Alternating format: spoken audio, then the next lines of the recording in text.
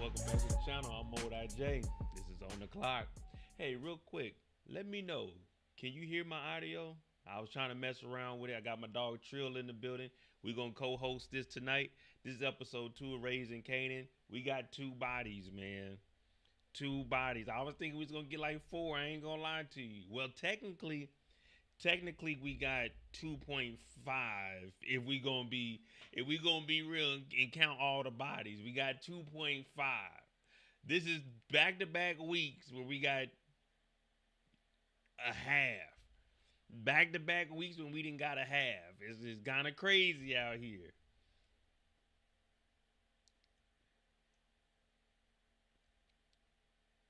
Turn the mic up. Hold on. I'm over here on the damn OBS, man. I don't like messing with this thing. Let me see. How about now? Is it better now? Let me know now. We on a whole new setup. It better? Or y'all want me to start yelling? Nah, don't do that. He said, nah, don't do that. All right, y'all. I got my dog Trill in here, too. Trill, what up, man? What it do, y'all? Now, is his mic all right? Nah, I don't think so. It might be. Yeah, I mean, is it low, though? They said they could hear me. They said it's low? Oh, no, they saying it's better now. All right, we so good. we good then. What's up, y'all? 3. Hey, who's getting buckets? Hey, man, get out of here. He talking about a 3. Nah, what up, man? Raising Kanan episode 2, we actually caught up to where we're supposed to be. We had that flashback episode 1. It was needed because we did see some stuff we didn't really think we were supposed to see, like the people back here looking. But episode 2, we got us some action. We got two bodies. 2.5. We realized that Rock really is a terrible mother. Hey, Rock is really a terrible mother. I didn't get a chance to cut it up. But you know how this is. This is not a recap. You want a recap? The recap will be up tomorrow. Tonight is on the clock where we take each individual character and we break it down from their perspective. Of course, I'm going to make a story up out of it. But I have some vital information I need to relay to you guys. First, hit the subscribe button, then hit the like button. But I have some information for you all. What up, Kendall? I just want you all to know that I've been saying this for years. Raquel Thomas cannot be trusted when it comes to the police or the feds. They too comfortable. They too comfortable coming with Rock talking about, Rock, we got an opportunity. It ain't snitching, it's cooperating, and we'll pay you a lot of money. They too comfortable going to talk to Rock about that, to bring down Stefano. They ain't going to Lulu talking about we got some money. They ain't going to Trill talking about we got some money. They show ain't coming to me. I might punch one of them up. They come to me talk about we got some money. They ain't going to Marvin with that. They comfortable with going to Rock because Rock been ratting. Man, that broke my heart seeing that scene, bro. And what broke my heart was he said they got an opportunity for you to use now or later. What do you mean use it later? Yeah, hey, that's wild. Hey, hold on real quick. See, I'm on OBS, but I'm getting buckets 21. I really appreciate that. That $49.99. Man, $49.99. I ain't gonna lie to you, I'm gonna get on Amazon with that one because I want to buy this little chair. Not a little chair, but a little stool. But I definitely appreciate that. They said I'm a supporter, gang. My bad, TV was low. Nah, I was just joking around with you, man. But hey, I definitely appreciate that. $50. Now I got to turn it up another notch. Okay, we turning it up another notch. Let's go ahead and start with this real quick. This is on the clock. We off the clock right now. But let's just start with this real quick because this is crazy. I've never heard a deal like this. This is like the Luka to Lakers deal. You know what I mean? This is like the Luka to Lakers deal, what I'm about to show you guys. Hey, DeMarcus, thank you for that. $5, brother. Team B Rilla, a.k.a. what is that, Frozen? That ain't Breeze. What's that, Frozen? Yeah, I hope that's Frozen because Nah, he always talking about that's Breeze. Oh, okay. All right. So we got this information here because the feds, I don't care what nobody says, the feds are a little bit too comfortable with how they approaching Rock. They're a little too comfortable with approaching Rock with this kind of nonsense. This is what we call shenanigans. Hold on, where is it at? Yeah, man. Rock's an informant just off the record. Nah, fuck that. On the record. Nah, bro. Off the record, she's an informant, man. It's crazy. It's crazy, man. Well, the FBI. I just want you guys to listen to this because this is some crazy work here. This is some real crazy work here. For someone to have the feds come and say, hey, we got a little proposition for you. And this proposition is not only do you have an opportunity to tell to get out of something, you can use this whenever you want. If you don't collect going past $200, you can use this. If you do go past go and collect $200, you can use this. If Rock ever gets jammed up, we now know she has an out. And it is something she's comfortable with. And that is telling. See, one thing about Raquel. I'm gonna tell. So let's listen to this before we go anywhere. And Trill, I want to hear what you got to say about Raquel. I mean, not Raquel. Why I always call her that, man? It's a tongue twister. Raquel. You tell me what you think about Raquel in hearing this. Because this right here, this is good information right here, guys. We've been waiting on this our whole life. Well, the FBI is willing to offer you what amounts to be a get-out-of-jail-free card. A get out of jail free card. She didn't turn the card down, Trill. She ain't turned the card down. Nah, she ain't said nothing yet. She ain't said nothing. But if you really in the streets, what's the first thing you say? A nigga try to, hey, here you go. Man, get that out my face. Yeah, like, hey, you don't sit there like, oh, really? Hey, she picked up her tea or coffee. Yeah, she picked about to entertain it. Oh, man. Oh, Rock, no. Rock on some other. For you to use at any time in exchange for information that could be used to prosecute Mr. Marchetti. I would have spit my tea out. Nigga, I ain't doing no snitching. The fuck you talk about, Andre? How long you been knowing me? I ain't never took no dime on nobody, man. I ain't never took the stand, Andre. What kind of shit is that, man? Oh, they turned into Riley Freeman. I feel disrespectful, man. That's disrespectful, man. Asking me to snitch. But Rock ain't do none of that. Rock was like, get out of jail free, you don't say. Feds want me to snitch. They want your help and are willing to compensate you substantially for it. So she asked, do they want her to snitch? He said no, to cooperate and help. So there's a difference between, right? Not in her line of work. No, I like if I'm asking you for information, I'm not telling you to snitch. I'm just asking for some information. I might know. And you can't try to pull a fast one on. I might know something. Now, if I tell you what I might know, can I still use that get out of jail free card? I might know. Look. I'm not for sure on this. Don't quote me on it, but you could use this as information. I might know a little something. So cooperating and helping is different than snitching. Like, let's say I got a flat tire. Okay. You driving. I'm like, hey, nigga. I mean, hey. I got a flat tire. You help me out. Now, if you come and help me out and cooperate with helping me do whatever I need to do, then that ain't snitching. It's only snitching if you tell the cops that, nigga, I had a pound of cocaine and I tossed it off the goddamn corner. You know what I mean? Yeah. Yeah, cooperating and helping, y'all. He didn't say snitch. He said cooperate and help. So we got to take that in consideration. You think Andre would set her up?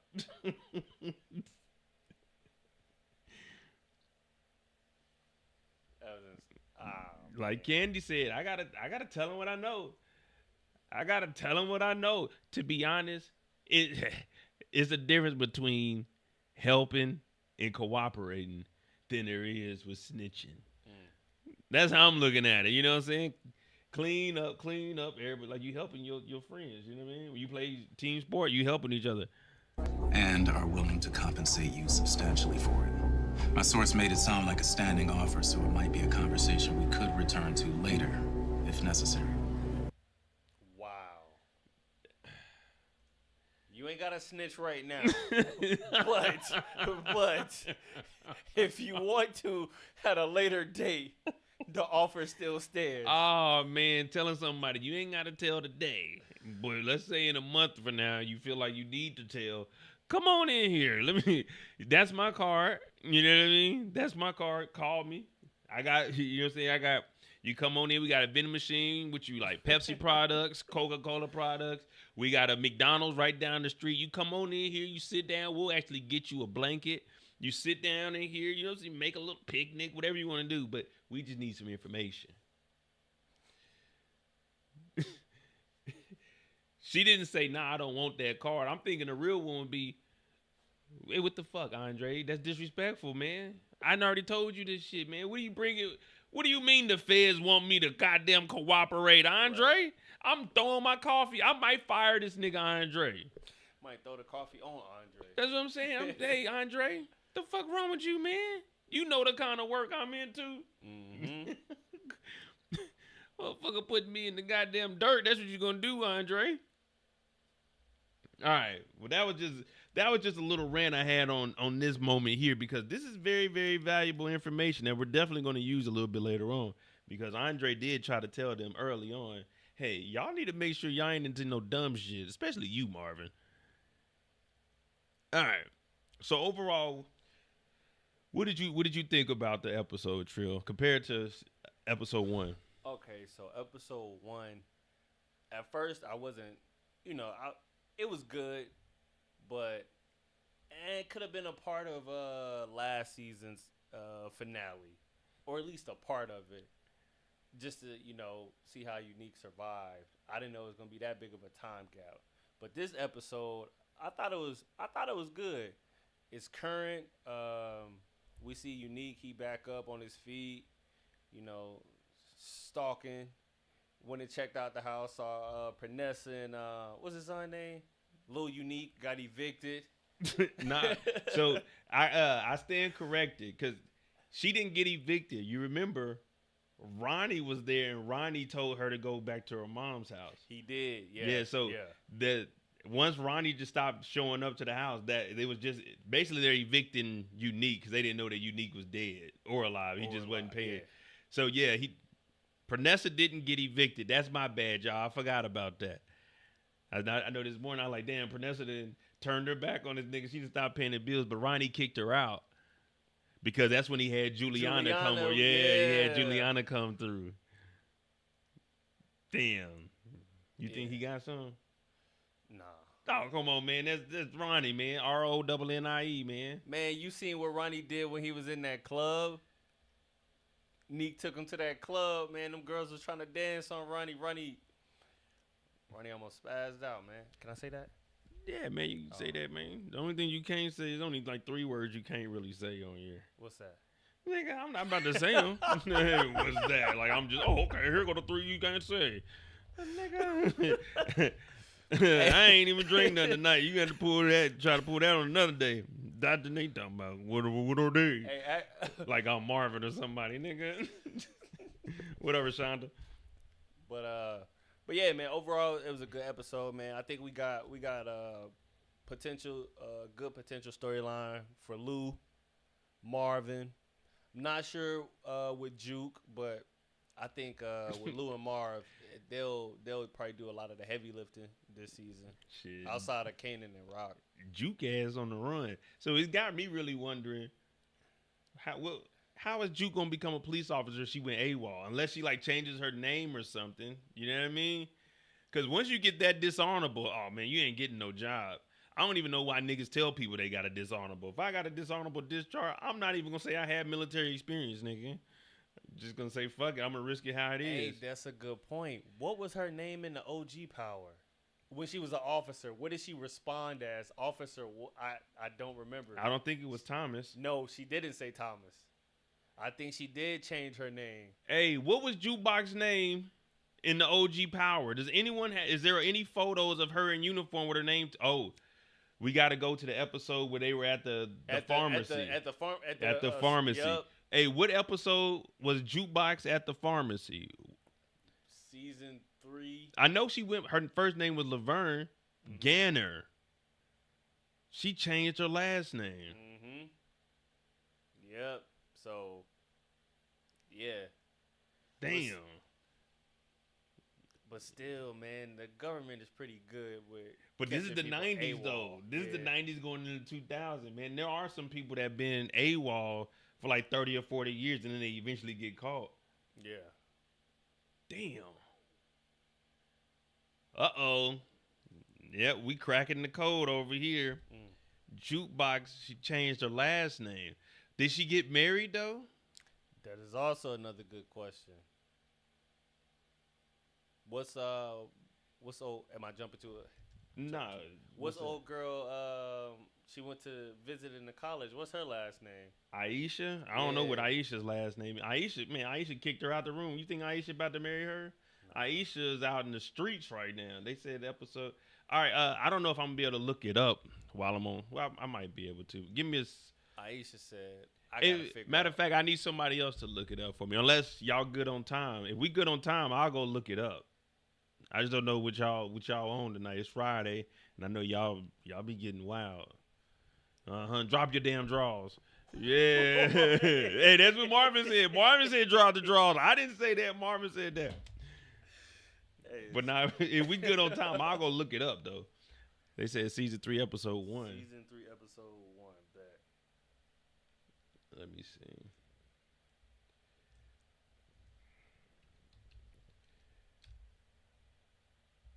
I could pull up stars, but I know that thing about to lag up the whole damn computer. All right, I'm getting buckets that he got time. Well, tonight I am getting buckets is the sponsor. So whatever I am get buckets say, that's what it is, man. That's what it is, man. Was it Raising Kanan? No, shit, it's just regular power.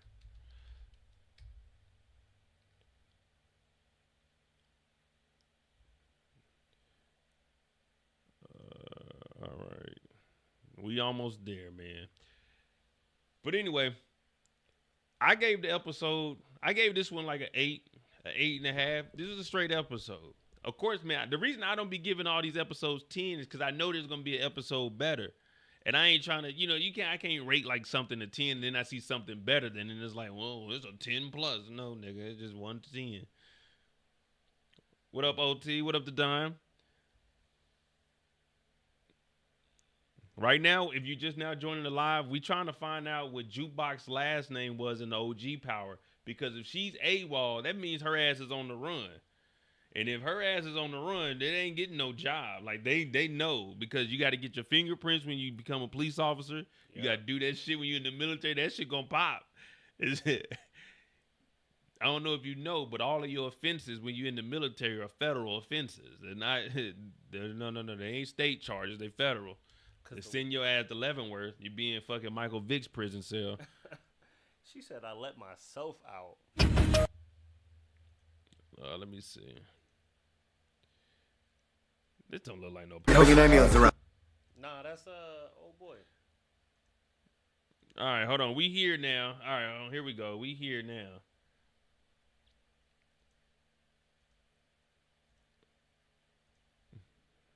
Wait a minute, bro. This look like. Is this a recap? No, this is actually, I'm just jumping through it, but we just trying to see what Officer Gannon got. Ganner, whatever y'all say her last name is. Gardner. I made that up. Come on, man. You're supposed to be getting serious right now. All right, my bad. Shit, I don't even know what a robbery is. What is it, the very beginning? Yeah. Nah, bro, that.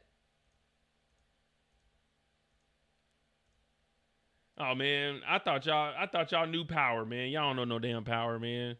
Y'all got me doing all the work. I'm doing all this skimming and I'm on the wrong episode. Facts, because Ghost is a free man. Oh man, y'all don't know no power. Oh man, they bamboozled us. I know, man. They had me over here hyped too, man. I thought we was going down the rabbit trail. Never mind. We were on to something, but shit, we done fell off track, man. Yeah, I can't find it, man. I don't think it's episode 3 or episode 1. Nah, it ain't this one. Are we sure it's not season 4? No, man. Let's It's see, season man. 4 because Milan dies at the end of season 3. Man, what Ghost season gets arrested. did It's Juke definitely 4. box? Man, no, hell no. Yeah, because is, Juke was bro. introduced in season 3. Yeah, because she ended up dying only a year later. Nah, I think it's season When did 4, Jukebox rob the store? I don't know, man. I can't trust y'all. Next thing I know, y'all gonna be talking about it was in Ghost. I think it was season 4, man. DeMarcus said episode 2, season 3. All right, well, hold on. Let me see. No, it says Jukebox robbed the store in season 3, episode 9. Golly. Oh, man, hold on. Let me see. We'll go to season 3, episode 2. If it ain't there, man, season 3, episode 2.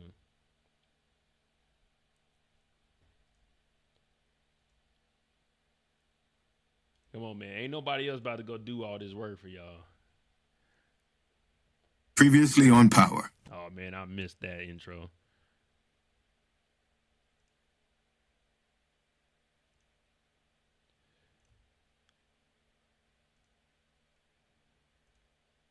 Man, that don't sound right, bro. I don't think Ghost is a free man when Dre. it gotta be towards the end, cause Tariq started hanging out. Remember, Dre went to go find Tariq to let him know that his dad just got locked up, right? Yeah, and there go James locked up right there. Yeah, cause see, Angela came over when they was all eating dinner and they were one happy family, but Tasha was still mad. You know Tasha was always hating. Every time you seen Tasha, you knew she was about to hate on some shit. We just trying to find out what the fuck Laverne's last name was so we can carry on. Oh, look at R.I.P. Raina. Oh man. Yeah, man, y'all done got her murked. Kanan had a little deuce. Well, not Kanan, Tariq ass. Look at James. James is a fucking creep, sneaking into the house. Man, hey, I don't know why we thought this nigga James St. Patrick was. This nigga James was lame as hell. This nigga that snuck into Angela's house drinking some wine. Hey, James, get your creepy ass out, nigga. You got a wife and kids at home, nigga. Hey, James wasn't cool. When you go back and look at it, we were in awe because this nigga was getting money. But now this nigga gone, we realizing how whack this nigga was. This nigga was in there stalking goddamn Angela Valdez. She should have rolled over and said, "Freeze, nigga!" Bow, bow, bow. Took him on out of here. What made you go with that verse? Hey, man, what would you do if you woke up and there was a nigga in your room drinking some wine standing over? Who the fuck are you, nigga? Why is there a nigga in my room? Exactly. Hey, nigga, what you doing here? You got it. You fat foul. Hey, nigga, what are you doing on my room? Who are you? What are you doing here? You know what I mean? You wake up, oh, shit, bow, nigga. Who the fuck are you? Oh, Jamie? Hey, nigga, why you ain't called before? What is this? This some weird shit, nigga. Don't be breaking into my room, nigga. That nigga Ghost thought he was Batman. Yeah, this nigga sitting in the corner drinking in the shadows, standing there with his hands like he cool as a motherfucker, the upside down diamond. Say, you don't get your bitch ass out the living room, nigga. The fuck you doing? Nigga, go home to your family, nigga. What they say? Hey, why don't you go start a family or something? Get your ass out of here. Hey, nigga Ghost was tripping, man. Man, look at this nigga Ghost, man. This nigga in here drinking, just watching in her the dark, sleep. Man. What a suit on. Hey, someone get this nigga James St. Patrick out of here, man. This whole time, we've been going back and forth. Is he alive? Is he dead? Man, who gives a shit, man? This nigga was a weirdo. And the nigga was a rat. Hey, you crazy, dog. My damn face hurt. Nah, man, I forgot all about this nigga standing in the shadow like he's some fucking superhero. Get this nigga James out of here. Season 3, episode 3. All right, let me try one more time, and then if not, we go get on the clock, man. Season 3, episode 3. Whew, man. Dang, that was fun. Everybody talking about James St. Patrick. That nigga was a creep.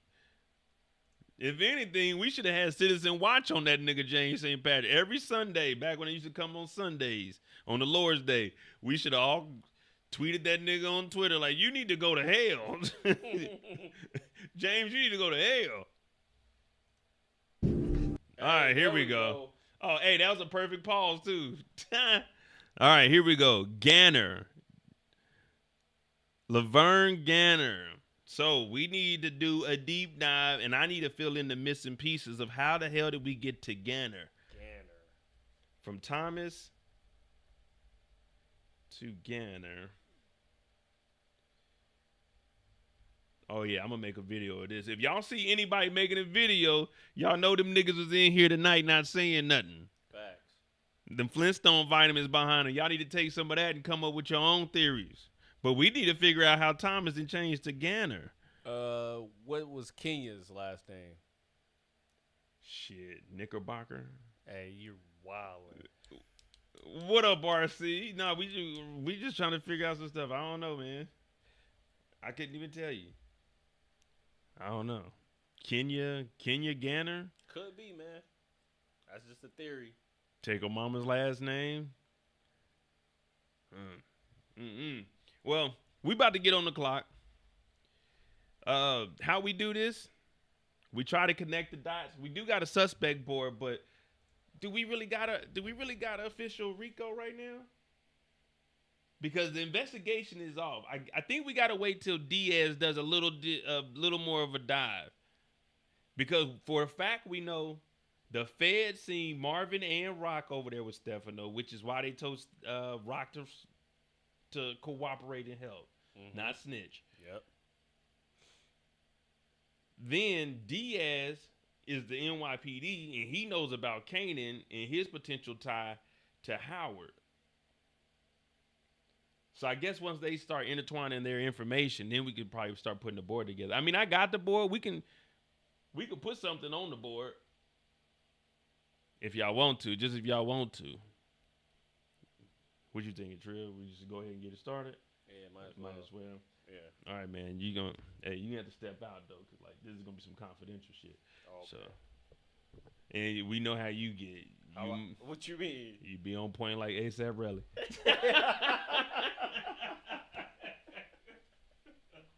I'm mad you tied that in. I'm mad you tied that in. Hey, I'm nice, nigga. All right, well, I'm gonna have to pull off the screen. I'm nice. Don't ever try that at home, fellas. What is this? Is this the right crew? All right. Which way we gotta go? Oh man. All right.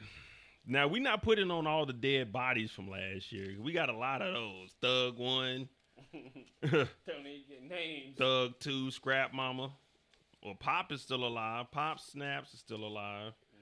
Gerald gone. What is this? There's a dude named Cuts Saint. He's still alive, obviously, according to my data. Sal's bodyguard still alive, but Sal dead. They out of here. Oh yeah, we got Officer Buckley. Badge 8925. We got Officer Rowland, badge number 5342. So we know that they still alive. We just haven't seen them because we ain't been, around Rock. Rock ain't been putting in no work. Stefano's still alive. We'll go ahead and start his side. Demo is too, but we ain't putting Demo on the board. Hey, Trill, what would you do if your name popped up on the Rico board? Oh, I'm laying low for a minute. Oh, man, laying low. Man, I always thought if the cops gonna come after me, I promise, man, I'm going out like Cleo. He's lying. Shit, you must not know about me, man. All right, so we got Stefano clan up over here. We're gonna build from Stefano down. We ain't putting Demo up there. Let me see. If anything, because I'm assuming that picture is Rock. Which one? Is Rock up there? And Nah. Stefano? No, that's just Kanan up there right now. Oh, I was gonna say like if Rock was up there, like if you had Rock on one side, Stefan on the other side, Marvin would kind of be between the two of them because Marvin's starting to like create his own path over there with Stefano. Especially, I think he gonna be in debt to him after what he did in this episode. Yeah, but he's him and Rock are like at the same. Well, Rock is directly up under him. He just does business with Marvin on the side, more of like so the mob won't get tied into anything. So I think it's still gonna be Stefano, Rock, and then like Marvin and Lou together. Even though Lou ain't really in it, but Lou is in it. You know what I mean? Yeah. Once you in it, you in it forever. I don't know about Well, he got to keep his options open. Oh man, don't start that shit today. That's what he said. So we got Stefano up under Stefano. Obviously, we got Rock. She's trying to take over Quan's spot. We seen that this week. Marvin, he is putting in some work behind the scenes. He shouldn't be doing that, but he's still a level up on the Rock because he's not getting any money with Stefano. He's just, you know what I'm saying, muscle. And like we said, man, hey, what y'all think real quick? We're going to start with Marvin's story, too. We're going to start with Marvin's story and end with probably Unique. Start with a body and end with a body. We got to put that on the body counter thing, too. Do you guys believe that Stefano is playing Marvin? Like he's gaslighting Marvin? Me and Trill were talking about that. Do you believe that he's gaslighting him? Like Trill, if I come up to you, hey man, I know you a shooter, man. You crazy with it. Hey, I need you to go do some sliding for me. You know, I ain't got no money or nothing, but just trust me, I owe you one, man. You the best, man. I heard what you do out there, man. You split wigs. I'm talking about peeling cap back. No. What you mean, no? You not gonna go do? If I ask you to go do a hit, go slide? Hell no. Oh man, bro, Marvin doing that just like pure blind. Like when he went to go rough up his son-in-law, Tommaso, and them other two dudes is out there. Or was it three dudes? I think it was like two. Yeah, like Marvin didn't know what he was finna get himself into, and then tonight he was like, yeah, what's his bookie? Skimming off the profits, went over there. We're just supposed to rough him up. Rough him up. He was supposed to rough him up, man. He hit him with the pool stick. He could have pistol whipped him, man. My whole thing is though, like, man, why I gotta rough up all these people? Like the mob, do you not have like private muscle on the side or something? I mean, I don't. That's not connected to the mob. Yeah, where it won't come back to you. Like, are you still an active member of the mob, or you just legacy? But that's what I'm saying. This just seems like some side missions that Stefano is doing. He ain't really worried about Marvin or anything like that. No. If Marvin get caught up in the game, he just, hey, it is what it is. We're gonna have to make some new cards, but we do have. Do we got Quan? Yeah, we got Woquan. We ain't got Quan.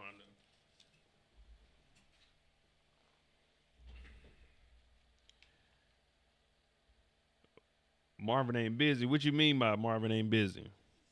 Marvin be getting busy though. Marvin been getting busy.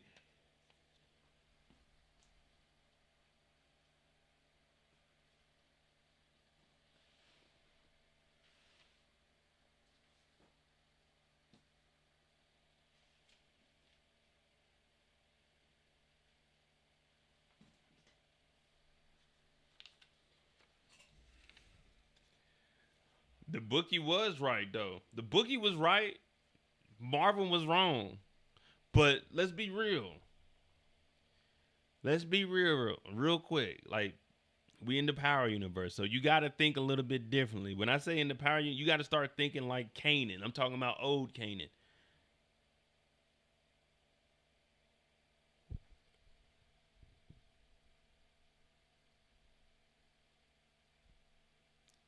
You got to do it. You gotta do it, man. You feel me? You gotta do it, man. He didn't have to. You gotta do it, man. This is the game. This is power. This is, in power.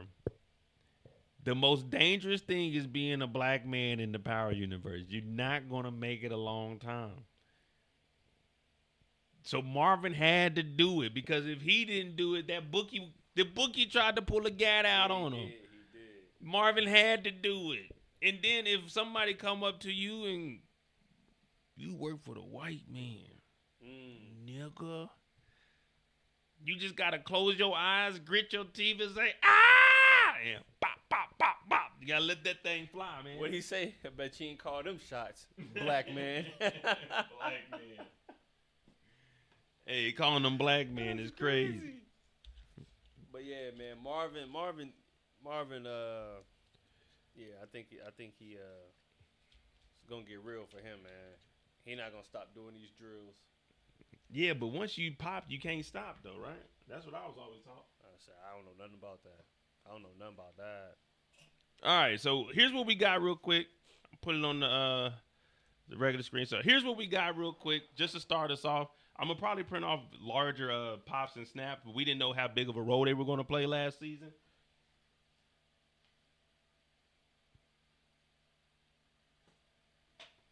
But as of right now on the Rico board, we got Stefano, who was spotted with Raquel, who was spotted with who? Marvin.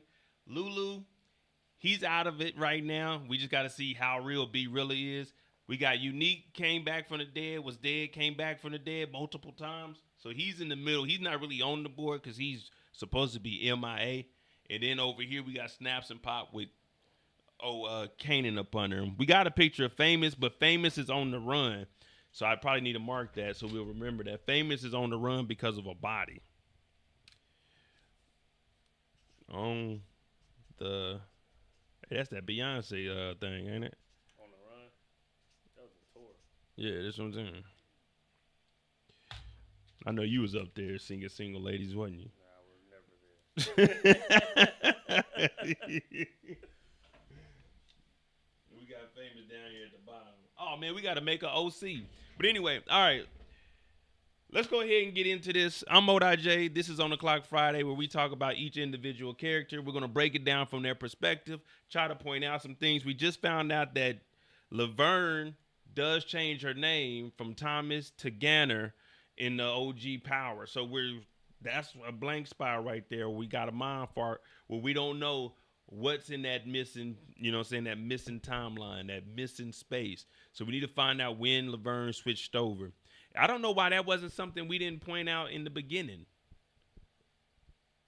You know what I'm saying? Why ain't no one ever just, hey, man, why was Laverne's name Ganner? Or maybe it's grandma's maiden name. Grandma's maiden name sounds like a good one, too. All right. So it's me and Trill. We on here. Let us know who you guys want us to start with. We're going to get on the clock.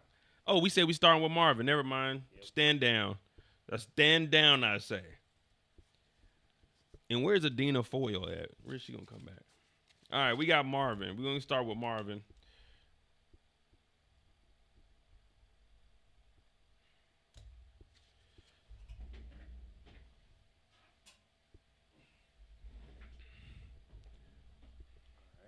What up, Tamika? All right, so we're going to start with Marvin. Let me get this off of here so we ain't getting flagged with no...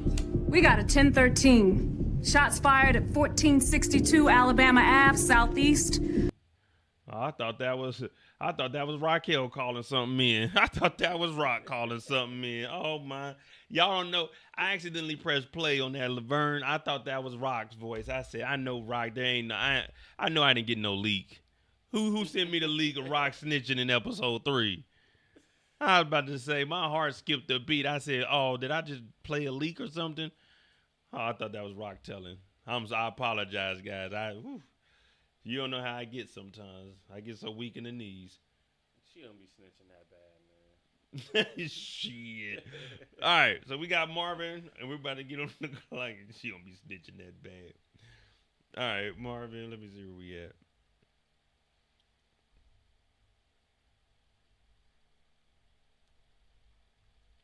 The first time we see Marvin is...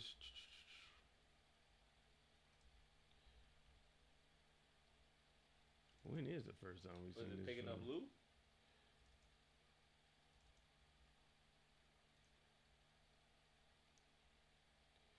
I don't know. I think it was when he was picking up Lou, man. Hey, Torian, thank you for that $5. What was my initial reaction when I found out Princess Tiana played OG Jukebox? Hey, man, I ain't gonna lie to you. Hey, Trill. What's up? Who the fuck is Tiana? Who the fuck is Princess Tiana? That's a dancer? It's like a Disney princess. I think she was like doing what they call it, Broadway. Oh, that's the first black one, right? Yeah, I don't know about the.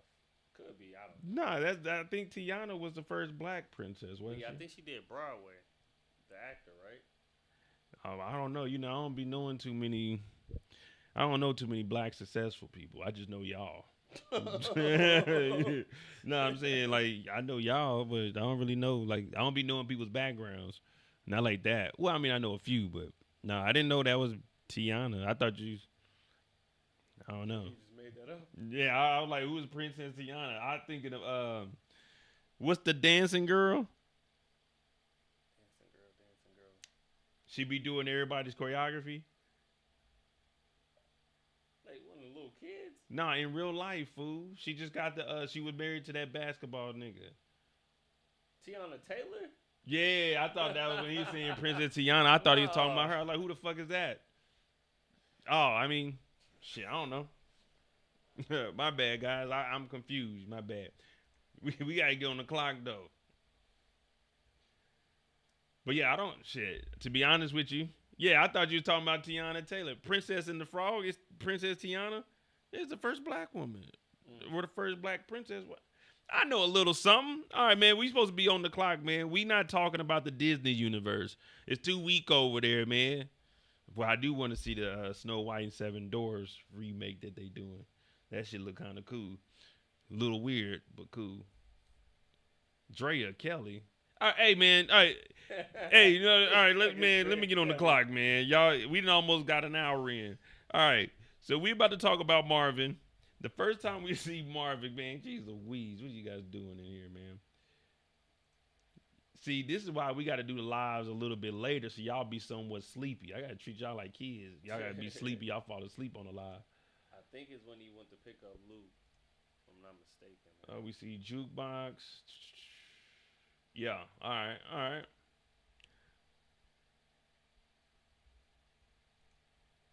Come on, man. That's Snow White and the Seven Dwarfs, man. Hi ho, we're off the way we go. Hi ho. All right. So the first time we see Marvin is picking up Lou. Now, one thing we know about Lou been drinking. He been drinking. Come on, Trey. You gotta let me get through this. He been drinking. And of course, this is the first time we see Marvin with something in his hand, a McDonald's cup. So when we go to the food counter, this puts us at 5 times we've seen him on screen in season 2. But he's sitting out there. He finally running into his brother. He's like, hey, baby bro, you can smell them funky ass flowers in Southside Jamaica, Queens. Luke talking about, man, it ain't no flowers out there. And I done found myself. Marvin like, yeah, whatever, nigga, hop in the car. So they hop in the car and they got to get on the road. And you know how it is. Like, damn, you don't want to ask too much of a, like, intruding questions. Like, how was it in there, man? You fucking drunk. You know what I mean? You don't want to ask too much because they just got up out of there and you've been to rehab. So Marvin, he's playing it cool. He's just like, yeah, man, you know, life is good. Now, Lou is doing the most of the talking. And the reason that is because, remember, him and Marvin, they weren't really seeing eye to eye last season because he didn't want to be in the game. So Marvin ain't really saying much, but that's still his brother, and he still loves his brother, so he's still going to fuck with him. So he picks him up. And Lou is really expressing himself, pretty much kind of apologizing. This is what this was, a soft apology. It wasn't direct, but it was like acknowledging he knew he fucked up. You know what I mean? Like, man, I know, man. I was out there drunk, man. I'm wilding out, man. Chasing that fast money. You know how it is. You wake up in the middle of the night, 2, 3 o'clock in the morning. You get that itch. You get that urge. You get up. You do your line of that cocaine, and then you go hit the club. You try to find you something nice, and if not, you get on the highway. You put the cruise control on. You roll the windows down and turn off the high beams. You let your hand off the steering wheel, and you just Bob the fuck out. You know how it is. This is what Lulu is doing, apologizing. You know what I mean? But it's a soft apology because he ain't talking about nothing. He talking about, oh, you know that therapy is good, Marvin. Woo sigh, in through the nose, out through the mouth. Marvin is looking like Trill right now. If y'all look at the screen and look at Trill, Marvin's like, nigga, shut the fuck up. Marvin ain't trying to hear none of that. We know what Marvin is on this season. He's been working with Stefano. We know what he does later on in this episode, but we can't jump ahead. We just got to talk about what Marvin is doing right now. So Marvin is cruising like, man, this is my little brother. But even though you love your siblings, you still be like, damn, man, I got to go pick this nigga up. So that's really what Marvin is there right now. And Marvin, he'd have been through some stuff. So that's where that pent up energy came from about Gerald. Because out of nowhere, Marvin said, fuck that. Fuck everybody. I did therapy. Gerald still stabbed me in my back. He was still a snitch. I had to get rid of. So Marvin's looking at Lou like, hey, bro, you don't shut the hell up, man. Because he don't trust nobody. How do you think he feels about Rock, though, after he said that? Hello? Oh shit, man! I thought you was asking the audience, bro. Oh man, I'm talking to you. I got somebody in there. I got a live audience in here. You talking about? Thought you asked about? Man, we cold. Hey, it's either we gonna do this right or we ain't gonna do this at all, man. Not the 5 heartbeats. Hey, But no. If we ain't gonna do this right, then we can't do this at all. Hey, you might. The door is right there, man. Get focused, man. Bruh. You end up on this board with goddamn Andre the lawyer, nigga.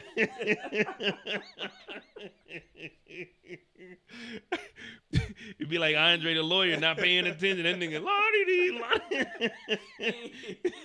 he got punched. Hey, his situational awareness is terrible. Nah, but how do you think Marvin feels about?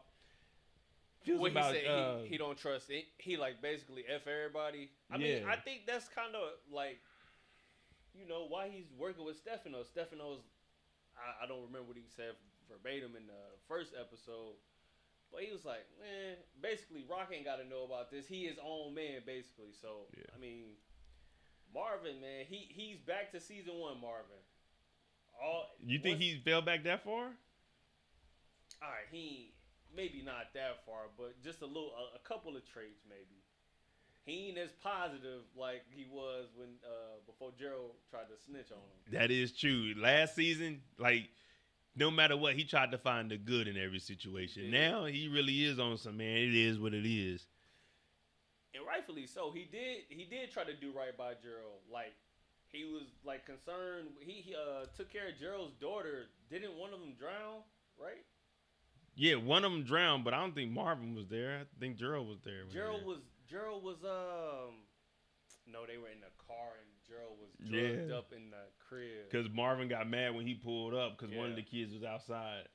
And then he went inside. She was like, where's your dad? She was like, oh, he's inside. And he went in there and the nigga was in there getting plugged up. Yeah, so I think that was, Marvin saw him as a real friend. So I think this really did like mess him up. He like, man, met this dude in therapy. They was going at it in therapy. Developed like a friendship, and then Gerald was working with the feds. So, yeah. Well, was he helping or was he snitching? He might have been snitching. He might have been snitching. You guys got to remember, Andre said cooperating and helping is different from snitching. You know what I mean? Cooperating and helping is different from snitching. That's what Andre tried to tell Rock. He said, don't worry about it. Just cooperating or helping. What up, Brillo? Ain't no difference, man. He was. I don't even know what they offered him. Who? Gerald. Oh, man. Yeah, there was like, what could they even offer him? Didn't his wife leave him? Yeah, his wife left him, but, I mean, what could the police offer him for snitching? Oh, he was going to lose the kids. Yeah, okay. He did say that. Yeah, he was going to lose the kids, so he had to tell. Well, I mean, that's no different than Rock getting rid of, You know what I say, Howard. Yeah, because he was going to snitch and tell on Marvin. Yeah, he did. And Gerald was going to snitch and tell on Marvin, so I guess we could call it even. I guess so. I don't know, man. But yeah, Marvin, he got a right to feel that way. But Lou ain't wronged him though, and Lou says that, but Marvin ain't trying to hear that. Yeah, Marvin said, I ain't trying to count those chickens, especially how high eggs are. You definitely can't trust a nigga like Lulu. A nigga named Lulu will hustle eggs on your ass, selling you them raggedy ass eggs he done got out of a robin's nest. I mean, nigga, these eggs is blue. Hey, Lulu, where you get these from, man? Don't worry about it, man. They high price. Nigga, get them shits out of here. They quail eggs. Nigga, know them or not. Fucking pigeon eggs. All right, so Marvin, he has a reason to feel the way he does. I don't think he doesn't trust Lou. I just think it's, man, we'll see. When that time comes, we're going to see if you're going to stand on what you're talking about. You know what I mean? Or if Lou going to revert back, like relapse. Relapsing on alcohol is crazy. Hey, man. Nigga, you ain't got no. Here comes the funniest part of the whole episode for me. The next time we see Marvin is at the chicken. Well, not the chicken spot. There is chicken back there. They didn't have no compound chicken on the wall. But the next spot we pull up is to the Chinese restaurant. Because Marvin got to go get the work or we got to get the money. Well, we picking up that special. That nigga Pookie Jenkins. What's going on, man? I don't know how to get my... Oh, there you go, right there. Pookie, what's going on? Trill, you have a mic in your hand for a reason, bruh. Peace. Hey, thank you for that 2,000. Hey, that 2/3. What was it? Yen over there in Japan? Yeah, it's yen. Yeah, thank you for that 2,000 yen. Konnichiwa. Haha. Yeah. Pay attention, Trill. Or they gonna have your ass dropping your drawers like Marvin told old boy. First of all. Nah, see, it ain't a pause. Marvin said it. This is a TV quote. This ain't me. This ain't me. But anyway, Marvin pulls up to the Chinese spot. And now, we got to go over these combos again. So we got the combination platters. This is back when shit was affordable. The C1, we got 3 Delight Spicy for $5.75. Hey, Trill, tell me when to stop, and that's what we're going to order you. A number C2, you got 4 salmon, or 4 season, $5.85. You got the C3, the Big Happy Family. Looks like about $6.50. Uh-oh, here we go. C4, beef and scallops. I don't know about that. $5.25. C5, pineapple chicken coming up, $5.25. Well, you got the honey chicken. Now, that sounds nice right there. Yeah. C6, $5.25. You got the C7, the Double Delight with garlic sauce. What the hell is a Double Delight? That's the C7 for $5.25. Oh, I guess you get a Sunny Delight orange juice with some garlic sauce. You got the C8, the Dragon and Phoenix spicy, $5.75. Ooh, I might try that Dragon and Phoenix. What is the Dragon though? I don't know, man. What the nigga say? Playboy car look like a dragon? You got the C9, a black pepper chicken for $6. C10, Great Wall combination, $5.55. C1, some gum water. Subgun wonton. Oh yeah, $5.35. And then the C12, I don't even know what this is. General Tao's Double Delight Spicy. But anyway, forget all of that. The C13 is what Marvin orders. If you remember, the C13 isn't on the list. Right. This is code for that special. Let me get that special, that C13. Plus a C6, that honey chicken. Don't put no drugs or nothing in that one. Just give me the regular honey chicken. Nah, I'm hungry, man. You know what I mean? But while Marvin is up here, he looks through the window, and he sees that there's a young man in the back. There's a young man in the back going through the drugs, and he accidentally slips one in his pants, his drawers. I've accidentally put like some money in my pocket before. Yeah, in your pocket, not your damn drawers. Well, that's because I wear jeans. So it's not like it's sweatpants. You know, if I had sweatpants, it happens. Sometimes it happens. Well, this young man, he was working and bagging up to work, and he accidentally dropped the bag in his pants. So Marvin seen it. And Marvin was looking like, hey, you little mother. Marvin go around the corner, because look, here we go right here. Do you think, look, don't this look like this is an accident? Like he's counting it because he's looking down, he's counting it, accidentally slips and falls into his pocket pants? It's a hell of an accident. I've seen worse. But anyway, Marvin come around the corner, he's scared. You know he's scared because he did wrong. You know whenever you fucking up, that's when you get the most scaredest. You wasn't doing what you was supposed to be doing. You at work, you in your chair sleeping, your boss come in, they say something, trill your ass jumping. You like, oh shit, you scared as hell now. Knowing you ain't gonna get in no real trouble, but still you ain't even trying to deal with that bullshit. So this young man, Egg Young Soup, this nigga, he talking about, I ain't got nothing. What you talking about? Marvin said, okay, you ain't got nothing. Said, empty out your pockets. Empty out your pockets. I'm like, nigga, fuck you, cuz. What would you have said if Marvin told you to empty out your pockets? Be real. Said, hey, bro, I ain't even got nothing but some lint, bro. You said what? You ain't got nothing but some lint? Some lint. Some lint? Yeah. Nigga, drop them draws. Whoa. Hey, Hey, this nigga Marvin come around the corner, drop your draws. Hey, whoa, what, nigga, what? Look, man, I told you I ain't got no dope on me, man. Marvin came around and told this young man to drop his draws. Hey, Marv, they getting people out of here for that nowadays, man. That's why this is in the 90s. You could do this in the 90s. You were A-okay. He told that nigga, drop your drawers. Uncle was like, no. That motherfucking dope fell about it. That nigga said, it was just a misunderstanding.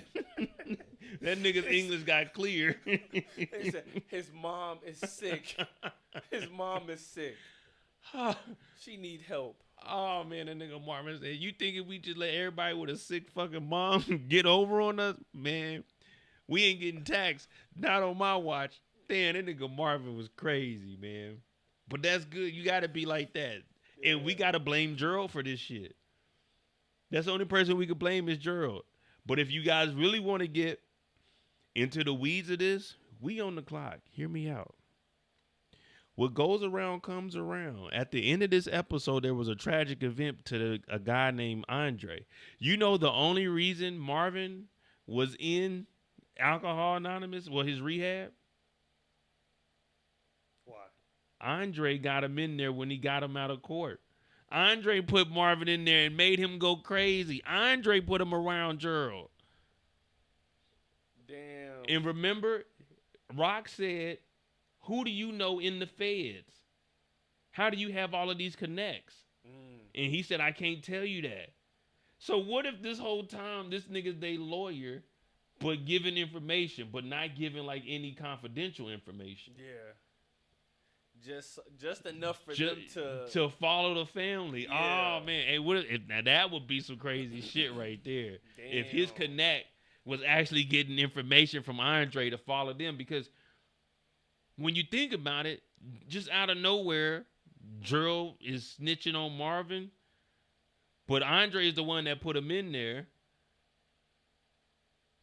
Oh man, that would be crazy right there. Crazy. A one power theory that's far-fetched, but could make a good storyline. If they were getting bored, they could rewrite that.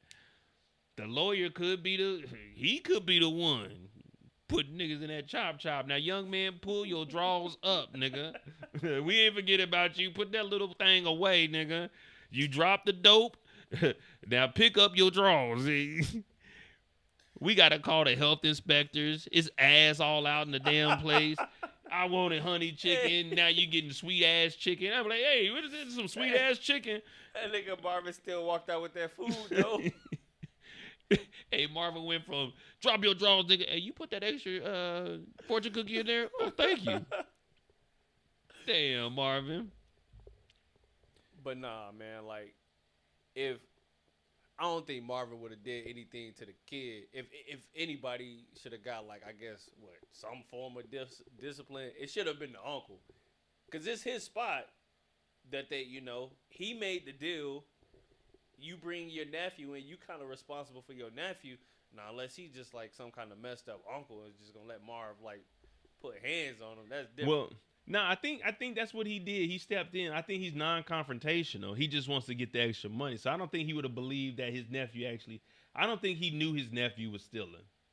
You know what I mean? So that's why he was like, oh, it's just a misunderstanding.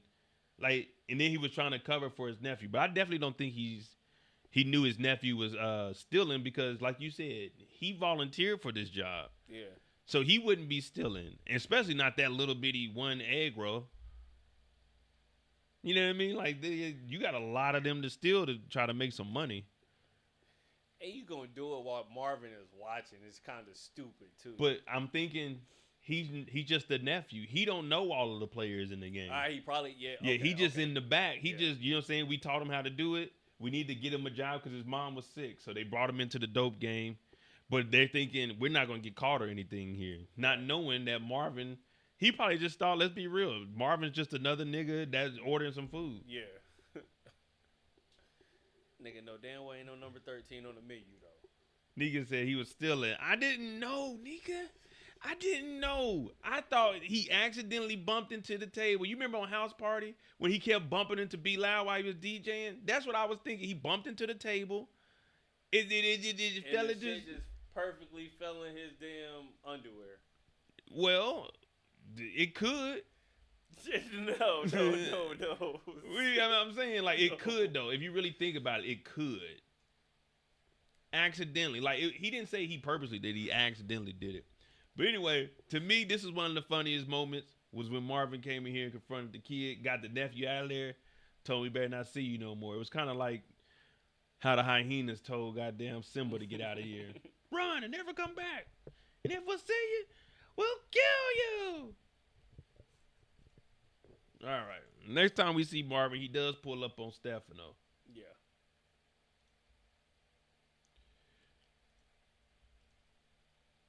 Now, this is what you and I were discussing earlier about the gaslighting.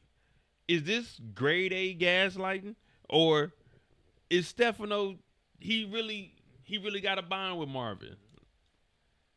Because it doesn't seem like he's beating around the bush with it. He's telling Marvin straight up, like, all the details and what it is. It's not like he's leading him down the wrong path. He's giving Marvin an option. All right. Stefano had Marv take out Sam, right? Sam, what's his name? Last year, Vaselli? Sal. So, I mean, maybe it could be genuine, man, because he been in business with Marv and Rock for, like, we'll just say a couple months now. And he's seen how they do work. So, the hit that Marv did on Sal, maybe he just like, hey, man, you know what? This dude, he legit. He gonna get straight to it. I can trust him.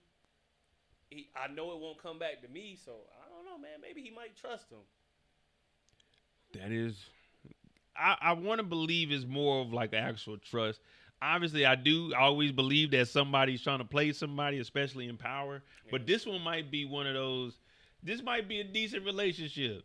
Rico talking about gaslighting. Hey, that gotta kind of feel good. Hey, what up, Mo? What's going on, Stefano? I know how you be sliding. You don't even play around, man. You don't even hit the dirt when you slide. You jump off that motherfucker onto a swing. You know how I do. Yeah, what you talk about, Stefano? What you need done, man? You want another ice hockey skate to somebody's face? What you need? What you need done? You know what I mean? I put in that work. That's me. My name is Marvin. Big Mar. Big M, little A, R-V-I-N. Big Mar. You know what I mean? What'd you think, Trill? What'd you think? Man, hell no. The gaslighting ain't getting you to slide? No. Nah, bro. You can tell me, hey, bro, you cold, man. Hey, you one of the best out the city. Why you ain't got nobody that somebody else that can do it? Because you the best out the city, nigga. Yeah, but I'm off today. Actually, I'm off this week. See, that's the thing. You need to learn about deconstructive criticism. That's what you need to learn about. You got to tear them down a little bit. And my thing is, let's be honest right now. Put a 5 in the chat if you agree with this. For Stefano to be a mob boss, it's too many niggas in the city testing this nigga. Too many niggas is like, we don't give a fuck what Stefano got going on. We gonna do what we want to do. On everything. The last person who should be testing him is his son-in-law. Hey. You playing with this man's daughter. Like, you should be the last person to try. And I'm pretty sure his daughter done, hey, my father's in this line of work. And well, he knows because he's a part of the mob. Remember, he said he's a made man, so that's why he had to have Marvin do it. So he's in the mob. He's just in another family. Oh, okay. I mean, yeah, he should know what Stefano could be capable of. But yeah, you're right, man. Too many people trying Stefano, man. Yeah, it's too many people.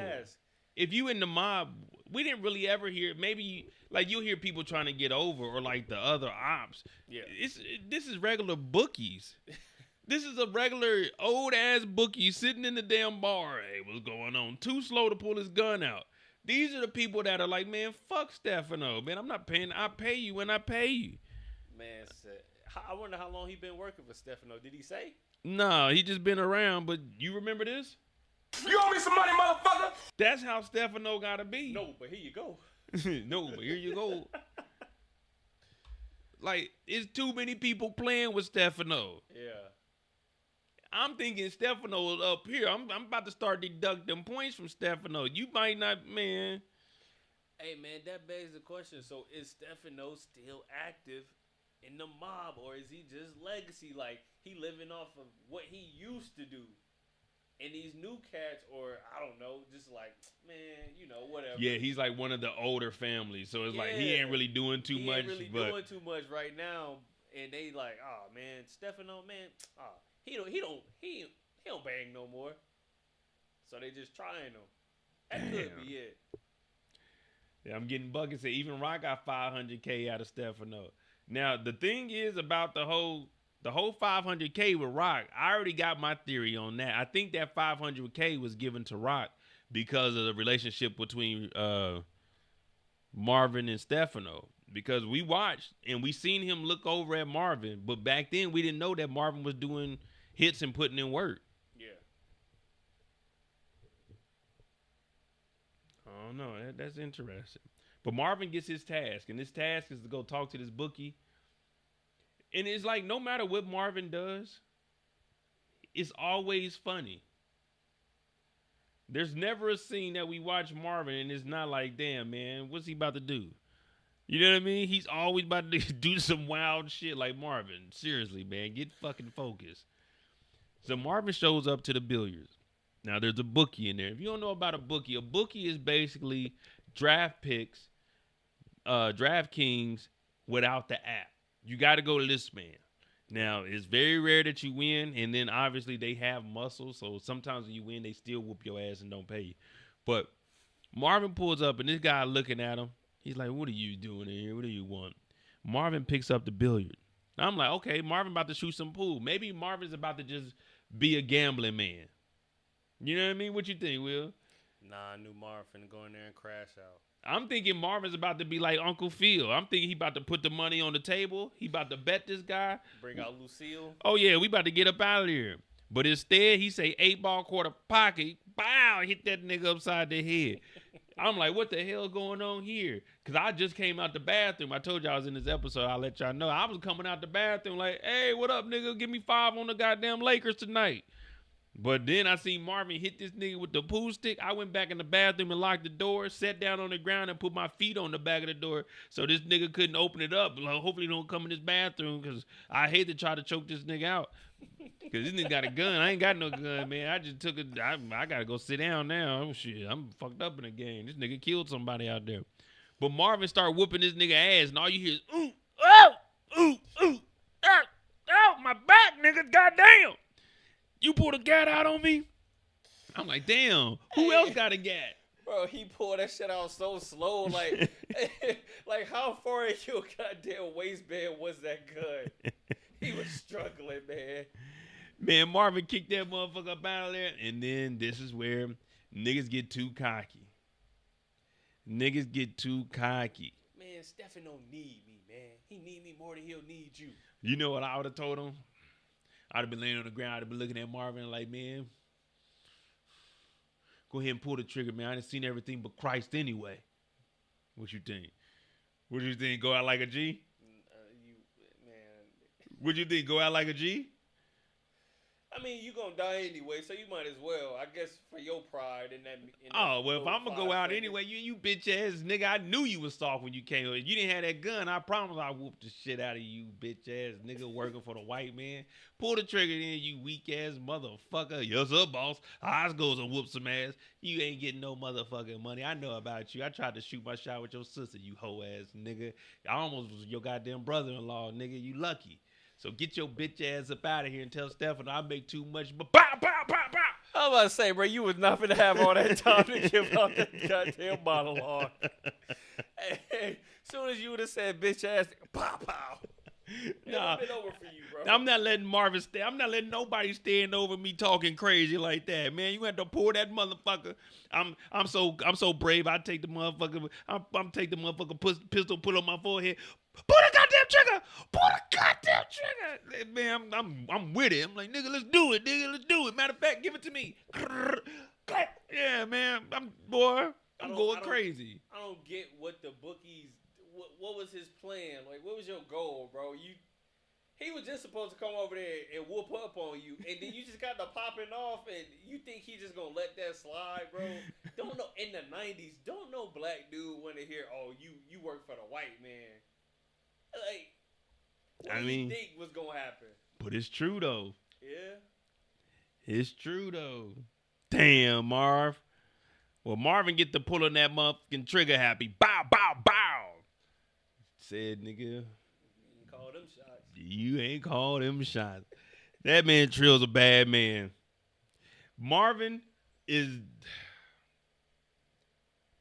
Why, Marvin? Why? Why, Marvin? I wouldn't expect that from Marvin, man. This is something that we could see like Lulu getting his feelings and doing. But Marvin, why?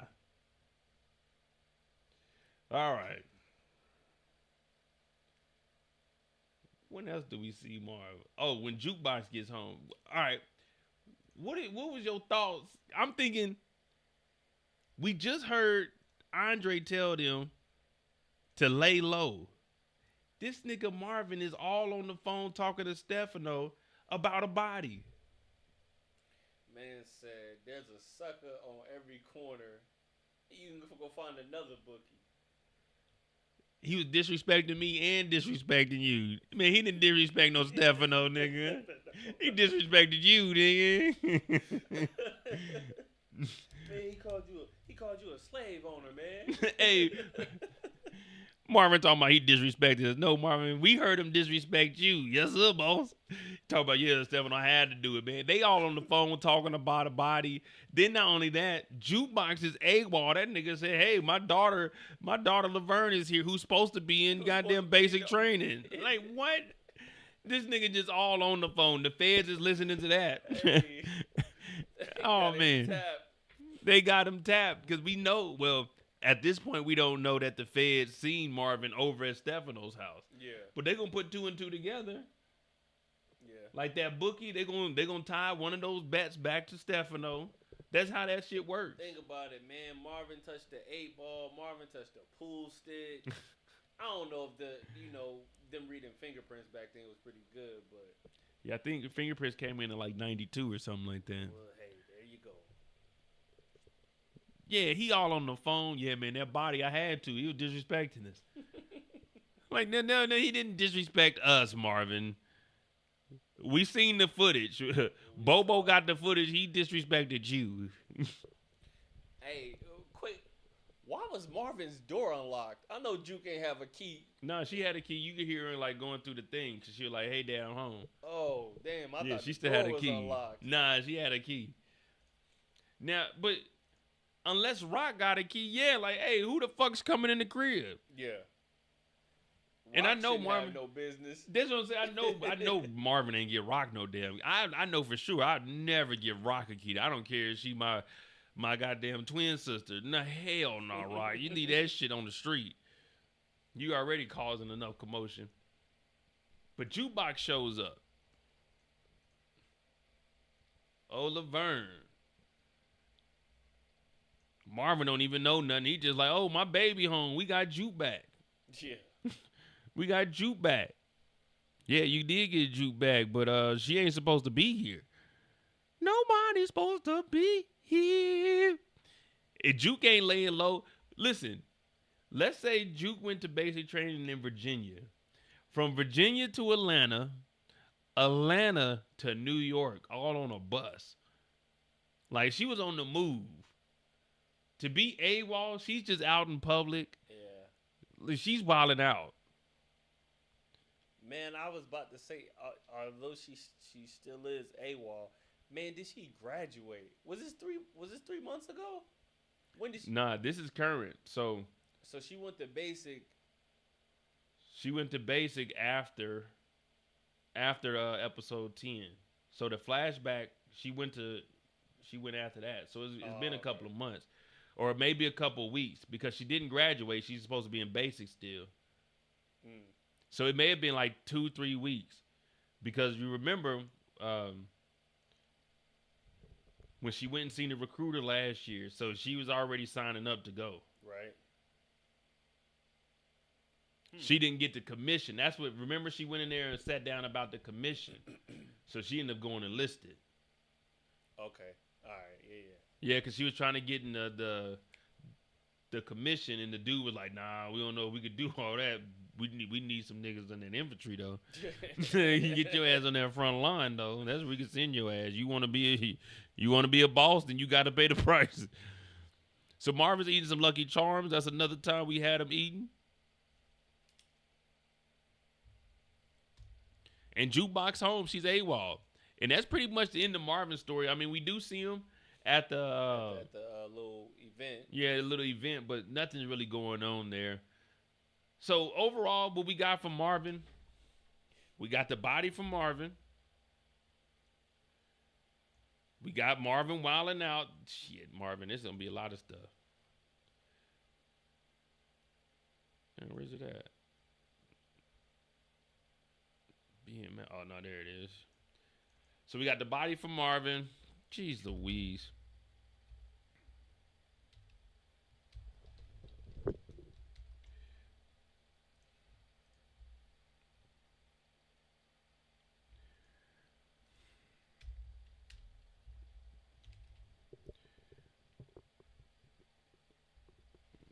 Damn, man. There was no reason for Marvin to even do that, man.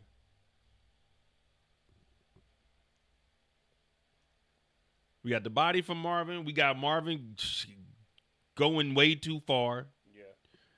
Marvin looking out for Juke. Now that she's back. Marvin picking up Lou. And that's pretty much it. Because, I mean, the only other mention is when Rock finds out. But, you know, that's a different story. Yeah.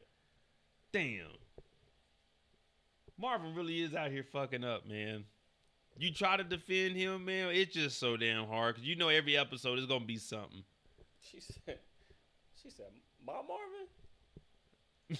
Yeah, the only Marvin we know, the only man. Marvin Thomas we know. All right, that's Marvin's story. Let me know what y'all think about that. We off the clock with Marvin. Now, if y'all got anything, we'll talk about Marvin for a second, and then we'll probably move on, because we had an hour and a half. Yeah, we had an hour and a half. We got Lou, Juke, Rock, Kanan. And you Neeks. Damn, we still got 5 people. We good though. You straight, Trill? Because if not, you get you on out of here. You know what I'm saying? Do what I gotta do. But what y'all think about Marvin overall? Would you take Marvin's MVP status from him? If we do an episode MVP, you got to start handing them over. You know what I mean? Damn, not taking the MVP from him. No. It's not like an MVP. It's just like a rotating MVP, kind of like a player of the week. Yeah, like a player of the week award. You know, Okay. yeah, that's what we need, the player of the week award. Because everybody call it MVP, so no more of that MVP on my channel. The player of the week. The player of the week, yeah, you could lose it. You know what I'm saying? If you getting consecutive weeks and stuff. So the player of the week, the first week we said was Marvin. We got to take it from Marvin, man. So we got to take this player of the week. That's open. We got to find out who it is. We got to find who the player of the week is. Player of the week. Potty. All right.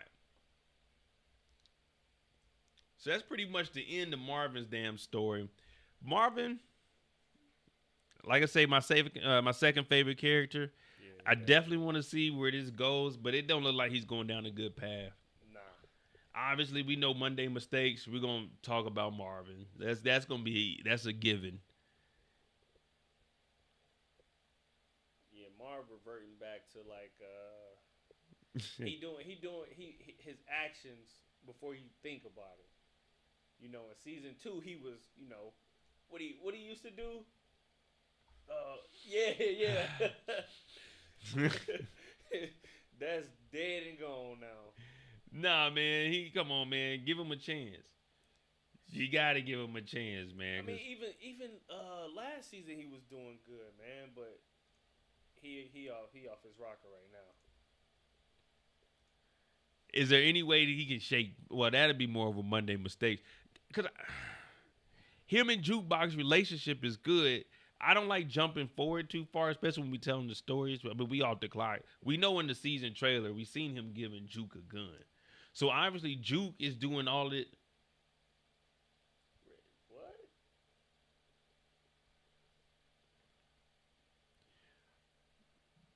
Marvin's gonna give Jukebox the gun. Juke is gonna do some shit she can't bounce back from. Juke is already AWOL. Marvin is gonna help her change her name and hide her.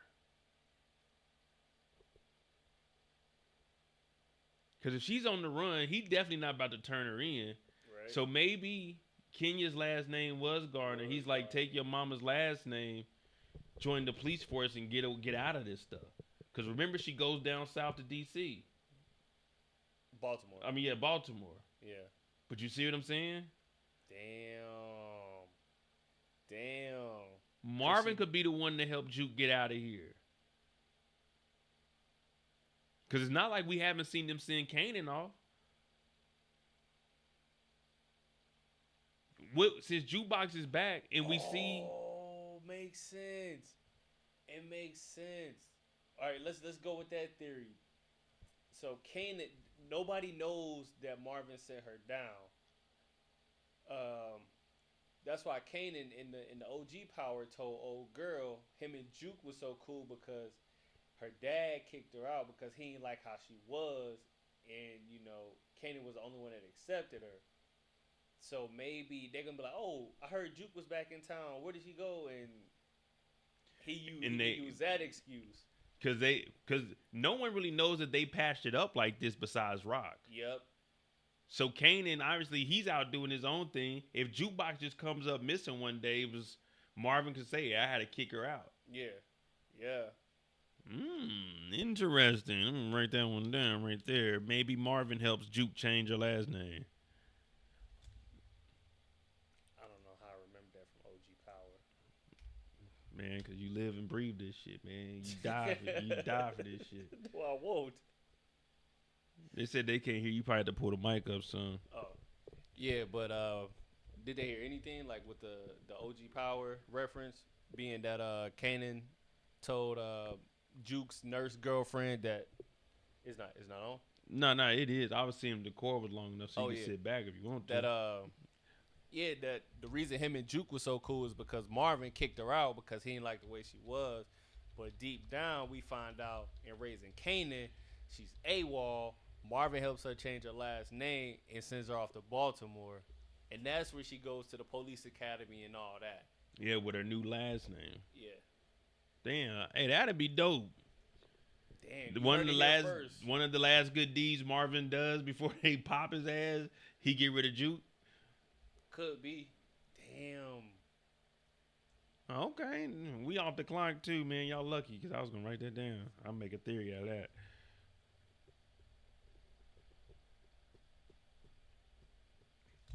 All right, so who we got next? We got Marvin out the way. We need Lulu's story, Jukebox, Raquel, Kanan, and Unique. I'm probably going to tie...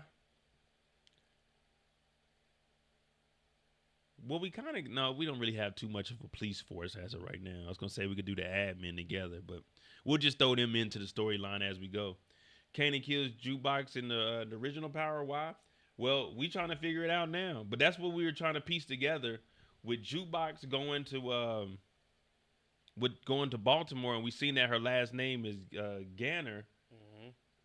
How'd she get that? Did Marvin help her change her last name? Say, get your mama's name, and then go down to Baltimore, and that's how Jukebox ends up down there. They saying Kenya's last name was Pierce. Kenya Pierce? Yeah. Oh, well, then it ain't that. So what's Grandma's last name? Damn, Y'all, so hey, came you from see this somewhere. thing? What's Grandma's maiden name? Did she say? Did the doctor say? No, I think she still got Elijah's last. I think they still call her Thomas. Damn. I don't know, man. know, That's man. an Yeah, interesting theory, though. I like that, though. Ain't nothing So wrong with that. We'll just take it. It's not Kenya's last name, so It ain't Kenya's it's last somebody's name. last name. It ain't mine. All right. So who y'all you want to talk about Kanan next? Kanan, let me see what all the Kanan. Oh yeah. I got some shit I need to say about young Kanan. This nigga's living on the wild side. Yeah. Segue to Kanan's story, yeah. Yeah, let me we're gonna save Kanan. I'm just getting warmed up. I ain't got no good storylines made up yet. Give me one character before we talk about Kanan. Then I'll be ready to go. I got some shit I need to talk to Kanan about because Kanan is going down the wrong path. Kanan kind of reminds me, if I have to be honest, Kanan kind of reminds me of a young Trill. Boy. Hey, bro, come on, man. Come on, man. Why you gotta use me? I'm just saying so people can relate to what we're saying. Nah. You know what I mean? Nah. Yeah, give me one more. Give me a different character before we talk about Kanan, man. Let me get warmed up for Kanan. Pause. You know what I mean? That was crazy. Oh, fuck it. Lou? Yeah, go Lou. Okay, because Lou does introduce us to B Rilla. All right. Oh. Nope. It's official. It's official. Last night I asked you guys, was B Rilla realer than Famous? No, B Rilla is not realer than Famous. Famous is a big dog in these streets. Famous is on the run for a body. This nigga was in jail for a robbery. Please do not tell me that B Rilla is authentic and his flows are the realest. He ain't catching bodies in these streets. They brought Famous in for interrogation. That nigga told the police, I don't know nothing, I ain't see nothing, I ain't do nothing. They said, well, we gonna subpoena you. That nigga said, I'm on the run with it. You better put out 3, 4, 5, 6, 7, 8, 9, 50, 100 warrants, because I ain't coming back.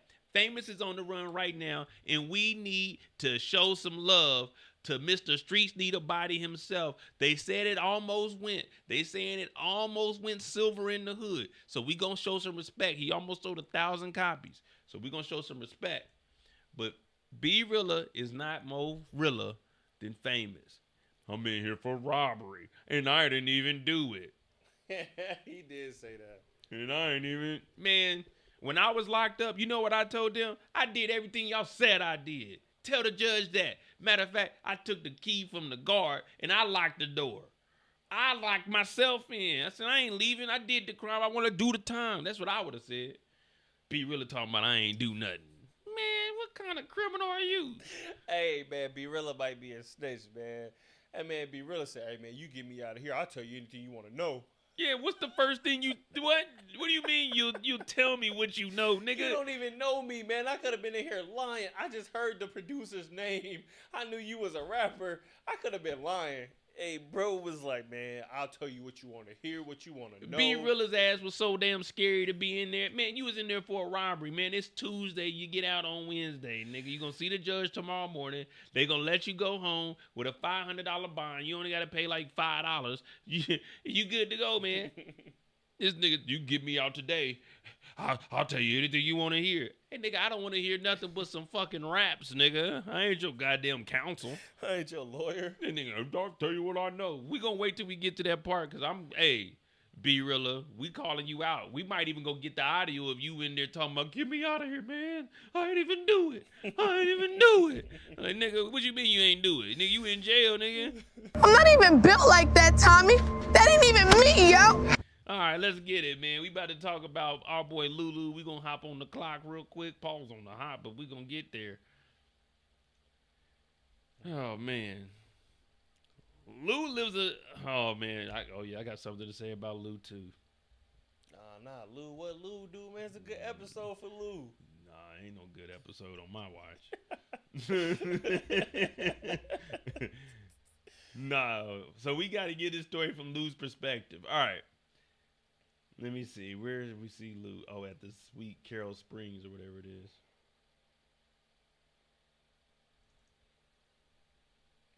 Oh, there go my girl. All in, all I see. I gotta say all I see. I like all I see.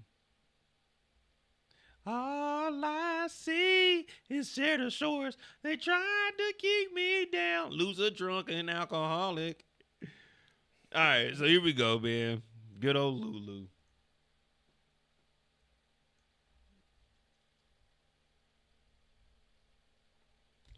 All right, so Cedar Shores Rehabilitation Clinic is where we see Lulu. Now, if you think back when we seen Lulu in here, he was trying to find himself. My love is your love is my love. That's what they were in there singing. So Lou, he comes outside, and once you are a free man, I don't know about y'all, but once you step outside and you can breathe again, you start to look at life a little bit differently. I don't know how people go to jail 3, 4, 5, hell, 2 times. I've been to jail twice. But I don't know how people go to jail 3 times or 4 or 5 and keep going back. After you get out, you like, geez Louise, what was I thinking? Whew, I can't go back in there. And that's exactly what Lou is feeling. Some would call it euphoria. Because we know what's at the end of the road for you, brother. But anyway, Lou gets out and he's like, damn, I'm finally free. That's got to be a good feeling because you in there, you don't get the drink. You know I'm definitely probably like a 2 hour. I'm probably going to pause and get me a drink. But when you ain't had no drink in a while, it's like it does something to your spirit. You ask niggas to plug you, they act like they didn't hear you. Now look at you driving German engineering. You don't want your girlfriend around me? Then keep her from near me. You know what I mean? That's how Lou is feeling. When he get out of here, and then he sees his brother. Oh, shit. Marvin, what's good, my brother? Assalamu alaikum. So he goes over to Marvin. They hugging each other. They ain't seen each other in a minute.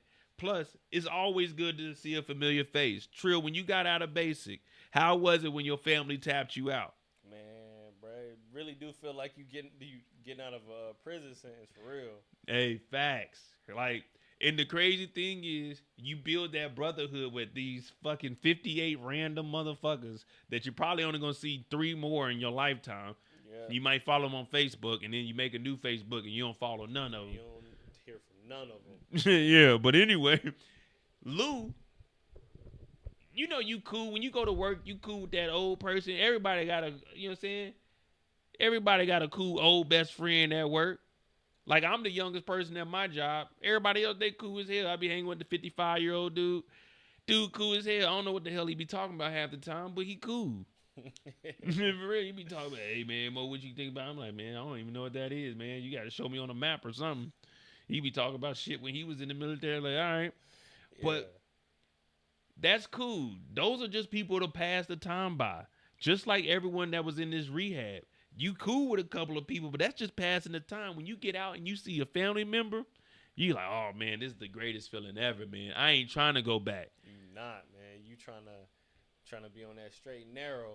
Yeah, man. You tiptoeing around. You asking questions. Hey, if I do this, what will happen? When you were younger, you ain't asking them questions. Just fuck it. Let me do it. Yeah, nowadays, man, I'm so iffy about almost everything I do. You can call me a scary ass nigga if you want to. But I know, where'd I go? Oh, when I went to Brazil last year, they talking about, Mo, you gonna go parasailing? I said, and do what? Fall off in that water and not be able to swim? I'm good. You can swim though. Nigga, I can survive. I can't swim. I can get in that water and I can tread for a little bit till these arms get tired.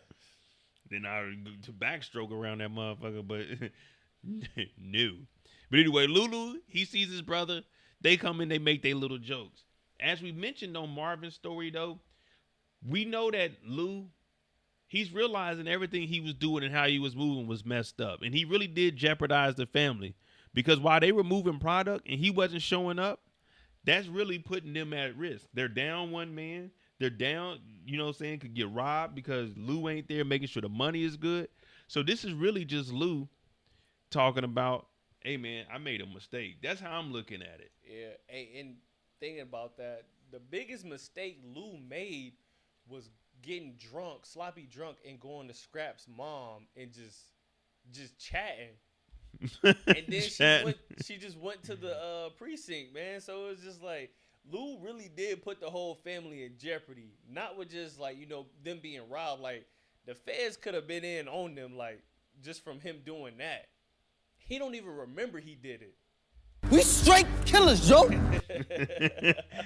Lou has a lot of memorable moments when that yak is in his hand, man. Yeah.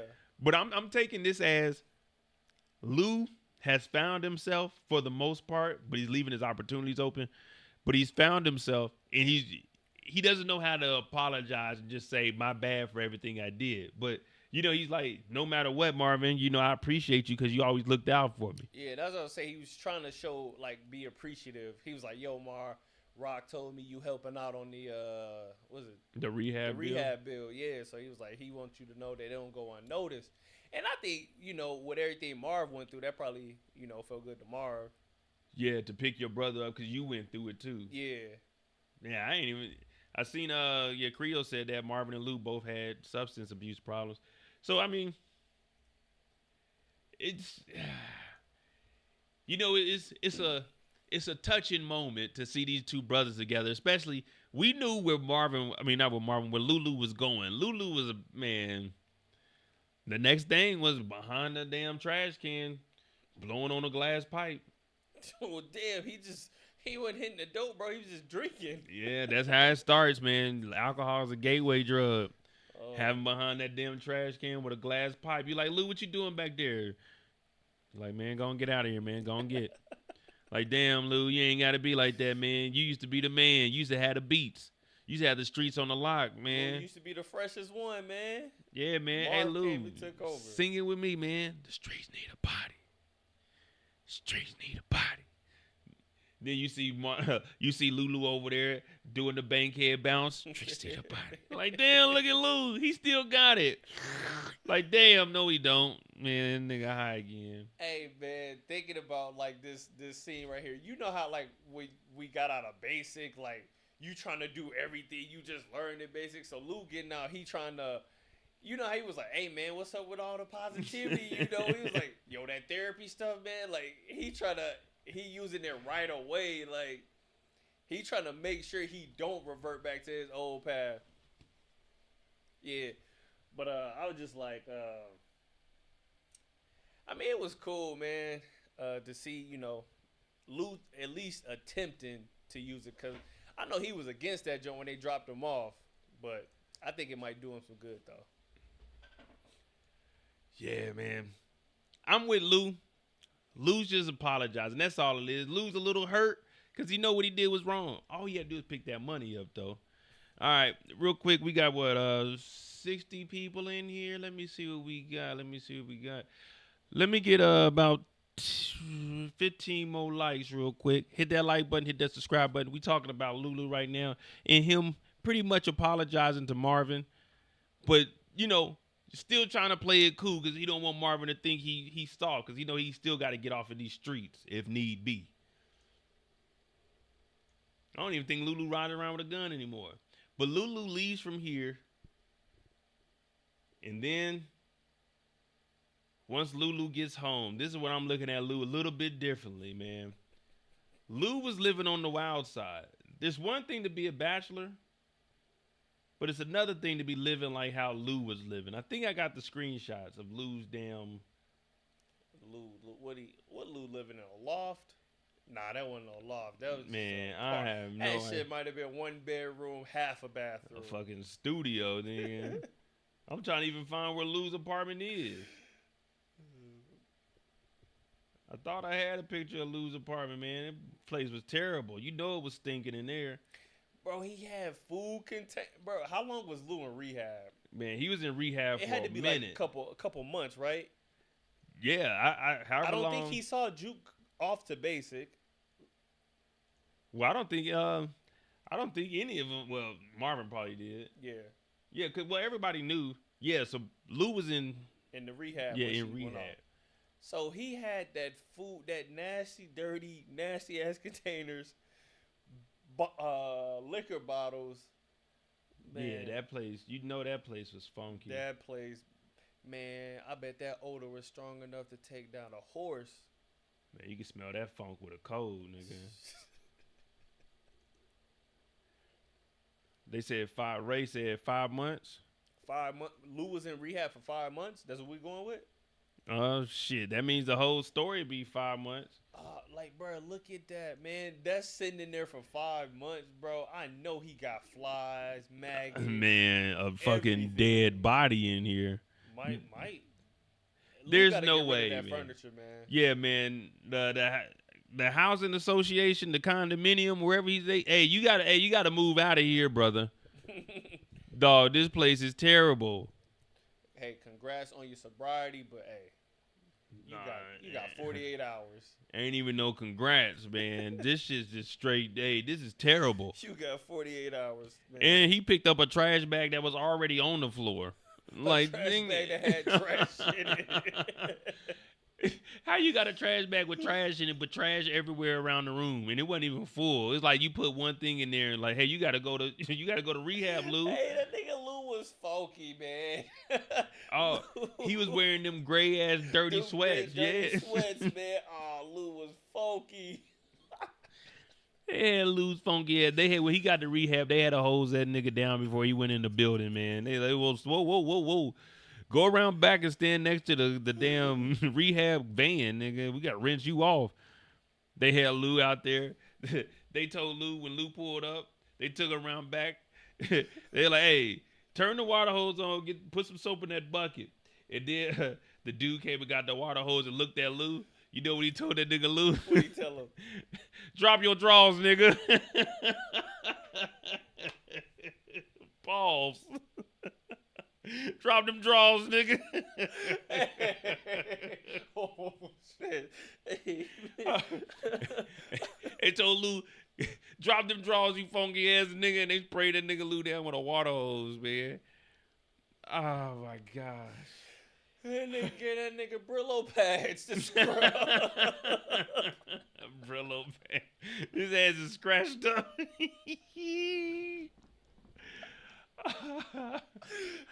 That nigga Lou was dirty and funky, man. Oh my god. Lou should have had a housekeeper or something. Rock went over there and seen that shit, bro. And she probably just just walked out. Dog, this is worse than living in Famous's apartment. Like, I'd rather live in Famous's crib. Yeah. This shit's fucking ridiculous. So I don't think y'all know, man. Chinese Chinese food. If you leave Chinese food out overnight, oh man, I ain't gonna lie to you. For some reason, the aroma from Chinese food, it takes over and consumes the whole house. You're like, damn. Someone leave some fucking fish on the counter. What is that? Goddamn Chinese box down there. You're like, oh shit. And think about it, dog. Man, when you have like bones or anything, like man, yeah, bro, it's. That fucking place stinks, man. You don't be having no bones. You a wild dude. You be tearing your bones up like you a fucking lion or something. Like, damn, nigga, you don't eat the bone, man. You just chew on it. We talking about Lou, right? What? Who are you talking about? I'm talking about you, nigga. I seen this nigga Trill eating some wings one day. Like, damn, nigga, where the bone go? He's like, I just eat the whole thing. Hey, like, chill out, what? bro. Chill out, bro. Chill. I don't think that's good for your digestive system. He's like, I'll be all right. I'm like, all right, nigga. You think you gonna be all right? Motherfucking bone go down there, goddamn esophagus wrong. I ain't giving your ass no goddamn mouth to mouth, nigga. I'm vegan, bro. What are you talking about? Being that motherfucker hurting. Damn, what happened to Trill, man? That nigga ate a damn chicken bone, man. I don't know why he did it, but he did it. Oh, yeah. But Lou had this junky ass spot. But the thing that's mostly important about Lou's story is if at first you don't succeed, dust yourself off and try again. From there, you never know what your opportunity may be, what may open up and present itself to you. And guess what? Low Street Records is presenting itself to Lou. Low Street Records. Low Street Records. If you guys don't know, they're more of a pop star type label. They don't really cater to the blacks. Now, they did have 2 rappers on their roster. You guys may know B Rilla, and then there was this young guy by the name of Dotmo. Now, Dotmo was a bad motherfucker. They used to call him the Satchmo of our time. He used to play the saxophone. That boy could rap. That boy could sing. Dotmo was a little bit different, but Dotmo got into the game. He had a voice of an angel. The only problem with Dotmo is when he was 15, 16 years old, someone introduced him to this thing called smack. And he used to get smacked every single day. One of the best stage performers we've ever seen. Low Street Records was a staple in New York City, specifically in Queens. Now, this Dotmo guy, he single-handedly put Low Street Records on his back. He had a single that went gold. It was I forgot what it was called, but it was something like the realest nigga in it. You already know. I got Trapper 10 times in a row. So Low Street Records, they did have a little bit of success, but then Dotmo got locked up. He shot a cop because the cop was set tripping. And he wasn't one of these fake rappers. He really lived his rhymes. So the cop came and said, hey, you're under arrest. And Dotmo said, no, nigga, you under arrest. Freeze. Bow. And he shot him, and it went through his shoulder, and then it hit his spine, so he was laying on the ground. But Dotmo ran. So Dotmo was on the run for a while. What? Nigga, what kind of shot was that? It went through his shoulder and hit his spine. Was Dotmo standing over him? Nah, Dotmo shot him right in front of him and told him freeze. That nigga and it went through and it hit the shoulder blade and it bounced down and hit the damn spine. The cop said freeze and Dotmo said no, you freeze. It sounds like a good story to me. And then after that, they got B Rilla. And B Rilla, he was on the roster, but he got locked up. We don't know that he's locked up right now. But long story short, Dotmo, he's serving 17 years to life. The cop ended up not making it. But Dotmo's career and legacy will always live on the South Side, Jamaica, Queens. But let's get back to Low Street Records because they never paid his mom his royalties. They still got that nigga Dotmo's masters. He's been trying to get him back for the last 15 years, but the courts, they've been denying the appeal because he's in there, and he's really working on getting his GED. Pretty good guy last time I heard. But to see a talent like that get wiped off the streets, especially somebody that was like, he used to have turkey drives. He would give out like 5-6 turkeys because they were kind of expensive, like $25. So he'd give out like 5 or 6 turkeys once a year. Dotmo was a good guy. Low Street Records really lost something. But that's one of the reasons Low Street Records started to shy away from, I won't say hip-hop because this is before hip-hop. Dotmo was a pioneer. He kind of mixed jazz with the honky-tonk, but with a little bit of R&B flavor. You know what I mean? You know what I mean? It's kind of like that. If you were to think of something in the modern times, kind of like some New Edition, but with a little bit of Prince. You know what I mean? As far as artistic skills. But that's enough about Dotmo. Low Street Records, they haven't had any success in a while. Low Street Records, they don't even know what direction they want to go in. Free Dotmo. Everyone deserves a 5th chance. That man is not serving no 17 years of life. Man. 17 years of life. That's what they said. That's what I heard. 17 years, man. For shooting a cop, and the cop didn't make it, bro. Yeah, 17 years to life because he was a minor when he did it. See, you don't even know Damo's story. He was a minor. He was coming up in this world. You told me he had one good song and it went gold. And I was sitting up here thinking about the masters. I'm like, man, his mama don't want the master or that master. The nigga only had one good song that made some money. Damo had like 7 songs. How many of them went gold? Well, one went gold, but it went gold in the streets. So gold in the streets is like gold in the street. Okay. Like 5,000 copies. Ooh. And there wasn't no streaming back then. Okay, so this is real hard card. This wasn't no merch bundles or nothing. This is Damo. Damn, Damo was moving units. Okay. Exactly. Damo was moving some work. He was moving. I mean, he wasn't moving no work. He was moving units. Oh, so Damo was moving work. Allegedly, that's why the cops stopped him, because he thought Damo had that work. But Damo said he gonna go out like Cleo from Set It Off, so he told the cop to freeze, and that's where we at right now. That's some history about Low Street Records. But anyway, Lulu gets the opportunity of a lifetime. You thought we forgot about you, Lou, but we didn't. So Lulu's sitting up here, and he's looking around, and he knows the history. That's why he even took this. I'm hearing word is Lou said the only reason he took this Low Street Records recommendation and referral was because he knew there was a nigga named Dotmo. All he needed was some good production behind him. He had some bullshit. But Lulu's sitting, he's sitting in the lobby, and he's looking around, and he's looking at all these unique individuals. These are the people that were singing like a virgin, touch for the very first time. That's what kind of record label Low Street is after Dotmo got locked. So Lou is looking around, and he's really thinking, I don't know if I want to do this shit. Right. You know what I mean? It's like, man, this don't seem like no hip hop spot. Yeah, this shit don't fit me, man. First of all, look at these. If I go anywhere and I see 2 grown ass niggas in overalls, if them niggas ain't on a fucking farm or working on a goddamn car, hey, you niggas, I'm calling the police. What did you 2 grown ass nigga got overalls on for? They sit so close, man. Yeah, they sitting close as hell. Real intimate conversation. Oh, you know what these niggas is on.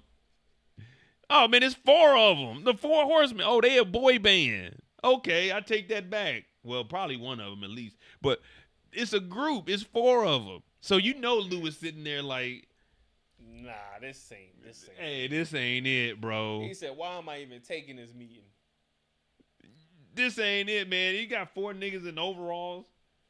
You got 4 white boys in overall with their hair where when they talk to you, they gotta like, hey, nigga, your hair ain't in your eyes, nigga. These 2 niggas are sitting on the couch and their knees are touching. Hey, man, like, look at this. These niggas' knees is touching. What kind of boy band is this? Hey, man, they're brothers. I don't know. So the CEO, Lowell, comes out. He's like, Lulu Thomas, how's it going? And Lou is calm. Lou ain't got that same energy that he used to have, you know, because he just got out of rehab. And he just spent 3 whole days cleaning up that damn apartment. Yeah. So Lou's looking around. He's like, man, look, we trying to make some money. Low Street, we ain't really had no hits in a while since Dotmo. You know the history of Dotmo? If not, I can go over it. You know the history of Dotmo? Or you want the history of Dotmo? We good. Oh, we good, man. So you know the history of Dotmo. Yeah, we know okay, I was about to say, man, because he went gold in the streets. Gold in the streets. And we heard that he got into an altercation with a cop. Oh, no. That ain't the history. He ain't getting no. He punked the cop. Oh, he punked the cop. I heard. Killed the cop. He's a cop killer. No. See, he didn't intend to do that. It was a magical bullet. The intention was to tell the cop to freeze, but the cop ain't freeze. So he pulled the trigger. Yeah, he was allegedly. Scared. He was scared. He was scared. Okay. He was scared. But anyway, he's walking around. He's looking there. He's like, yeah, this ain't it. This ain't a good fit. He's like, look, Lou, I know what you're capable of. No, his voice is a little bit different. How was his voice? Look, Lou, I know what you're capable of. You and Famous made a hit in the streets in the body. Have you heard from Famous lately? Nah, I ain't heard from him. Nah, I'm pretty sure he'll double back. Oh, what the hell? But you, Famous, in my music production can have us a hit, and Low Street Records will be back on the map. And Lou was like, I don't know about all of that. I don't know if I really want to indulge in that right now. But this is Low Street Records. They need somebody. Now, right now, this is just your elevator pitch. This is just you trying to get Lulu to bite, because what you want to do when you hustling, not hustling somebody. When you hustling somebody, you want to, kind of gas like, oh man, you the man. Cause we know the type of deal that Lou's gonna get. And in 15 years, Lou gonna be behind the trash can with that glass pipe talking about, yeah, man, they had me in a fucked up contract. I ain't getting no publishing or my masters. How you trying to turn Lou into Pookie, man? I'm just saying, that's how them contracts were back then. Those contracts were set up for you to fail. So Lou's telling him, look, I don't know if I'm ready for it because I just went to rehab. He says, we all been to rehab. That nigga said, for cocaine, pussy, and alcohol, in that order. Now, if you guys didn't catch on to what he was saying, he said he lied to go to rehab. You remember that part? Nah, I don't remember. He said he lied. So he said he went to rehab 3 times. For cocaine, for the vagina, and for the alcohol. And then he said he lied to go to rehab and said he was addicted to sex because he smashed his wife. Yeah, he smashed his wife's sister. So he was like, man, I can't help it. You know what I'm saying? I need therapy. Yeah. I was like, that right there.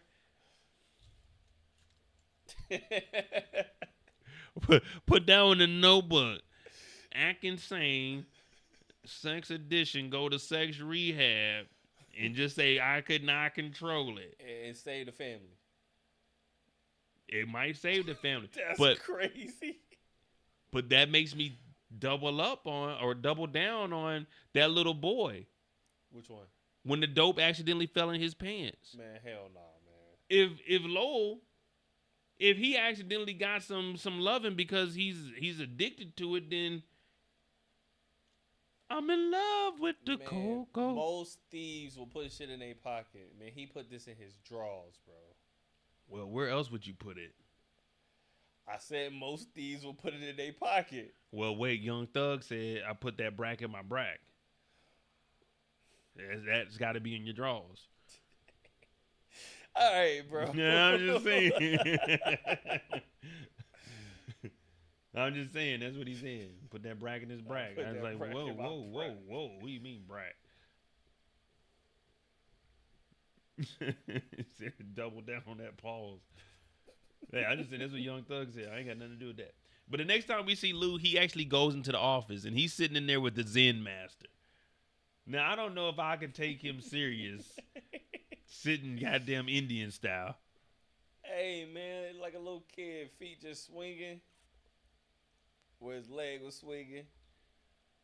Now, this is when we first get introduced to B Rilla. He's basically saying, yeah, we did have an act who was B Rilla, but he's really in jail right now. He was a problem to the whole organization. But this is why a lot of companies, they weren't getting black artists because they all thought the stereotypical black guy, gang-banging, in jail, selling drugs. So they wanted to stay away from it. But this right here is pretty much showing us the history of how record labels pretty much came around like the independents. Now, this dude's name is like Geffen, but then there is an old record label that was called Geffen. I think it went to Sony or it went to Koch, like teamed up with them, but they were an independent company.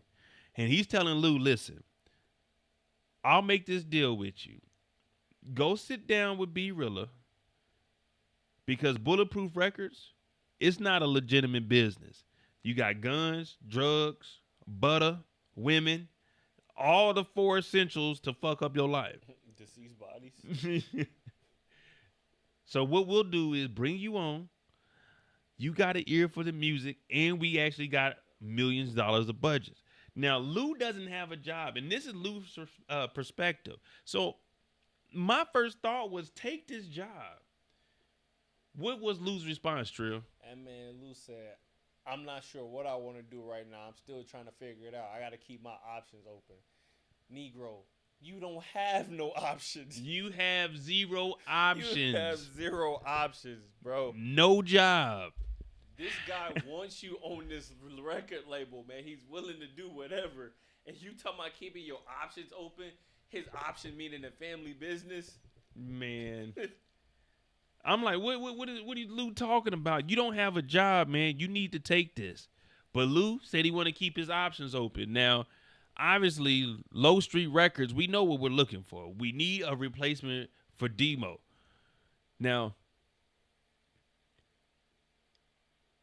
we ain't getting anywhere. So he says, listen, all that shit sounds good, Lou.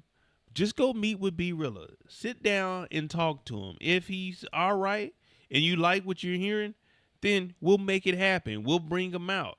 So Lou's like, okay, I'll take that challenge. I don't know if I'm meeting B Rilla in jail. No. And that's messed up too. Think about it. They got the money and resources to get B Rilla out of jail, but the record label's like, nah, we're not gonna help him. Yeah. Unless Lou wants to. Unless Lou can. Hey, Lou, just go see where his head is, man. If you think he should get out, we'll get him out. So y'all could have got this dude out a long time ago. But here, you wait till the other black dude get in here. And then if Lou didn't like him, he'd just be sitting in jail. Still been in jail. Oh man, I'm fighting Lou. That's messed up, man. Yeah, that is wild.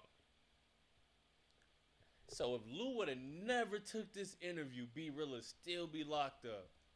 I mean, I think he would have been out by the end of the week at least. When did he go? Huh? When did he go to jail? I don't know, but they just saying it's a robbery, and if he's getting out now, well, he had to be sitting in there for a couple of months because Lou was in rehab. That's a question we need to find out. I need to go pull his arrest warrant. But anyway, B Rilla shows up. He don't even shake Lou's hand. All right, well, fuck you too then, nigga. But he don't shake Lou's hand. He like, I know who you are. You Lou Tommy, man. You had that hot song with Rico Suave. What's his name? Famous. Streets Need to Buy It. That shit was cool. Nah, I'm lying. It was corny. B Rilla talking about music ain't authentic out here. Now, we know B Rilla been in here crying, suffering, pulling his dreads out. And Lou's like, listen, I'm with Low Street Records. I'm trying to get you out. You know what I'm saying? Trying to see if you making some music. You got to promise me you're going to work. This nigga out of nowhere talking about, if you get me on today, I'll tell you whatever you need to know. That was crazy. Big snitch. Trill, do you need to know anything? I don't need to know nothing. I don't need to know anything. What do you mean you going to tell me everything I need to know, nigga? Don't tell me nothing. Don't tell me nothing, I'm not getting involved in your shenanigans, nigga. Nigga said I'll tell you everything. Don't tell me nothing, man. I'll tell you who really robbed the store. All I did was drive. Hey, yo, whoa, what do you mean? Hey, nigga, don't tell me none of that. I don't want to know, nigga. I don't want to know nothing that you know. I want to know if them bars, are they straight? People said you supposed to be good, nigga. That's what we want to know. We ain't checking on nothing else. We ain't hanging out. We ain't kicking it. Studio and home. But be real, in the halfway house. Shit. Maybe not even half. Man, let that nigga record in the visitation room. I'll come back tomorrow with the equipment. But yeah, that was just a wild thing to lead off with. This man Lou said, man, I don't even know what Lou said for him to. Nah, Lou was just asking him like what he was in for. He was like, something I ain't do. I ain't robbed nobody. Yeah, so he just in for a little misdemeanor robbery, man. He ain't even in there for no real time. Yeah, famous actually caught a body. Yeah, famous caught a body. So I know he people called his song corny. So it's just like, be real. If I'm not mistaken, you was at the little spot. You rapped about like some street shit. But yeah, you talking about I got somebody. shooters or something like that, man. You ain't got no shooters. You in here crying to Lou talking about, man, I ain't even do it. I ain't even do nothing for something I ain't do. Yeah, well, you can be sitting in here for something you ain't do because I'm not getting you out. I'm petty, nigga. Fuck you. You got some unreleased shit? I'll drop your unreleased shit. But Lulu shows up to Club Vu. Shirley's in here. She like, man, your new guy, he's doing his thing. So he gets B Rilla out. Shirley's like, man, you're doing your thing, Lou. You're going to be great, too. You're going to be great, too. And sometimes all you need is somebody in your corner. I don't know about you, Trill, but I don't get any, like, a compliment. Like, I don't get any compliments. I don't get any achievements, any acknowledgement. No one even looks my way. One time there was this girl. I wasn't too attracted to her, but she did say me shorty swing my way, but I sure didn't swing that way. But Lou is like, man, you know what? I'm actually doing something. And Shirley, she supports him. Yep. And I will say this about Lou. It seems like Shirley is one person that can calm him down and keep him on the straight and narrow. You know what I mean? When she talks to Lou, we get a different side of him. Yeah. She stopped Lou from possibly getting popped by Unique and also driving home drunk. In that first episode. So. Yeah, in the flashback. Yeah, you got a good point. She really does look out. Well, she did know Elijah, the dad. Mm-hmm. Oh, man. I forgot all about that in between scene. Anyway, Lulu goes over there and meets up there with Lowlife. And let's just say we know Lou's getting screwed over because he said, Lou, are you trying to make some money? And Lou's response was, I just want to make some music. Anytime a nigga tells you they just want to do their passion, they're about to get screwed over in their contract. So serious. Yeah, I want to make money. Regardless if my music is played, I'm gonna make music. I need to get paid. You know what I'm talking about? Yeah. Lou, you ain't got no money, bro. You ain't got no job. You just went up to the jail and got this nigga out. You better be willing to make some music. You doing all this work for nothing. But we get B Real out and B Real takes the stage and he talking about run that from the top. And I'm like, no, turn that shit off. Yeah, nigga, we ain't even hear your song. At least we heard Famous song. Famous performed this shit for us. Yeah, the nigga gonna say, man, I was in jail this morning and I'm here today. Yo, you New York. Like, all right, man. Okay, nigga. Yeah. What they say, little nigga? Oh, brother, this guy stinks! Nigga said, I was in jail this morning. I'm on stage tonight. Yeah, I was in jail. Hey, nigga. Like, nigga, from what I heard, you only got one song to perform, and you done performed it. And what was he in jail for? Let me check I ain't got where my hell my wallet didn't win. I knew something didn't seem right. I knew there was a thug in here, a convict. But now that's Lulu's story. What you guys think about Lou? Is this music route something good, something positive that Lou can actually build on? Or is this going to be an abrupt ending for Lulu and Low Street Records screws him over and throws him by the wayside? Let me know what you think. All right, we off the clock with Lou. I think Lou did a better job than Marvin this episode. What you think? I definitely think so. Lou tried to make some positive strides. So yeah, I put Lou above Marvin this episode. He's leading towards the right way. Yeah. All right. Good old Lou. All right, man. Y'all hit that like button. What we at? 2 hours. We got Kanan, Juke, Rock, and Unique. So we got 4. We'll speed it up a little bit. There's a little bit of lag. We're gonna talk about Kanan next, so we can make sure we get the positive main character out the way, and then from there, we'll probably do. No. Hold off on Kanan.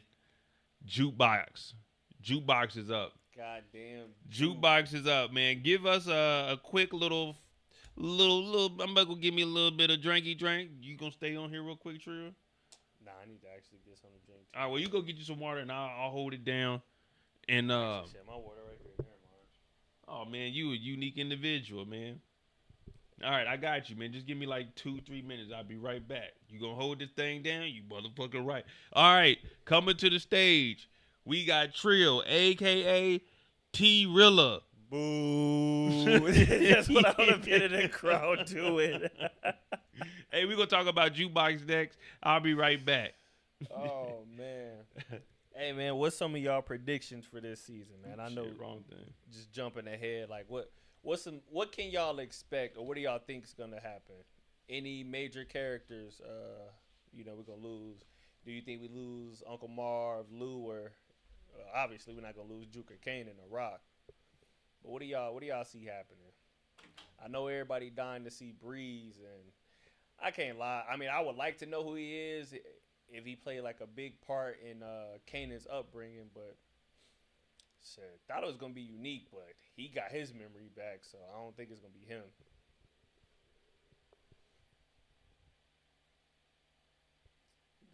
Let's see. The RC said Lulu is gonna get used like Jerry Heller did NWA. One of the Thomas would go on to glory. Which one do you think? Which one? Stefano is going to try and snitch. I can see Stefano. I want to believe what he doing with Marvin is actually genuine, but if stuff hits the fan, he'll definitely flip Marvin because I don't know, man. The feds already knows that Marvin meets up with Stefano, but I can see Uncle Marv getting the short end of the stick. You think Lou? Yeah. If Lou's story this season, I'll probably say through episode 6, if it's too positive, I can see Lou probably some bad happening to him. If he's on a redemption arc, I think it's like in every show, if you on a redemption arc, you probably gonna meet your demise pretty soon. Marvin could be eliminated this season.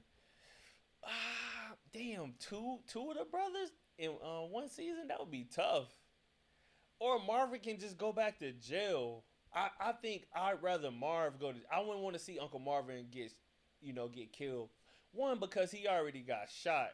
What was it, at the end of season 2?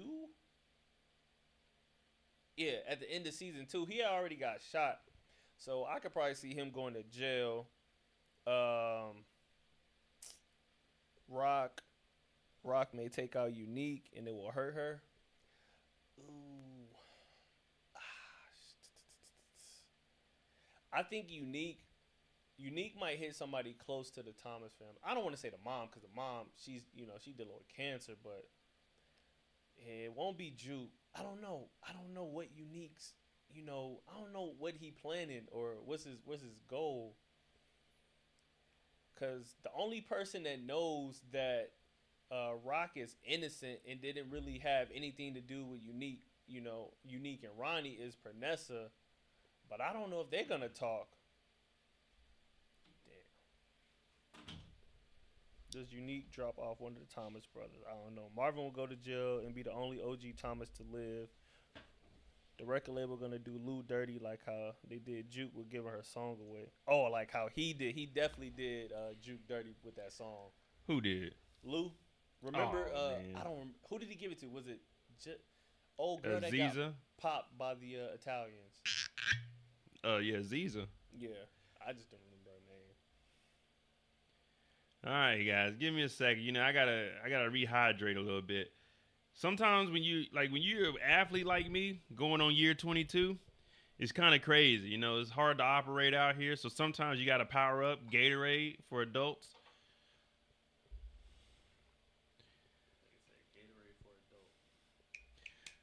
Yep, Gatorade for adults. You know what I mean? Shout out to my dog Trill. Tonight it's just a little bit of rim dog. That's all it is. Trillium. Bro said Ziza was a nymph. Hold on, I'm getting buckets. What you on, bro? What you on, bro? All right, man. We got Jukebox up next. You know what? I'm gonna be a sophisticated brother tonight. I'm just gonna do me a little sippy sip. I ain't gonna drink too much of this. I'm a sip like a pro tonight. Ooh, slightly chilled. Okay. Southeastern grapes. Harvested around. Ooh, these were late fall 2017. Perfectly aged. Ooh, yeah. Oh, yeah, that hits the spot right there. It's been a while since I've been on some of that yak. We got Jukebox up next. Now, before we get to Jukebox, I don't know about you guys or know where you guys are from, but I need you guys to all snap to attention when I bring this up. Man, you gotta show them how to do a proper salute. Oh, hey. Man, you remember in what's it called? ALS. ALS when you gotta march. You gotta march them. Hot who hurry or hot who hurry or calling her right hurry who hurry or calling her hey. Let's call them hurt. Oh, that used to be so stupid, man. All right, we got Jukebox up next. Sippy sippy.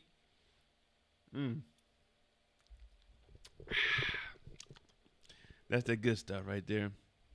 Jukebox.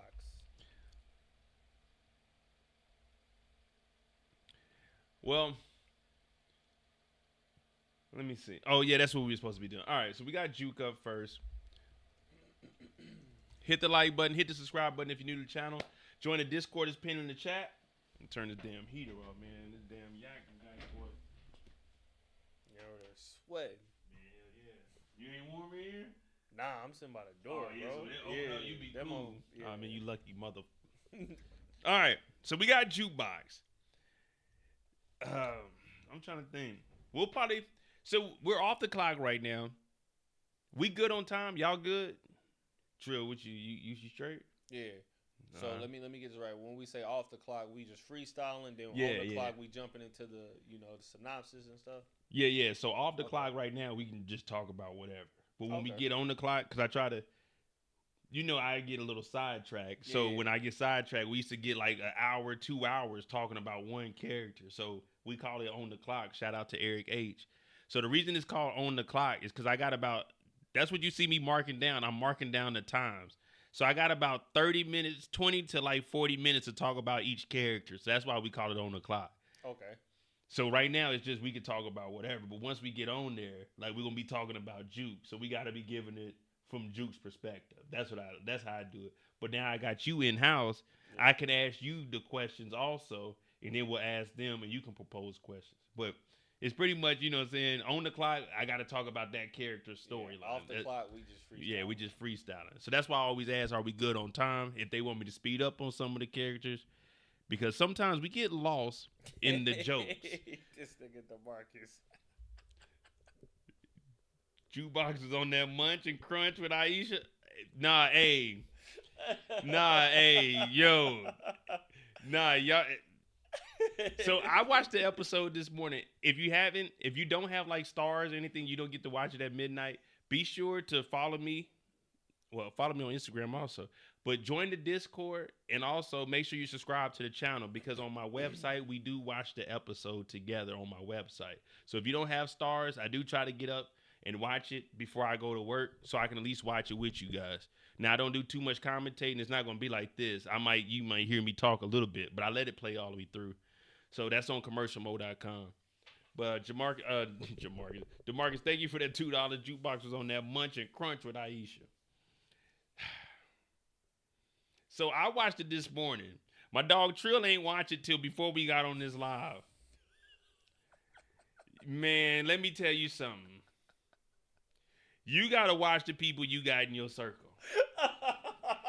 When I tell you like, I'm over here, I'm eating, I'm watching TV, like, damn, this is a good ass episode. Ooh, I'm into it. When how I watch it with y'all, that's how I am. Like a two people, I'm wild, like, ooh, damn, that shit crazy. And out of nowhere, it just get quiet. Is that in the air? Like, excuse me? What did you say? You'll understand what we're talking about when we get there. I can't say who said it because, people got jobs. So I'll just put the blame on me. It was a comment. All right. So we about to get on the clock with Jukebox. Let me find the first time we see her, and then we gonna get on the clock, man. All right.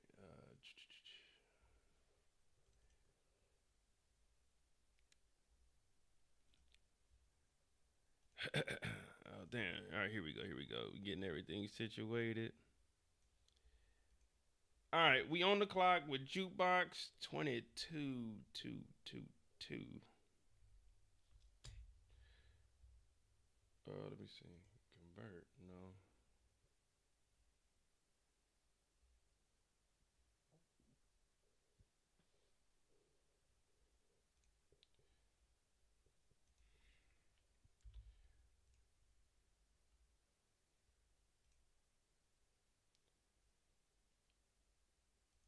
All right. So what I need everyone to do right now, take your right hand and place it over your heart, the left side of your heart, and repeat after me. I pledge allegiance to the flag of the United States of America and to the republic for which it stands, one nation, under God, indivisible, with liberty and justice for all.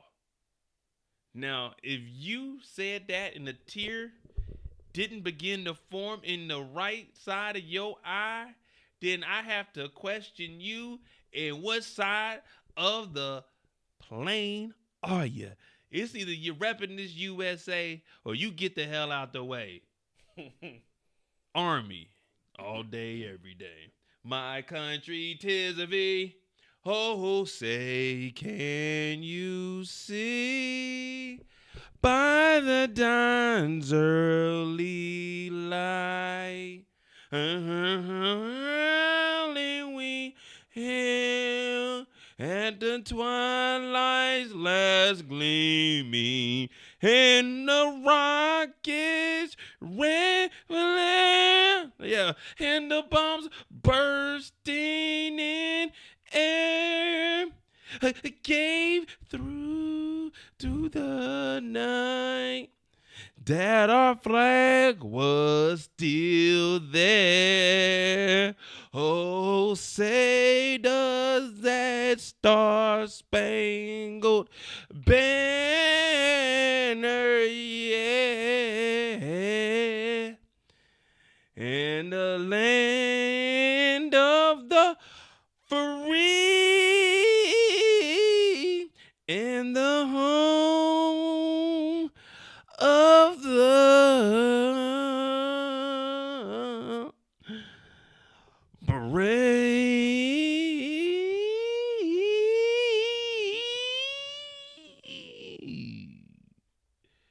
So Jukebox joined the army.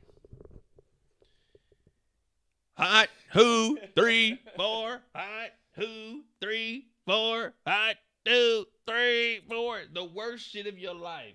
Basic training, when you get there, it makes you think, what the fuck was I thinking? As soon as you get off the bus, what was I thinking?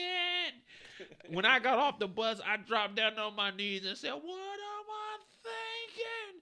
Somebody came over and said, get your bitch ass in line, boy. I got up so quick. I'm over here sweating this shit. I'm in San Antonio. It's December 6th, 2011.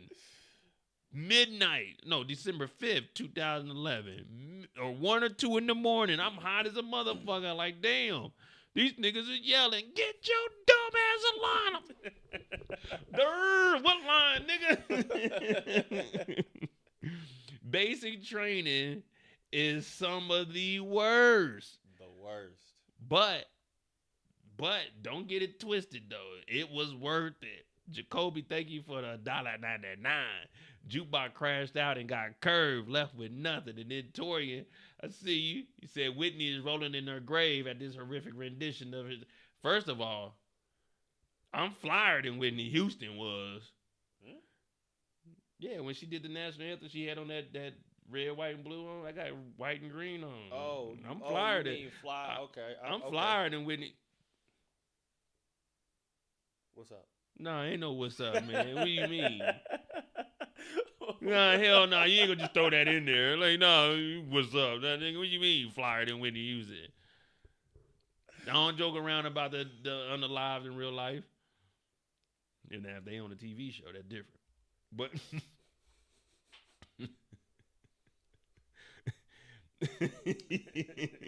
all right, let's get back focused. Well, anyway, Jukebox is in basic training. And as I mentioned, basic training is really comprehension skills. All you have to do is listen and obey and do it quickly. Really, that's all basic was. Listen to what the fuck they say, do what the fuck they say, and do it fast. If you can do those 3 things, you'll make it through basic because you're going to get yelled at. That's a given. No one makes it through without getting yelled at. Everyone has to get yelled at like at least twice a week.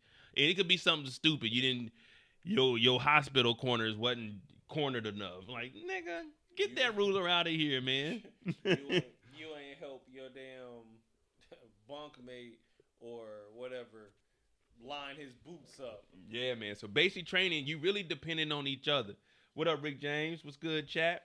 Y'all show Rick James some love. Thank you for that $5. Well, Jukebox is in here, and this is what I had a conflicting emotion about this. So we see Jukebox,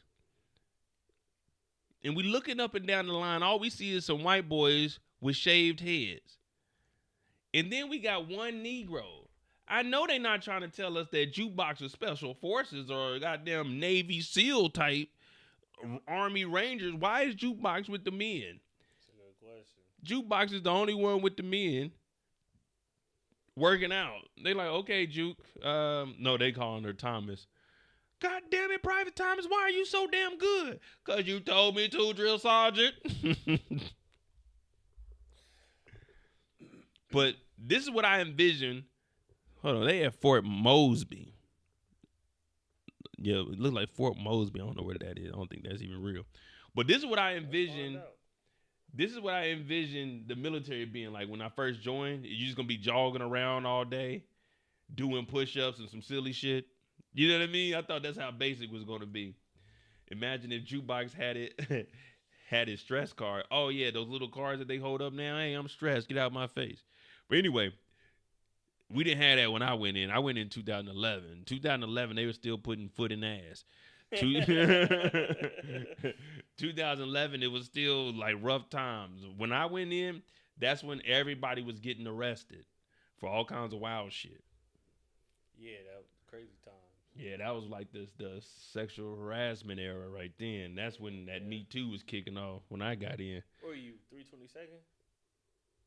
Yeah, 322. Oh, okay. What was you, 327? 26. 26. Yeah, man, damn. What's her name? Got my damn hoodie. My blue one. Remember they came, I had the thing at my house, the football party, and she used my hoodie. Yeah. Tish. I never got that damn hoodie back either. I'm gonna hit her up on Facebook. Hey, motherfucker, you owe me a sweater. But anyway, Jukebox is over here. She's training. And it says Thomas on her name tape here. So Thomas in the Army. And it's going crazy. Dudes are passing out. And this is the 90s. You know, they didn't give no water breaks. They got Jukebox out here running a 10K. Juke is out here full sprint. Them heavy ass boots on. Now I know one thing. When it comes to like this running and shit, I ain't gonna be last. I'm gonna be Juke. I'm gonna be honest with you. I'm not gonna be last, and I'm not letting Juke beat me. I'm just gonna be real with you. That's one thing I ain't gonna do. Juke's not beating me in anything. No, hell no. I get up there, damn, cause you already know it's gonna be damn Mo. You let a girl outrun you. Damn Mo. I'm like, nigga, I really don't give a fuck, but I'm not about to let y'all clown me. But Jukebox is putting in that work. Now, Jukebox's blouse is a little big. Juke been losing that weight. Yeah, when she came back, you can tell. She put on that grown woman weight. You know Juke like 26, 27. Hey, man, what you telling me for? I thought you cared. I thought you cared, nigga. I'm filling you in. Or to the people in the chat, if you didn't know, Haley Kilgore is like 26, 27, I think. Nah, what was the old boy who wanted to know, man? I'm getting buckets 21. He wanted to know. Shit, them. Well, anyway, Jukebox is overachieving. Now, another thing, though, you never want to be too much better than your peers unless you want a lot of pressure on you. Now, me, I'm an old school chill type of nigga. Even in the young niggas body, I was still like I was wild, but I was still like an old school nigga. Me, I'm not about to be number one. I don't want to be number one. Number one means more responsibility. Number 6, no one gives a fuck about. No one cares because there's 5 people that got to be knocked down before it gets to me. You know, big dog status. I'm right where I need to be. Well, not number 6. I'm probably out of like, let's say 50. I'm more like number 21, 22.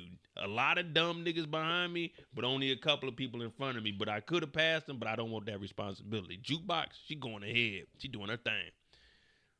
They over here clocking the time like, sheesh. Sheesh. OT talking about, I'm trying to hit Jukebox. You mean Private Laverne. Private Laverne with nothing but the army boots on. Now, you don't want them army boots. If you remember, there's a movie. If y'all can name this movie, I deeply appreciate it. Whenever we stop, make sure you change your socks. Someone named that movie. What movie is that? What movie is that? Whenever we stop, change your socks. But they looking at Jukebox. They like, God damn it, Jukebox. You shooting that M16? Ooh, wee. 550 meters, 600 yards. That's 6 football fields. And Jukebox is nice. Now, when you get on this range, if you ain't never toted that 16 before, it's an out-of-body experience. It's an out-of-body experience. All in, all I see. I love saying all I see, man. All I see is Jukebox shooting into the crowd. Yeah, Forrest Gump. Lieutenant Dane told them change their socks whenever they stop. But Jukebox turned out to be a real shooter. Did anyone... I know last night I was talking shit. I didn't think that Jukebox was going to get up here. I thought Jukebox was going to be a terrible shot. Oh, everything. Juke ain't never picked up a... Look at this. Look at that. It's center mass right there straight on the 10. She did knock the 1 off the 10. It's just the end. Nigga.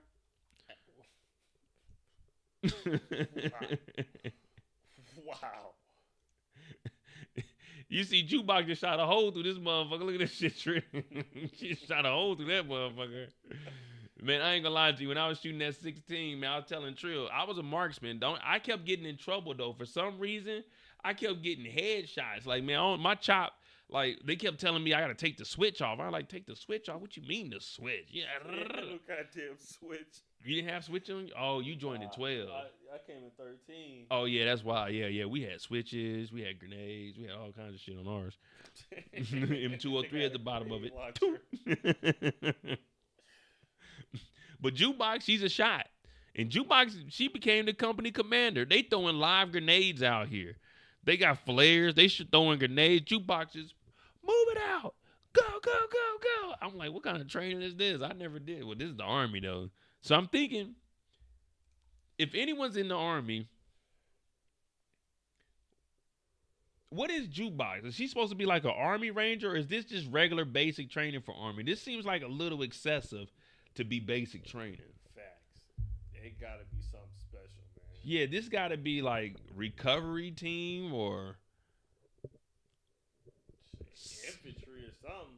Shit, this ain't even infantry. Them niggas ain't getting down like that. Them niggas is just shooting. Man, them niggas is tossing grenades. Yeah, they tossing grenades. Jukebox did a front row and then shot something. I was like, damn, Juke, you nice as hell. I'm glad I joined the Air Force. If you're thinking about join the Air Force, trust me. You got to deal with some BS, but you get you a cool little calm job, man. Weekends off, holidays off.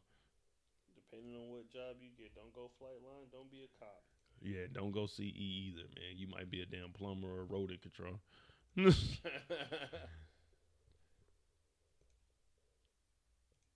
They got Jukebox out here tearing shit up too. Now, there are moments where you think about, damn, what if I leave? Now, you know you're not going to leave. You got to be really messed up in the head to actually leave the military, but you do think about it. You do think about it. There's not a day that goes by when you laying on that bum-ass cot. It's about midnight, 1 o'clock in the morning. You ain't went to sleep yet, and you got to be your dumb ass up in 3 hours. You sitting there, you talking to the nigga next to you. You and this nigga ain't got nothing in common, but y'all done been around each other for the last 3 weeks. It's like your fucking brother, man. Like, hey, man. Hey man, you help tuck that side of the bed. All right, cool. I do your I put your shoes. Hey, you fold my bag. Like that's how everything works. When you in there, you don't wash your own clothes. You gotta depend on the clothes washer, the laundry team. You gotta depend on 4 knuckleheads to go down there, wash your clothes, bring that shit back. You gotta depend on everybody for that.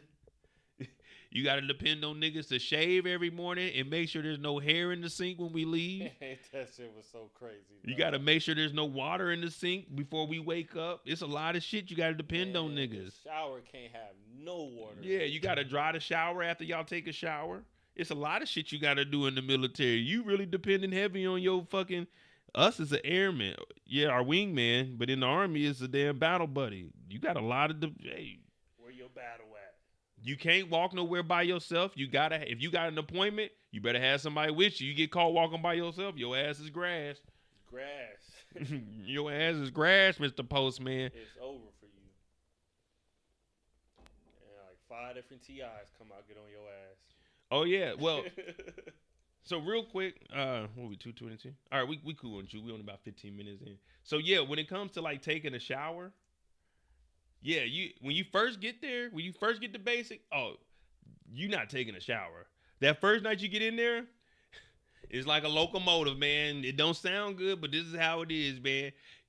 Drop them draws, nigga, and y'all niggas go around in the damn stall and hit all the water. You gotta wash up by the time you get done, and then your ass is out on the first night. First night, you ain't washing your ass. The first night, you need to watch your ass, because they waking. That first night, them niggas is creeping. They put you in the room at 2. They come and wake your bitch ass up at 3. You think you about to get some sleep. Oh, it's the first night. They come in there kicking doors, yelling, picking up beds while you laying in this shit. It's wild. It's wild and crazy. I was in there at some crazy time. I seen some shit, man.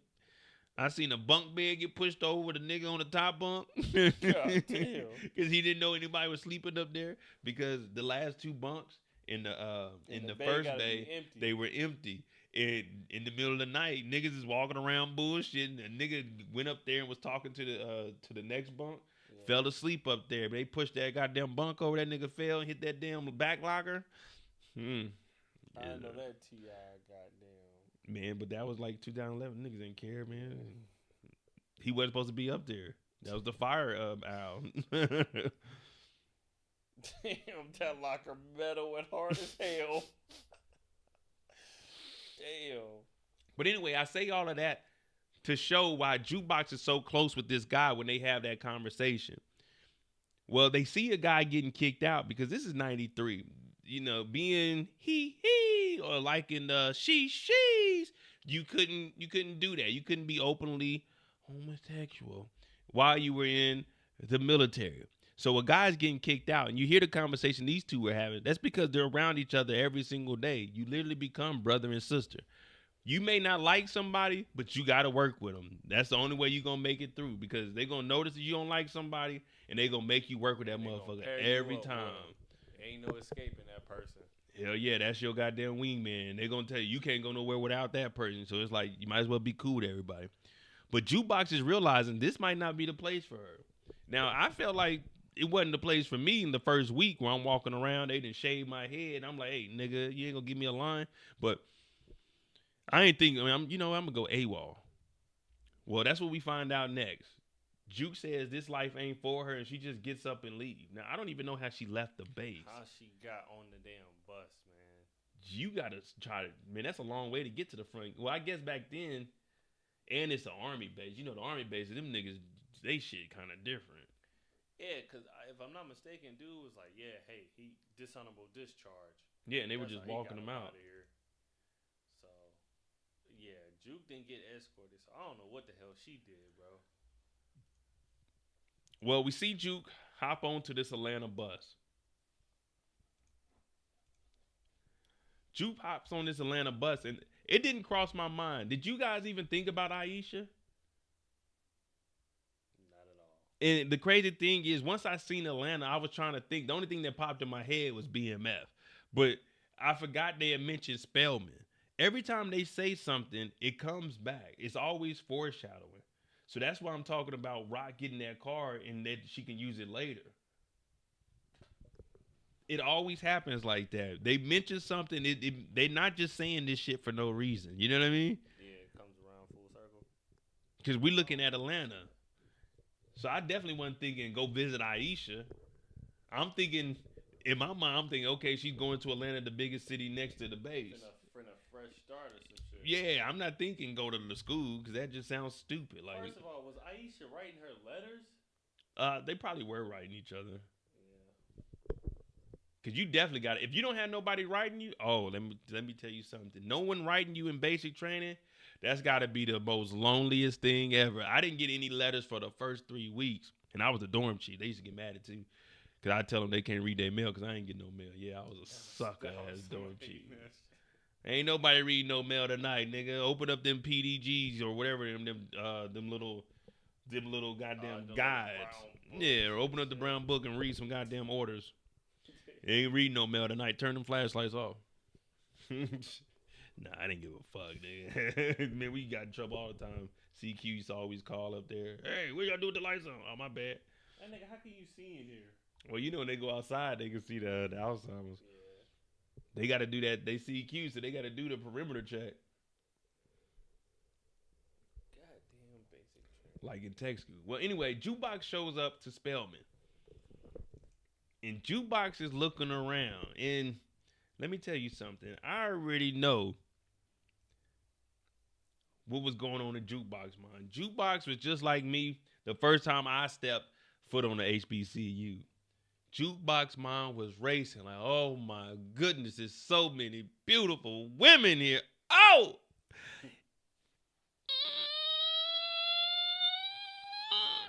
Juke was like, oh, I was just around all these bald-headed white boys, and I don't even like boys. I said, me either, Juke. Me either. Jukebox like, oh my goodness. Ooh, look at this one in the skirt over here. Ooh, this one got the Guess jeans on with the Guess t-shirt. Oh, don't do it to me, girl. Don't do it to me. Ooh, she got a Tommy Hilfiger windbreaker. Oh. Ooh, she got some Keds on. Ooh, don't do it to me. Ooh. I spy with my little eye. Who that chocolate thing with the afro? Come here, girl. Nah, let me not do that. That's Trey Songz's signature. That nigga freak ass nigga. That nigga under some shit too. Yeah, exactly. Let's gotta switch it up. Jukebox is out here and she's looking around. But we're not knowing that Juke is AWOL right now. I'm thinking Juke is just on a break. You know what I mean? All right, Juke then graduated. This is after, you know what I'm saying? What if she is on a break or something, dog? And she just don't go back, then she AWOL. We don't know what month it is. Because if it's Christmas or some type of holiday, they do get some time off. Yeah. Leave the base. Yeah, so maybe that's what she doing. But then that would mean she'd have to be a ranger or something, because they ain't doing that for regulars. Man, she hopped on a bus. You can't leave the city. I don't know what the hell she did, bro. You know what I mean? Like when we got to go around San Antonio, you wasn't hopping on a bus going to Houston. Bro said Juke was going to Freaknik. Yeah. Hey, Juke was at the first Freaknik. But out of nowhere, Aisha shows up. Now, you know Aisha done been down into Atlanta. What's that hair show in Atlanta that they have every year? Would they be doing the wild-ass hairstyles? I know my sister. What you talking about. The what is it? Shit, hell if I know the name, but I know what you talking about. Candy, what is the hair show in Atlanta that they have every year? And they be having they be having like birds in their head. They be having goddamn like trees that they made out of hair. What's that shit called? Like the Barners hair show or something like that? I couldn't even tell you, dog. Bailey's? I don't know. I know some. Yeah, the Bronner brothers. I knew. You know she been down in Atlanta. Look at that. She got that. Don't go chasing waterfalls. That's who was at the Freaknik. Please stick to the rivers and the lakes that you're used to.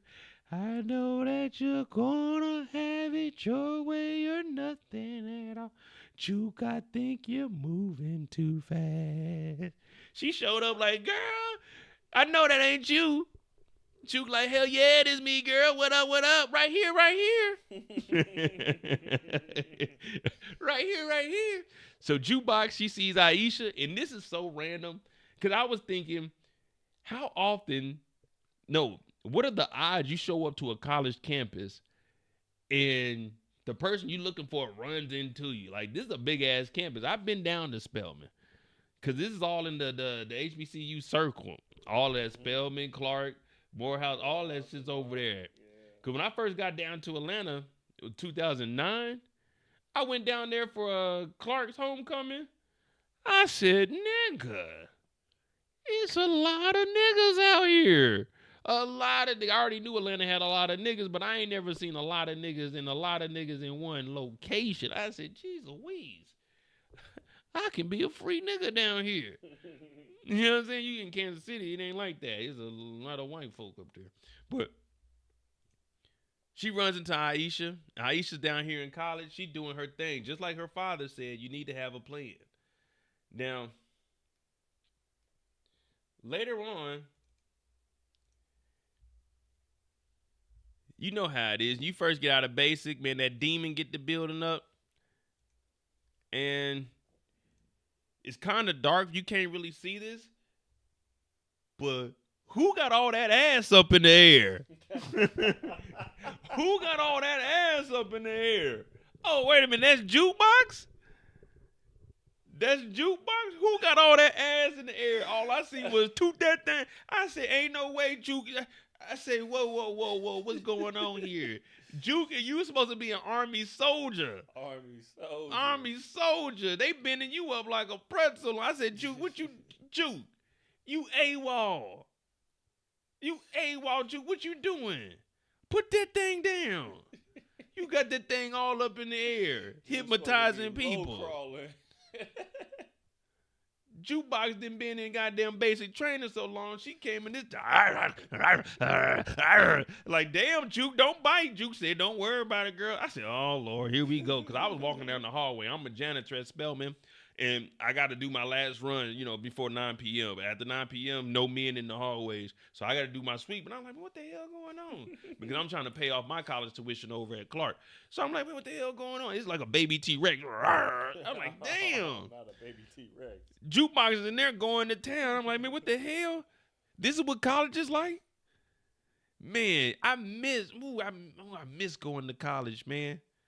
If I would have went to college, I know my twin size bed would have been having some fun. Damn, if Jukebox is in here, Jukebox is Army strong too. Jukebox, shit. Jukebox can run 2 miles in 10 minutes. You don't want to know how Juke is down there controlling her breathing right now. That's a thick blanket too. Her grandmama made that blanket.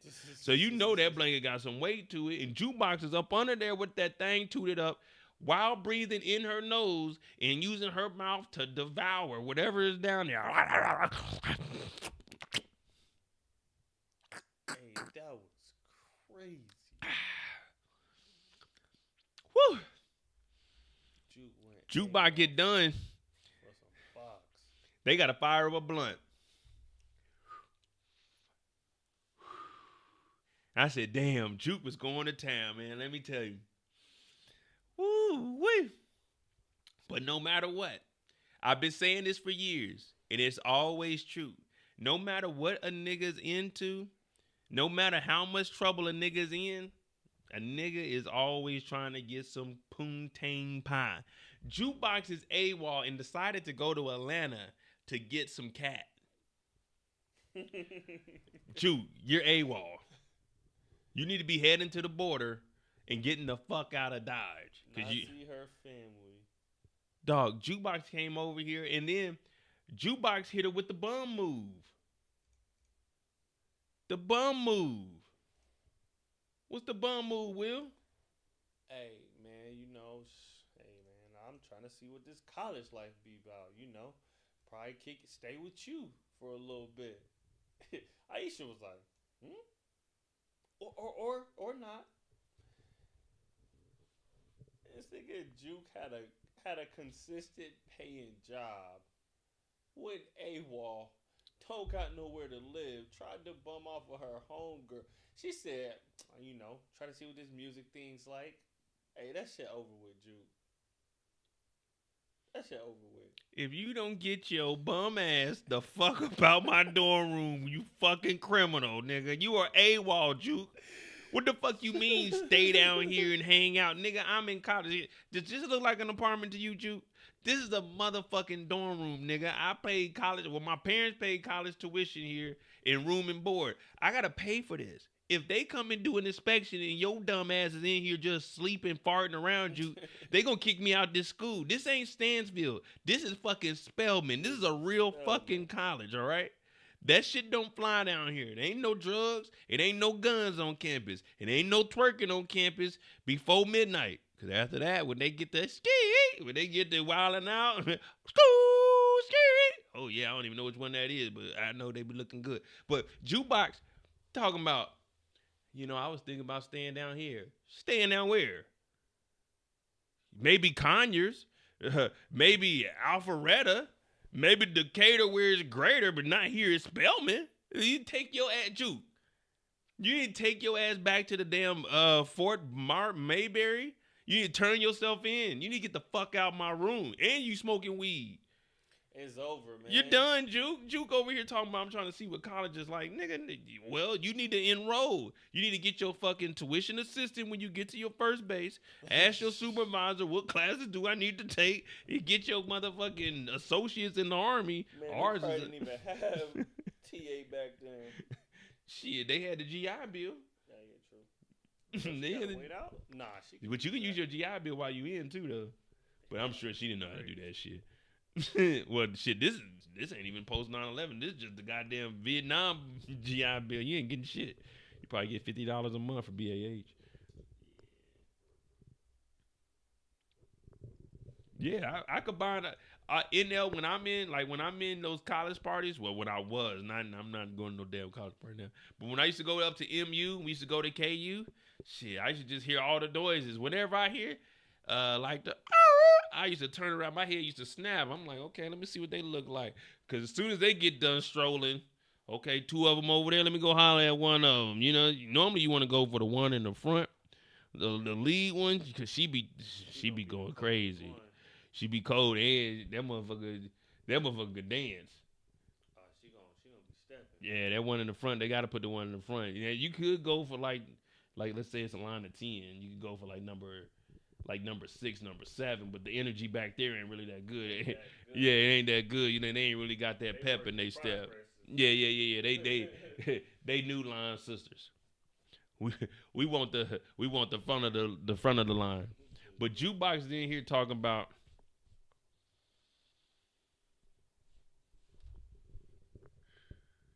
Trill. I just got laid off, brother. I'm just gonna come stay at your crib for a little bit. You know what I mean? Just until, try to figure shit out. Yeah, man. I'm just gonna take your guest room and just stay at the crib, man. Make sure that rent paid, though. Make sure you goddamn keep the internet on, man. Disconnect from the Wi-Fi. Keep some food in there. Yeah, what are you doing, Juke? What did Jukebox actually think she was gonna do here? She was just gonna stay on campus? Juke said, man, I'm trying to see what that campus life like, this college life. Yeah, what do you mean you trying to see what it's like? Yeah, you don't go to school here, Juke. And then Aisha, she pulled a move out of my book. It's not you, Juke. It's me. Me relocating over here to Germany, I'm not gonna lie to you. It's been a stressful transition. And the reason I say that is because I'm very family oriented. I always wanted a big family, 3-4 kids, because I grew up around my family. But separating and actually making that big jump and coming overseas, it really did something to my heart, to my mind, and to my spirit. So you have to bear with me when it seems like I'm being a little bit distant. It's not because I'm not interested in you. It's just I'm having one of those moments where I'm trying to identify what I need to do for me. I mean, I kind of have a direction, but sometimes I feel like I'm getting lost. And that's when I go and open up my Bible and I look for the verse and look for the word to explain what my next step is. So you got to understand that right now I got a lot of priorities. Not only does it come to work, I'm trying to finish up my second doctorate, Me and Kendrick Lamar got a song I'm supposed to be dropping with him. He want to go over my flows with me, so I'm very busy. And you got to understand, like I got to get on these YouTube lives on Friday. We can't be kicking it. No more shopping sprees. No more late night creeps. I got to do a live 4 to 5 hours. So you gotta work with me. But trust me, it's not you, because if I could have you in the perfect world, you know I would, and I would do anything for you. But right now, it's just the timing isn't right. It's like the universe is telling me that I need to focus primarily on what I got going. And then once I'm situated and I'm comfortable with who I am and where I'm at in life, then I can easily bring you in and absorb you with my love, because I don't want my negativity to rub off on you. Not saying I'm negative right now. I'm just saying that I've been going through a lot, and I know with you transitioning out the Army, you have too. But have you found yourself? Have you taken the time to figure out who you are and what you about, Juke? See, I had to give up the music. I was fighting demons. Yeah. You know how bad I wanted to get on the stage and rock a microphone, but I couldn't? So, Juke, you can't stay here. You need to get out of my dorm room. And I mean this in the most respectful way. I love you, but you got to go. You got to understand where I'm coming from. I just need my space. And I enjoyed what we did here tonight. You a real muncher, but you got to go. You see what I'm saying? You see what I'm saying? And the way she let her off, that shit was real player. Yeah, that's what I'm trying to say, man. She did what she was supposed to do. She took a page out of my book. You got to basically tell her, look, it ain't you, it's me. I got too many bitches on campus. Oh, did I say that? Did I say that out loud? My bad, Juke. I ain't mean I had too many bitches. I said I got too many classes I got to take on campus. You know what I mean? I got too many classes I got to take on campus. So, when it comes to Juke, she's back on the road again, man. She's back on the road again. Hey, just think about where her basic training was, bro. I know that bus ride from Atlanta to New York was about a good 2 days, man. They wasn't doing nonstop back then. Hey, that bus ride from Atlanta to New York was wild, especially if you ain't got no money. Cause back then they were giving, it wasn't no direct deposit. They was getting checks. But shit, I don't even think you was getting your check in base. Well, you probably was, and you got the cash in like maybe the post office or something on base, or maybe the bank. Golly. But yeah, I just know that took like 2 days, man. Shoot, the Greyhound from. Nah, were they taking a Greyhound back then? Yeah, that's probably what it was. The Greyhound. And then there was another bus that was pretty big back then. Was it Vanguard? No, Vanguard was the airline. Oh no, I just know Juke was doing some traveling. Oh, Juke was getting it in, man. Juke was putting in them damn fucking freaking fire miles. Too bad she didn't have a credit card.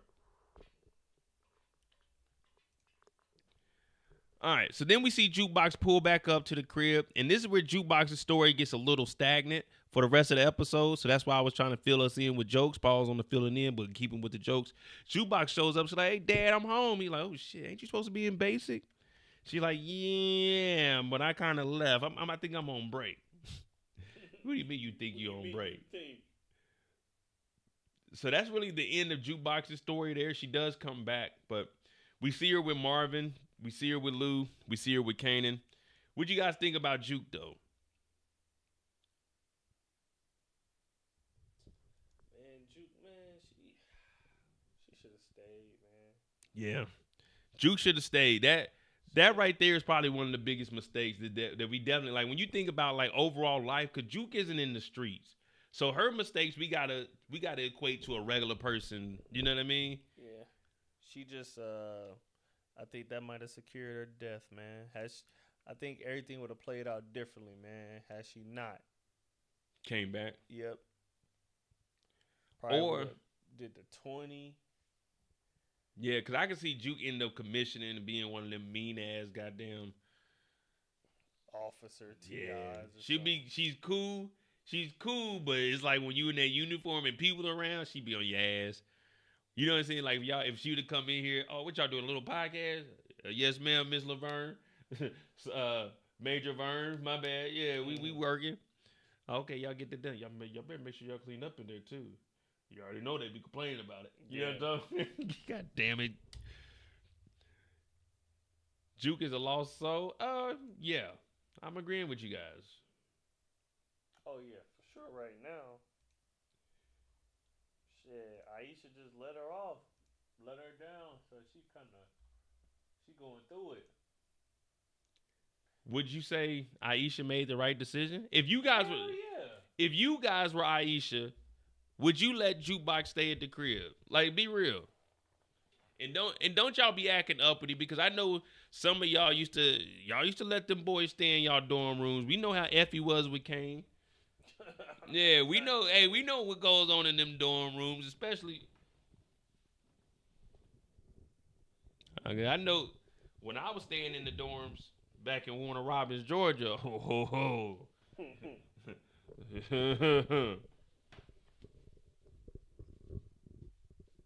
was our college. That nigga OT said Juke's supposed to brought the strap out, not just the tongue. Hey man. she ain't had nothing but that M16, man. She just got back from war. OT, cut her some slack. But nah, man. Aisha definitely made the right decision, bro. It's been how long since she saw Juke? Yeah, it's been a couple Juke months. just admitted to goddamn being AWOL. being AWOL, throwing away her career, and she want Aisha to do the same? Nah, bro. Aisha did what she thought was best for her, man. Nah, man, that's messed up. Use the docs me. Hold on, let me see. I don't think she gonna take out Aisha, man. I think if anything, bro, she might take out Crystal. Oh man, Crystal ain't do nothing to nobody. They ain't even speak, man. Like they was still beefing or something. But I think they smiled at each other though. Oh. I think they did. I mean, she could still be mad though. It don't even make no sense. Shit, I don't even know. My bad. Bear with me, guys. But yeah, that's in the jukebox. We off the clock. Yeah, I don't know what happened to my little chat thing. I can't even bring these things up no more. Let me see.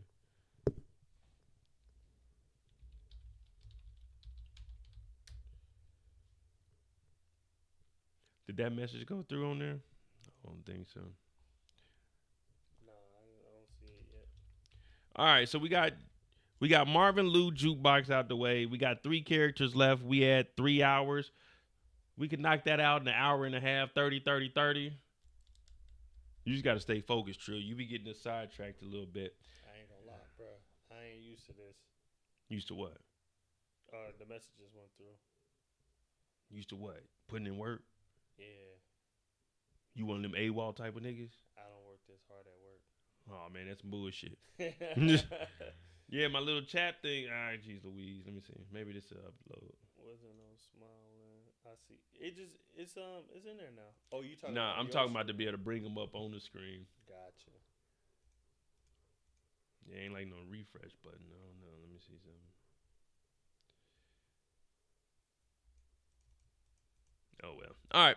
Who we got next? We got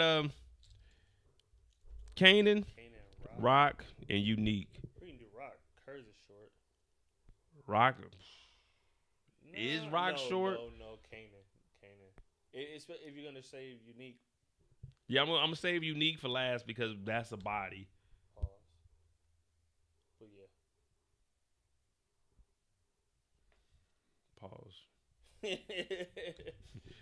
That one had a register. You would do that one last. Hey yo. Yeah. Probably definitely Kanan, man. All right, so we'll go Kanan, Rock. Wildin'. We'll go Kanan, Rock, and then Unique because Rock and Unique story overlaps. Yeah. Yep. Finishing Rock's story. Yeah, finishing Rock's story is all right. Give me a second. Hit that like button. Hit that subscribe button. We are here. Are you guys all right? Like, are you guys feeling Trill? Like, y'all could be honest. Y'all could say, man, Trill is terrible because I've been trying to kick that nigga out all day. That nigga he talking about, I'm gonna pull up. I'm like, pull up. Hold on, let me see something. Hey, you go outside and get that off the nigga, please. It's fucking 28 degrees outside. I know it's a little slippery out there, but can you go downstairs in the garage and get the salt out and throw the salt down? That's how Jukebox was. Yeah, I'm gonna just stay here. Hey, can you give me some food from the cafeteria? No, hell nah, Juke. Hey, nigga, Juke just left. She had a place to stay, bro. Yeah, she ain't got was no getting money. She ain't got no money, no nothing. She was fed 3 times a day. I tell you, man, Juke ain't got no damn mind, man. So we're gonna go Kanan's story, then we're gonna do a spin move to Rock, and then a step back into Unique story, and that'll knock us out to 5 hours. Hit that like button, hit that subscribe button. I'm Moda J. This is my brother Trill. I've been knowing this brother for I met you 13. I've been knowing this brother for 12 years this year. His whole military career, mostly all of mine. Hey, what Matthew Wilson talking about, bro? Wasn't Trill in the episode trying to help Unique get money? Named too soon or something like that. What? Trill in the episode trying to help Unique. Not early Tyler. That's the only person I know. Nigga said I look like Warrell? That nigga said Warrell. What you talking about, bro?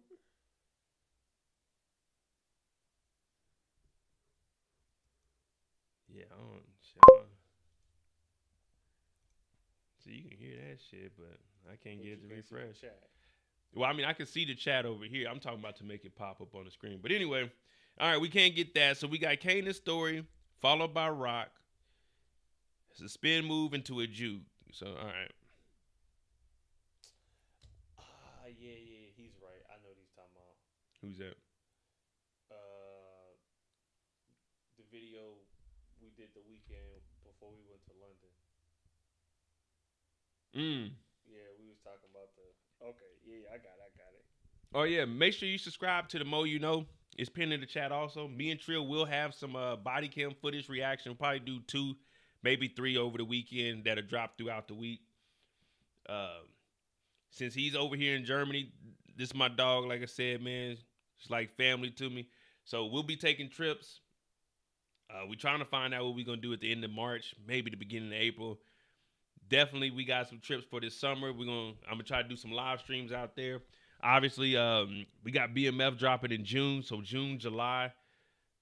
We will be on the road on some Fridays, so we'll definitely try to get some lives in. Make it happen. Hopefully, you guys are entertained. Hit that like button, hit that subscribe button. Put a 2 in the chat if you're still here with us. Put a 3 in the chat if you like, man, I'm getting the hell up out of here because we about to talk about Kanan next. And Kanan wants to become a man. The only problem with becoming a man is in order to beat a man, you got to beat the man. And Kanan ain't ready to get into no squabbles with no real niggas with no real muscle because Snaps and Pop ain't playing with this young whippersnapper. Yeah. What you think? Man, I think, first of all, after watching that episode, it made me think, why did Kanan pop Ronnie? Because remember, Ronnie was doing the same thing he was doing with Unique. He was trying to take over and run things his way. Remember when he came over to the apartment and he was going at it with Famous? He was telling them, hey, you need your driver to do this. You need to do this, little nigga. So Yeah. Okay. because it's the same reason that Unique was into it with him. Remember, Ronnie messed up the whole situation with the Asians because he didn't want to, we not working for them. Like, nigga, we got to work for somebody. Yeah. Like, what people don't understand is everyone thinks they're a boss, but you got to press that pause button. You are not a boss. Someone outside of Stefano, someone name me one boss in the Power universe. Did they live or did they die? Nah, just name one boss in the Power universe. And we're going to see if that's a boss before we even get on the clock with Kanan. Ooh, Snaps and Pops? Snaps and Pops, you could call them bosses. But are they really bosses? I mean, shit, they fronting the money. So they are bosses. Yeah, they fronting money. Because no one's above them. Name another one. Shit, that's all I got. Exactly. They're not in the game, though. They used to be. But Quan ain't a boss either, though. Quan is a part of the Asian mob. Quan ain't the boss. Quan is just a supplier. Just like Rock. Rock ain't no boss. She works for Stefano. Stefano gives her the orders. Stefano's a boss. Quan don't make the calls. Quan only negotiates the prices, but the price comes from above him. You see what I'm saying? Yeah. So when you really start thinking about bosses, no, nigga, you a mid-tier manager. Lobos was a boss, yeah. Lobos was calling the shots. Yeah. Lobos was getting the product and giving it to them. Lobos wasn't, he didn't have a boss telling him to get the work. No, Lobos was moving around on his own. It ain't that many bosses. James St. Patrick wasn't the boss. He was the boss of Club Truth, but he wasn't the boss in the dope game. That nigga was just a supplier, mid-tier. He was the middleman, the middleman. Lobos offered him that spot, though. Hey, someone get Big Alex Rocks out of here.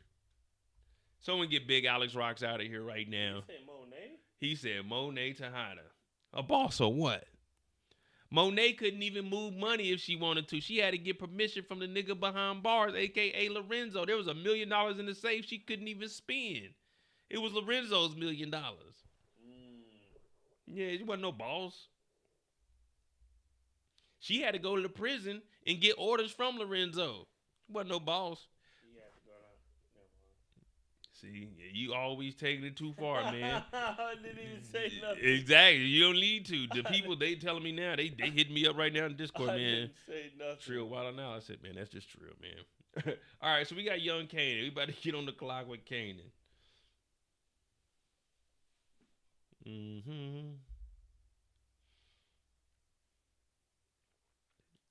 The first time we see Kanan, oh yeah, young Kanan. At the crib counting that dough. What do you call this dude? OC? Yeah. OC. OC it is. All right, here we go.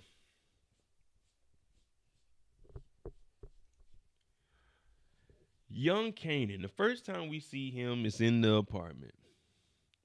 Young Kanan is counting money. OC is counting the product. You got to make sure that inventory matches your balance sheet. Now, I took 2 classes of accounting and I hated it, but I can balance a balance sheet. You know what I'm saying? I can take what you got and make magic out of that. But that money counter, ding, OC talking about, hey, OG. It's crazy. They calling Kanan OG. Kanan only 16, 17. Yeah. Kanan like, what up? We getting this money, baby. What it do, pimping? OC like, man, we running low on product. Kanan said on product, look, don't worry about it. I'm going to give a rock and get the inventory. We're going to re-up. We're going to be good soon. But before then, we got to cut some of the new workers, the new hirees. Instead of giving them $15 an hour, tell them fucking $8.50 an hour.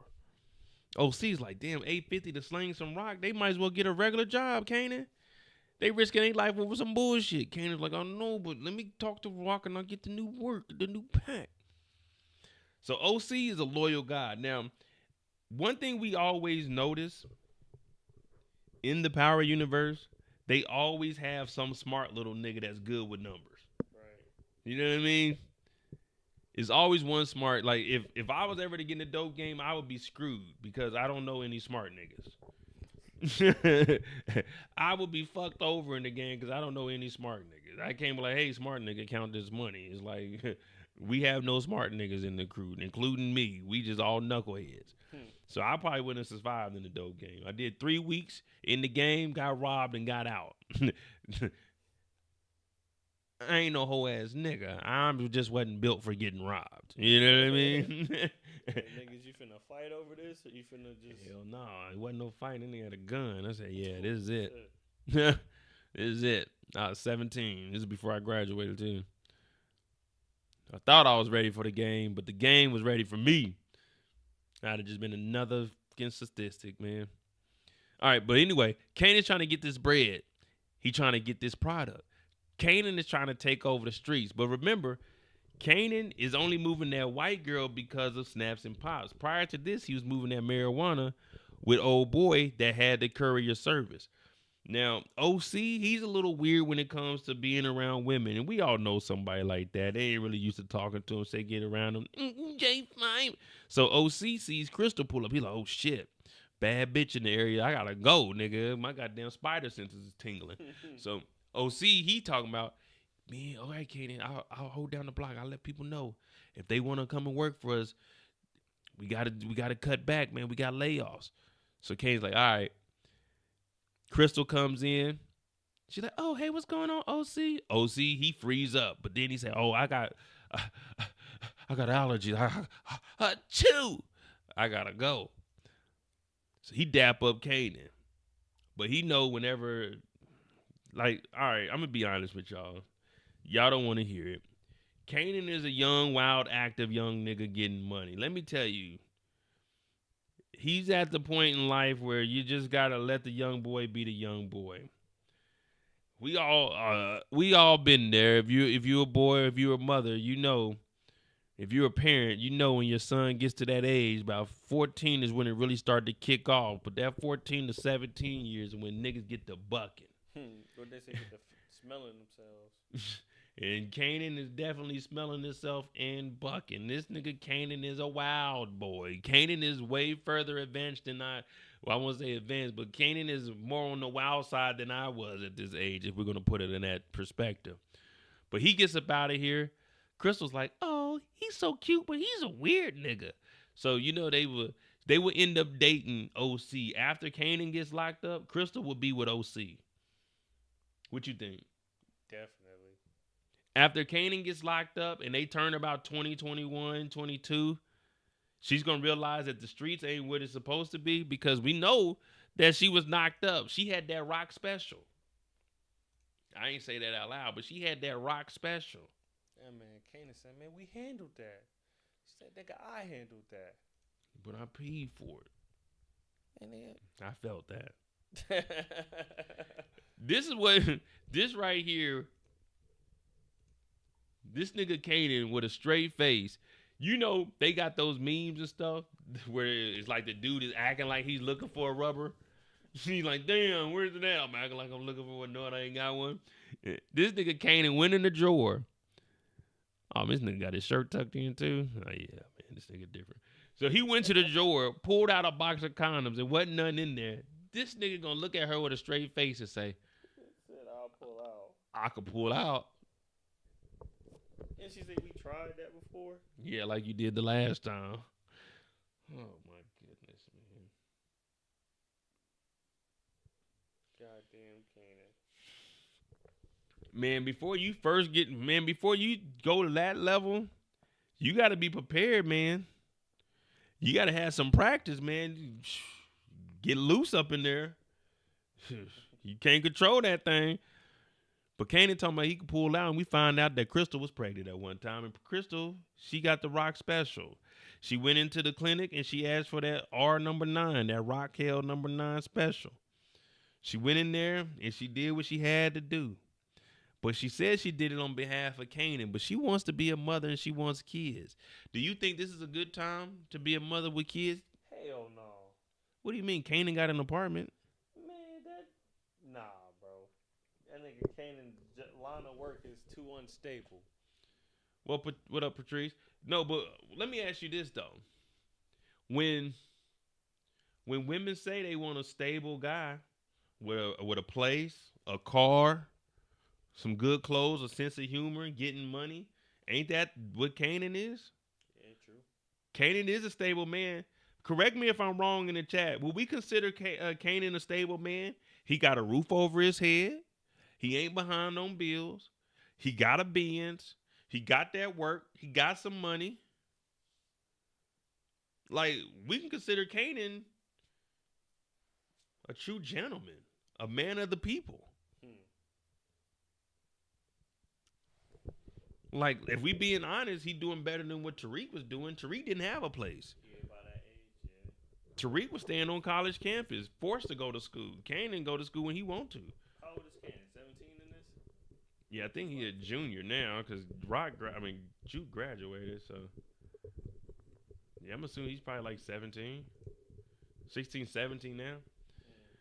Well, Crystal gets bad at Kanan, and then she ends up dipping out on him. Sometimes it's the best feeling. Like, thank you. I didn't have to tell you to leave. Because he could have pulled a Aisha. Oh, got the head and leave. Yeah, see, he could have been on some ruthless type shit. Rest in peace, Rico.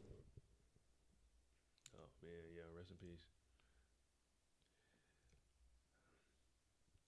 Do you guys believe that Kanan wasn't capable of making sure that everything was gonna be all right with her?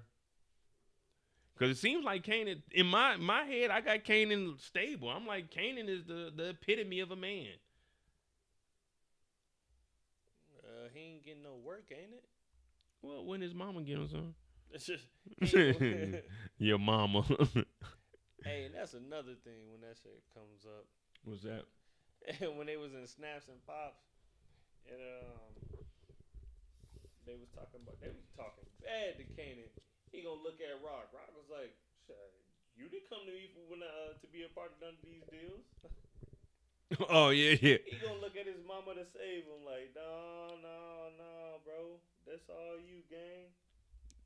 Let me ask you guys this though: who still goes to their parents' house and uses the washer and dryer? Like, I ain't gonna lie to you. If I still lived in Kansas City, my parents and my relationship with my parents is good. I can always go to my parents' house. Like, I got a key to the crib. I just go through the garage, but I just pull up to the house. I go over, like, when I was back before I came to Germany, I was staying at my brother's crib. Oh man, during the daytime, because my dad got a nice little setup over at the crib. So during the daytime, I go over there and spend some time with my family, go see my mom and them. Shit, pull up, they ain't there. I'm getting something to eat. I be knocked out on the couch. I go up to my old bedroom, be sleeping in there. Shit. I don't know about y'all, but I'm still pulling up to Ma's house. And that's what Kanan did, because why would I go to a laundromat when Rock got free water? Rock got free water, electricity. She got cable TV, color TV too. Probably all kinds of TVs, like you said.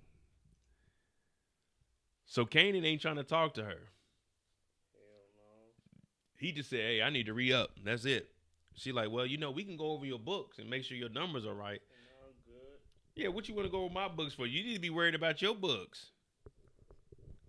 Cause I was about to call her something, but I had to restrain myself. I forgot that was my mama, my mother. Nigga crazy. Oh, it's 2:40. Wait a minute.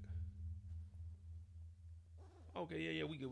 Yeah, it'd be 4 hours. My bad. Where we going? 4 hours? No. I'm looking at the wrong thing. We good. We're gonna be on here till 4. Well, I am. If not, you can tap out, pause. But yeah, I'm about to slide. But anyway, thank you for joining in, Trill. Appreciate y'all.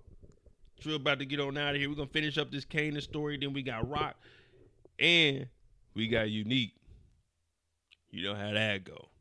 Anyway, we'll switch over to one of these. Let me see. There we go now. Rock is looking at Kanan. She's like, "Okay, Kanan, you want that work? Then you have to put in that work. You got to make sure these numbers is right. You got to give me that book. You got to tell me what you know, Kanan." Kanan like, "I don't want none of that." Now, Rock, she's still trying to get as close as she can to Kanan because she is his mother. And if we being honest, a mom is always going to look out for a kid no matter what, unless it's one of them weird moms that you see that be doing that outlandish shit. But Kanan's over here using his mama's stuff, and she knows she wants him to come over here because as long as he's showing up, this is an opportunity for him to talk to her. Let me see. After that, Kanan ends up getting harassed by the police.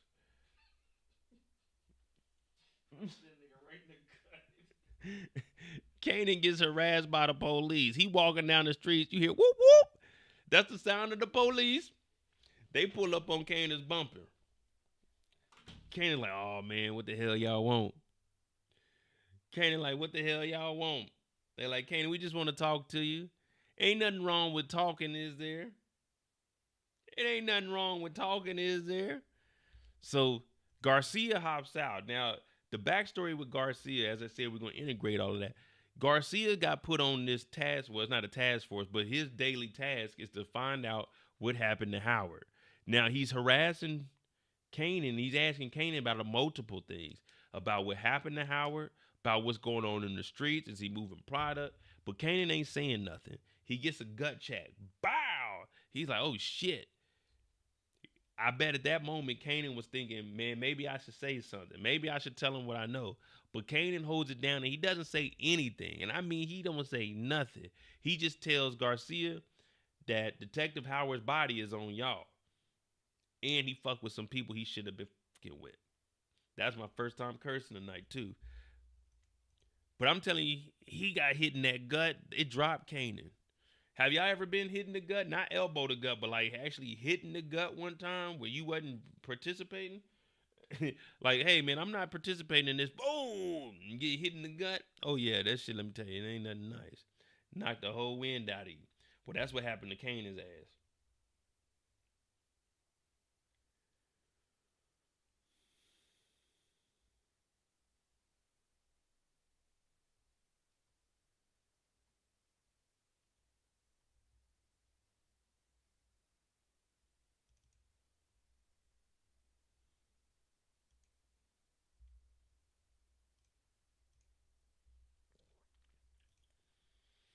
Now, remember, Kanan was just telling Rock, I need some more product. Once we get the Rock story, we'll understand where Rock is supposed to be, where Rock is situated at. And that's because Rock is under Stefano with a pre-made deal with Quan. But we here with Snaps and Pops because Rock is basically trying to get her son from up under them two. And this is where we find out that Snaps and Pops ain't really ones to play with. We didn't see the power that they had in season 3. When we see them, they were just sitting back. We knew that they were on something. We knew that they were a worthy opponent. But we couldn't say if we were underestimating, overestimating, overrated, underrated. We couldn't tell because they didn't really do nothing. But this scene right here, on top of, we seen how he was talking to Stefano. On top of that, this is when we were like, damn, Snaps and Pop are the real deal. Because Kanan come in there and he's talking about the deal that I had was with Ronnie and y'all. Ronnie gone. Business don't work like that. If you and I go get a joint bank account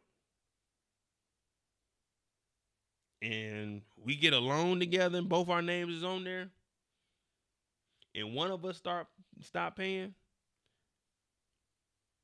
the other one got to pay too. The other one we both getting affected. We both going down. We both boo-boo the food tonight, nigga. Thanks to you. Thanks to you. Boo-boo the food. So Kanan, he's over here telling Snaps and Pops, like, hey, man, I ain't had nothing to do with this, man. But now Snaps and Pops. Now, they are using some big words, and I can't even remember everything they said. But I'm going to break this down to the most simplest form that I can. Basically, what Snaps is saying is, look here, little nigga.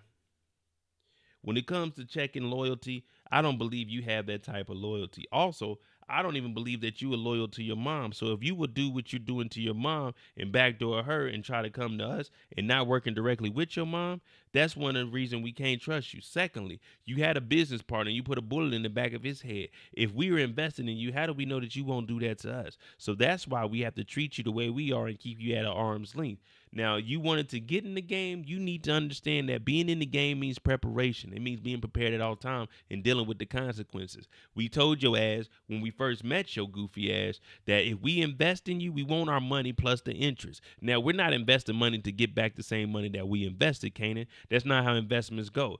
We want some return on the investment. We don't want the return of the investment. We want returns on the investment. So what you and Ronnie had, that was our business. When I bought into that, I'm co-owner of that shit. So you get 50%, I get the other 50 because I put up 100% of the money. You taking the risk, you get the 50% risk. I'm putting up the money and taking some risk. So what you need to do, Kanan, is back the fuck up and listen to your mama, because you came over here with that shit thinking you a big dog. But let me tell you something. How you talk to your mama, how you talk to your uncles, ain't how you gonna be talking to Snaps and Pop over here. And we didn't even get on Pops when she was getting on your ass, Kanan. This is your story, but we got to integrate them. So I got to give Pops and Snaps side of the story too, and then we'll jump back on your side, because right now Kanan's looking at it like, what the fuck? But he didn't know the game. See, when you jump off the porch, there ain't no parachute. When you jump off the porch, you hit the ground running. That's what that means. Jumping off the porch, you got to hit the ground running. There ain't no parachute to give you time to see where you going to land. When you land, you got to hit the ground running, because if you don't, you're going to get ate up out here in these streets. And right now, Kanan's getting ate up because he doesn't know what he got into. Now, you see, Snaps ain't playing around with Kanan. This is when Kanan realized that the dope game is serious, because even though Rock was there, they told Rock straight up, you ain't got shit to do with this. This is between us and the boy. And Rock knew she couldn't interfere, because if she interferes with this, they're going to unalive her or do something to Kanan. She knows that this is a learning experience, but she knows she can't get involved because Kanan definitely needs this. And these two could potentially be real-time enemies that could come after her or Kanan. So she really has to shut up. Plus, she came in here no security. So when Kanan starts bucking up, you see security stood up. And at that point, that's when Kanan realized, like, oh shit, these people ain't my friends. These people ain't my mentors. These people are really in the game and seriously here to hurt somebody if they don't get what they properly deserve. So Kanan got a wake-up call here. Now, I can give you the perspective from what he's thinking. And he's thinking like, nah, man, I'm going to go in there. I'm going to tell him Ronnie's out the situation. It's just me. Front me the money. No. You took out Ronnie. You got Ronnie's debts. You killed one of our workers. Ronnie worked for us. When you took out Ronnie, we invested in Ronnie. So whatever we invested in Ronnie, you owe us. Plus interest. So now Kanan's like, what the fuck? So not only is the product low, his funds are running low, and he owes double what he was already given. I said, damn, Kanan, you didn't set yourself up, man. You didn't set yourself up, man. It might not be any coming back from this one. I mean, we obviously know he is, but that's what's going on. That's what's going on. I mean, what up, man? What's going on, man?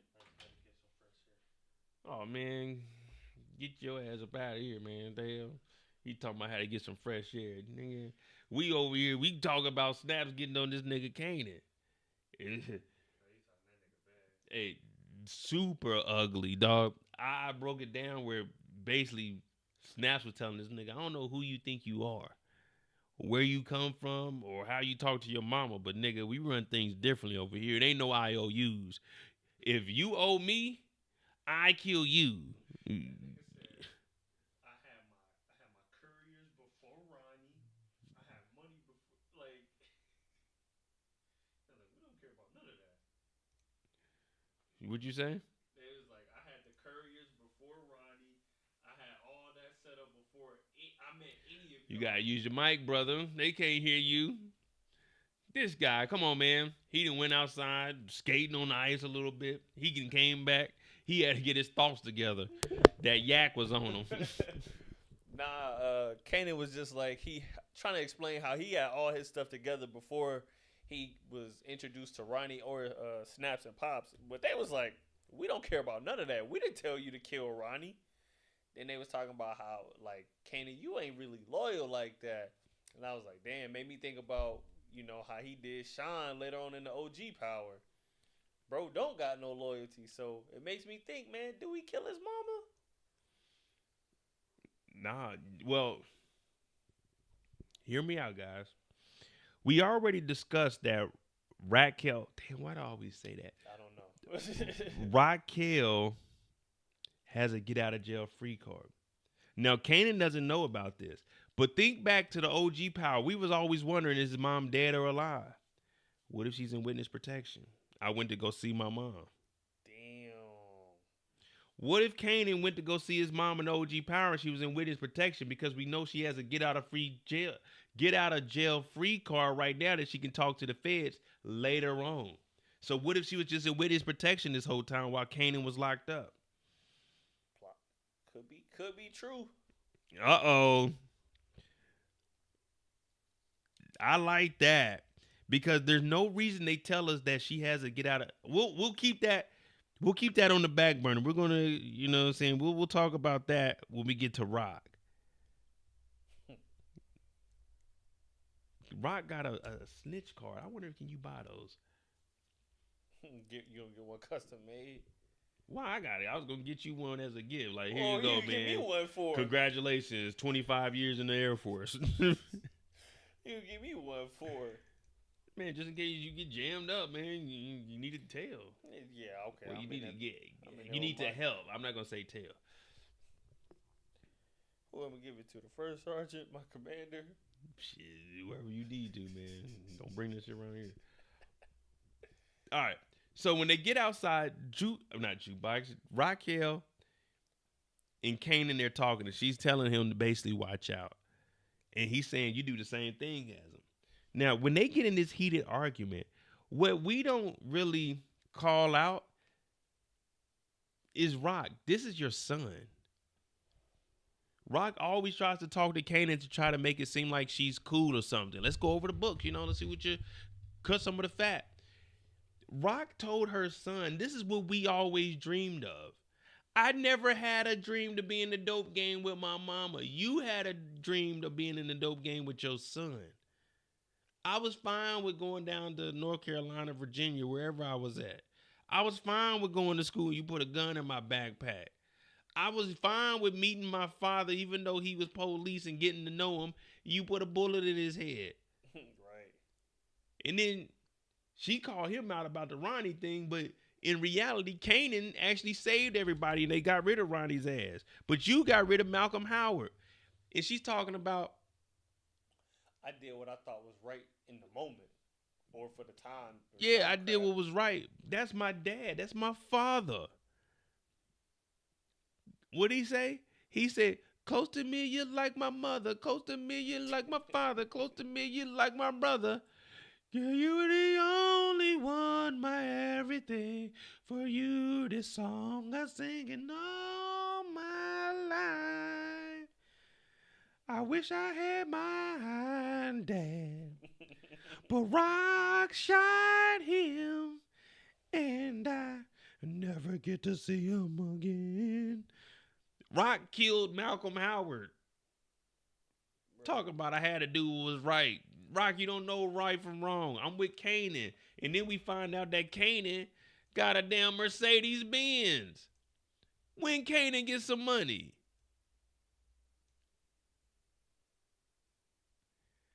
Kanan got some. Trill. What's up? How much money do you think this car cost in 1993? This is like a 93. Let's just say this is a new year. This is the year that it came out. Man, probably like, what? Like 20,000? Yeah.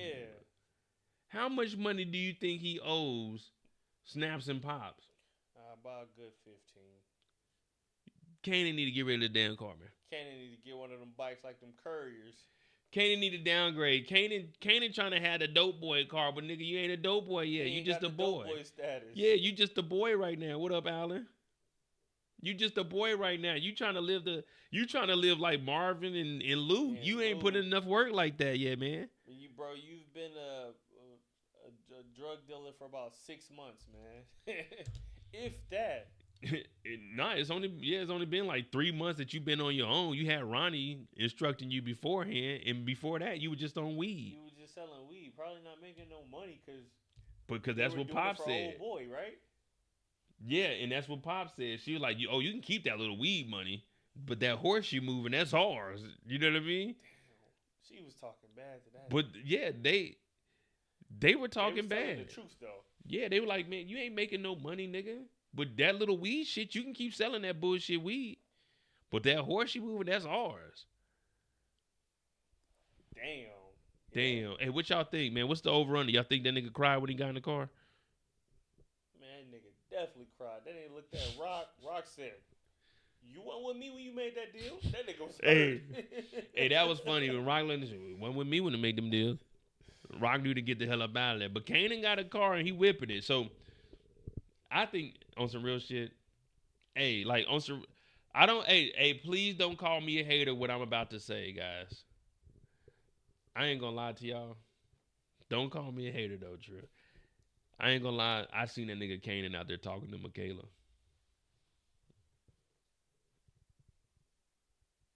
I ain't gonna lie. I had to tell her what I know. I ain't gonna lie to you, Crystal. You know you deserve better. I seen. Oh nah, Kanan. this is beyond hating. No, I gotta tell her what I know. You don't have to tell her nothing. I'm a good friend. You ain't her friend. Listen, hey Chris, I ain't gonna lie to you. I know, like I know you and him are real close. I know you love him. Your loyalty is unmatched. But I'm gonna be real with you.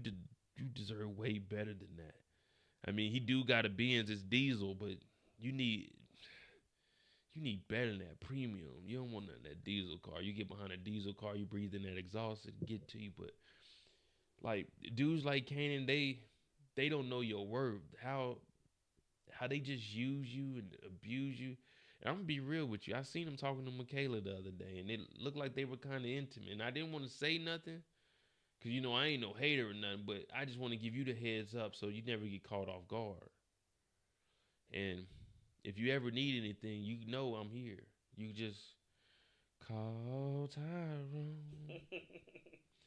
Call him and tell him, come on, come on. And I'll help you get Kanan up out of there because you definitely deserve. You're beautiful. You're a queen. And your musical talent, you could be something great. Don't let him bring you down. I doubt it. Yeah, I'm telling her what I know, man. I ain't gonna lie to you. I told Crystal that I seen Kanan with Michaela, man. It ain't hating, it's the truth. If it's the truth, it ain't hating. Right? Nah, that's hating. Hey, is that hating? Is that hating me telling Crystal that I seen Kanan with Michaela? You Kanan's friend, man. Yeah. And I want to make sure that my friend's significant other is aware that he's safe. He's good. He's with Michaela. He got security with him. I don't think that's hating. I think that's looking out for somebody. Okay. What are you hoping to gain from this? Exactly. Exactly.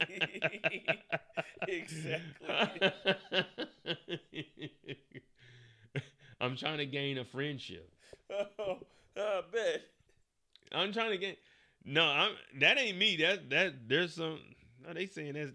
Oh, they saying that's C blocking. So that's like, you know what I'm saying, shot calling. Man, they said no dirty macking. Eric said that's foul. Damn, they said Alan said you hating. Wait. I don't hate. What I do? What I say? All I see is she said you just looking out for yourself, man. Exactly. If Rock you can don't go care in, about Crystal's well-being for real. You trying to GTD. This guy. No, listen. You guys know how would I feel if it happened to me? Oh, I would definitely want, like, come on, guys. If I got to tell you guys the story of why I got a divorce. Oh, dude, nobody asked that question. Don't nobody ask. We don't have time for that. All right, hold on. We are on the clock. Yeah, we're going to finish this up, man. You good, Trill? Because if not, yeah. All right. So we're going to finish up Kanan's story. But Kanan and Rock, they get chewed out. Hopefully we're not too distracted to you guys. You guys are enjoying the, you know, saying the sidebars. But Kanan, he drives off. And the next time we see Kanan, it ain't at that party, ain't it? Nah, it's with Grandma. Oh, he went to the doctor with I forgot all about Grandma. See? That's what I'm talking about. That's exactly what I'm talking about. all in, all I see. She said, get them draws, dog. I'm trying to go over there and tell Crystal you deserve better. Drop them draws. Marvin is a wild man. All right, so Grandma Joyce is in the hospital. She has cancer and is moving from the kidneys to the lungs. I'm talking about it is eating her ass up. What's that song? Eat that ass up. Eat that ass up. That cancer is tearing Grandma's ass up. I'm talking about eating from the inside out. You know, you thought Jukebox was eating something. That motherfucking cancer is whooping ass. That cancer is whooping Grandma's ass so bad she had to turn to Kanan and say, "Nigga, I'm dying." She put her arm on that nigga's shoulder and said, "Nigga, I'm dying." Kanan said, "What? What do you mean you're dying?" She said, "Nigga, it's over with." By the end of episode 3, I probably won't be here, nigga. I'm like Big Mama on Soul Food. It's over. They gotta cut the leg off, nigga. We having turkey leg this summer. Grandma looked at Kanan and said, "Honey, if you don't understand, I'm dying." You remember when Jenny told Forrest, I got that yuck, I'm dying? That's what Grandma was basically saying. Kanan, it's over. It's 1993. Technology ain't where it needs to be, nigga. I'm done, nigga. It's tearing up my heart when I'm with you. Yeah, that shit done got my kidneys and it's going for the lungs. Kanan said, "Hey, Grandma, this ain't a secret I should keep to myself. I feel like everybody should know." The facts. Kanan was in that kitchen. He started to realize, like, nigga, I'm a kid. Hey, facts. Hey, Kanan went from being a dope boy to trying to work with Snaps and Pop to Grandma, I'm a fucking kid. Look at this nigga's face. He said, I don't want to hold that secret no more. Nigga said, "Hey, Grandma, some secrets ain't meant to be held." Hey, Grandma, you got to tell your kids. Grandma talking about, that's the scariest thing I got to do. Face them damn kids. You damn right. She said, facing cancer of them kids. Man, face them damn kids. Man, Grandma over here, man, I ain't never seen someone look a nigga in the eye. Well, nigga, listen to what the doctor saying. I'm dying, Kanan. It's over with. Oh, goddamn. Like, damn, Grandma. But this is one reason Kanan don't like hanging with Grandma. Every time you go around Grandma, it's bad fucking news. God damn, Grandma. First you tell me Elijah was a Rolling Stone. He had a family on the other side of town called the Tomas family. Now you telling me you about to be up out of here. Come on, Grandma. Some weird shit. Damn, Grandma ain't even fighting back. Grandma done gave up. Grandma looked at Kanan and said, it's over with, honey. This is Grandma. Sugar? The upper room. Yeah, we on deck. The upper room.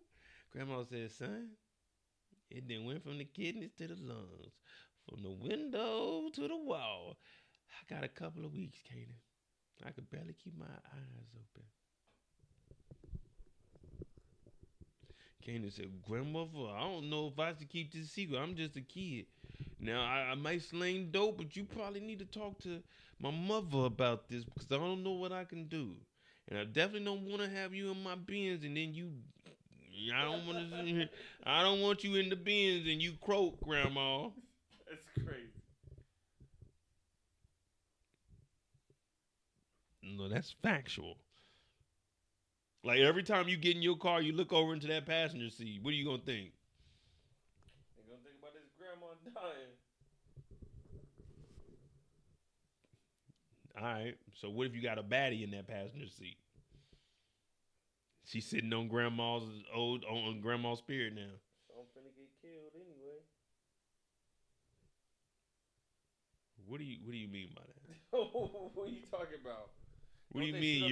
If you got a baddie in the car sitting in the seat that Grandma died in, what do you mean you're about to die? I didn't say I was gonna die. Don't they shoot up his car? What show are you talking about? Nigga, Power. Man, we ain't seen Kanan's car get shot up, nigga. What are you talking about? I thought that's how in the trailer. Nigga, what you watching? Episode 10, nigga? The fucking Kanan car ain't getting shot up, man. Hey, can anyone confirm? Hey, man, hey, you need to drink some water. Go get you some air or something, man. Bro. Nah, man. I ain't see no Kanan's car getting shot up. Bro, watch the trailer, man. Can anyone confirm? All right, we about to be off the clock. Let me finish it. We're going to go look at this trailer, man. Kanan don't want that damn secret grandma. He really don't. That's a lot to hold. Yeah, wait a minute. What happened to grandma? That nigga 16 years old, grandma. Grandma died. Damn, who knew? You could at least told Lou he the youngest. Nah, Lou just got out of rehab. He might not be able to handle that. Yeah, grandma died. Who knew? They gonna go to the doctor. Well, we told Kanan. We told Kanan. Yeah, like, hey, grandma died. They were like, yeah, man. Grandma been having cancer for a while. We thought y'all was informed. We told Kanan. Y'all told Kanan what? We told Kanan she had cancer before it went to her lung. Why Kanan ain't tell nobody? Like, damn, Kanan. Grandmother didn't want nobody to know. Yeah, he's in season 5. I think he just saying the car got shot. I don't think his car got shot up, man. Oh shit, man! I thought somebody's car got shot up. Or did I just make that shit up? Yeah, in 3, I don't think no one's car got shot up. I think Unique did some shooting, but he didn't shoot a car. It wasn't in no car. Ah, shit. It was like in a, I think it's a restaurant. I think I got the steal of it. It's in a restaurant though, so I think it's the Asians. But damn, I thought it was like the spot was taped off, but also like the car was also behind that taped off as well. Oh no, that's in front of the restaurant. That's in front of the restaurant. Grandma said every time Mo says grandma take a shot. Oh, you talking about y'all, man? I won't say grandma no more. I say grandmother. Grandmother. All right, so this is the end of Kanan's story. They end up showing up to the open mic. Crystal shows back up because it's something about this situation that usually happens like this in real life. Something keeps pulling me back. So Crystal comes back and she's realizing she do want a dope boy. And I know it sounds bad, but maybe this wasn't the time that she needed to have a child. And she's starting to realize that. Like, I mean, it may have been a blessing, but you know what I mean? Sometimes it isn't the time that you need to have a child. Nigga, she was, what, about 15, 16? I think she might be a little older. I think she like Juke's age. Mother. Like, bro, you don't even have a job. But her dad owned grocery stores, so she probably ain't got it. That's why I said she like a dope boy. That's why she was in butter. I'm tweaking. Yeah, remember she was in butter because Aisha's family had money because Aisha went to Spelman. The dad was asking, what you gonna do? Mm-hmm. Crystal, she said her dad owned grocery stores. So Jukebox, well, Marvin had money, it just wasn't legitimate. But Crystal's basically like Nunu. Yeah. She don't. Yeah, she ain't supposed to be out here in the hood. What's she doing in Queens anyway? Her dad gone, but that don't mean them grocery stores still hitting. The mother probably got the grocery stores. He left him some kind of money. If you own grocery stores, I'm pretty sure he had some kind of like life insurance. Yeah, definitely. Yeah, you ain't, because you got to have insurance over the stores in general. So I'm sure he has something set up. But she comes from money, put it like that. They might not have the money now, but she comes from a little bit of money. She probably get that shit when she turned 21 or something. Yeah. Says she's slumming. Well, she might be. But that's pretty much. Thank you, HFG, for that $3. That's pretty much the end of Kanan's story, because after that it's really Rock, and we're gonna tie in Rock's story with Unique's story. Well, we'll finish Rock's story going straight into Unique's. Probably won't be a break in between. But what do you guys think about Kanan overall? How was his efforts in episode 2? Did he do a good job, or? Like, we can't really say he messed up with Snaps and Pop. This is his first time actually orchestrating a legitimate deal. You know what I mean? Like between them two? Yeah, this is his first time actually stepping up and being the head honcho. So I really can't knock him for that, because this is a learning experience. It's not like he's Lulu or Marvin and he's messing up at their age. Yeah, bro, 16. Yeah, he's 16 years old. Ronnie did most of the talking to Snaps and Pops because he had already, Yeah, he already knew him. Yeah. And... Oh, yeah, Kanan. I think Kanan already knew he wasn't a big dog. Kanan only the big dog around niggas like OC and Famous. Yeah, Punk and Famous. But Kanan, he gonna find out the hard way, man. It be like that. But it's definitely needed, though. All right. Next up, we got Rock. And we got some questions about Rock. Yeah, we gonna knock this out 3:30. Yeah, we'll be done. We'll be done by 4:00. All right. Sweet home Alabama. Make sure you hit that like button, hit that subscribe button. I'm Mo J. This is On the Clock. We've covered Marvin, Lulu, Jukebox, Kanan. We about to finish up with Rock and Unique. This is On the Clock where we talk about each individual character. We break down the storyline from their standpoint, joke around a little bit. Got my dog Trill in house, you know what I mean? Welcome back to Germany. We're going to try to do more lives like this. If you haven't subscribed to the Mo You Know, on that channel we do reactions to body cam footage. If there's any articles that you want me to break down, current events, like we just covered the young lady that hit the other one with the baton. So we cover articles over there. That's a more serious side. I mean, I do joke around a little bit, but more real life stuff outside of TV shows, that's on my other channel. So if you could do me a favor, subscribe to the Mo You Know. We're trying to get that to 1,000 subscribers. Trying to get this channel to 75,000 and ultimately 100,000. But next up, we got Rock. We're going to knock this out. But the thing about Rock, and it's tough to talk about Rock just because we have an infatuation with her. And we also love everything that she's done. The only problem when it comes to talking about Rock is I'm in a bind, Nate.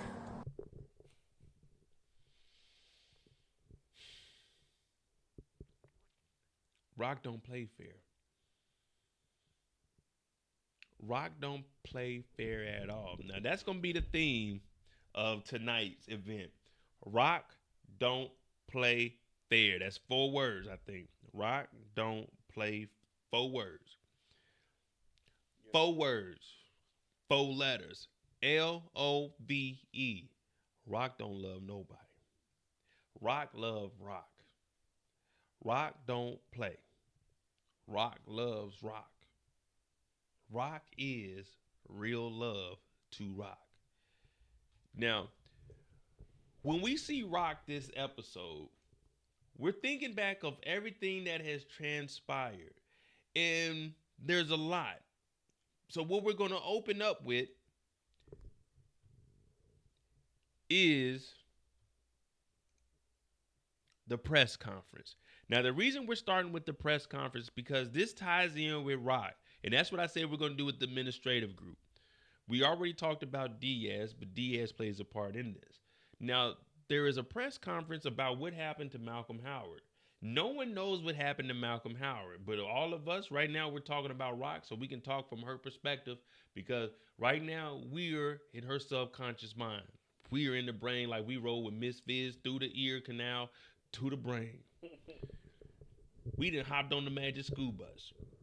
Now, on the news, they talking about the Malcolm Howard death was an actual hit from some foreign vigilantes that came across the border that were messing with Ronnie, supplying him, and they popped both of them. It was a drug deal gone wrong. Ronnie, quote unquote, was somebody that Detective Howard had been doing a case on. Now, if you looked over in the corner, Captain Batiste, who was Detective Howard's boss, he's looking and shaking his head like that shit ain't right. Now, one thing you know about being a black man in uniform, you can't show no emotion against what the people in front of you talk about. You just got to sit there like, hey, what it is, man. Y'all can think I support it. They balling told me to show up to this motherfucker. I ain't had no other option. You just sit your ass there and shut up. But he's looking around. And now the people are talking about Shannon Burke. Now, the reason we're bringing this up is because Captain Batiste is putting out a own individual personal, not a task force, but a own individual undercover detective to follow the Thomas family. Now, it's going to get very, very sticky. And the reason I say that is because we got the NYPD and we also got the feds. Remember, Rock has already talked to the feds and told the feds that Crown was into it with the mob, and those same mob white boys came back to the house. So we know Rock has talked to the feds. Now let's get the connection to the NYPD. She used to fuck around with the police because Malcolm Howard is her baby father, and she may have been telling back in the day, which Detective Burke found out, which they're asking, is Detective Burke a homicide or an unaliving? Well, they're going with it still an unaliving because she was on the bumper of Howard, who took her out so she wouldn't find out that Howard and Rock had something going on because she was the official CI. And then Rock took out Howard because Howard was going to turn in Marvin and bring down the brother. So right now, everyone is intertwined with each other. So everything needs to be covered because if it isn't covered, everything in the dark comes to the light. Follow me, Trill. Now, from here, we got Captain Batiste talking about you go out there and crack some skulls. But prior to this, Andre. Now, Andre comes into play because we know what happens to him, but we're not jumping ahead. Andre is telling them that the task force is over with. Oh yeah. Don't care nothing about them no more. Don't care nothing about them. But what did he say also? They could still reopen. Yep. So lay low. Don't do anything. Don't be out in the public. Now remember, we've seen everything that happened.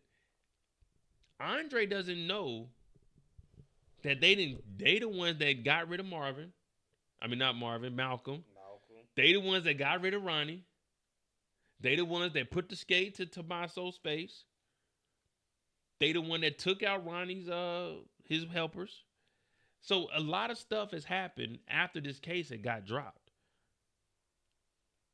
Or this task force that got dropped. So we know Marvin, what his dumb tactic was. So when Rock says, hey, Marvin, that means don't do nothing stupid out there. We already knew you tell Marvin to do something, Marvin does the opposite. If you tell Marvin to do something bad, see, Marvin's brain is all kinds of messed up, and Rock knows that. If you tell Marvin to do something bad, he'll do good at doing bad. But if you tell Marvin to do something good, he does bad at doing good. I don't know if that's just the way he's wired and programmed, or is he just fucking with us? Because when you tell him to just, you know what I'm saying, just do this, he'll do it. Marvin, I need you to go unalive somebody. He'll do it. He'll get away with it. But when I tell you to do something simple, like just slap a nigga, he does the complete opposite. He ended up shooting him. Like, what the hell is wrong with you, man?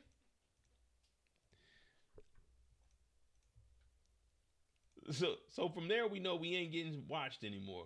We know because we talked about it on Kanan's story about Rock and Kanan when they at the house and he's using the washing machine. Now, Rock, she's always trying to play it cool. Remember, we done a live where we talked about Kanan and how Rock talks to him.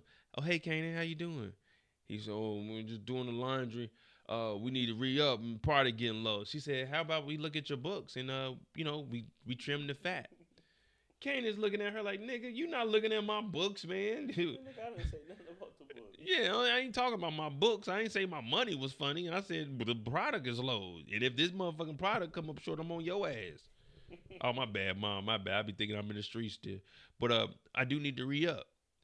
So Rock, what she's doing is, she's being defenseless, trying to make herself seem as least harmful as possible so Kanan will open up to her. Yep.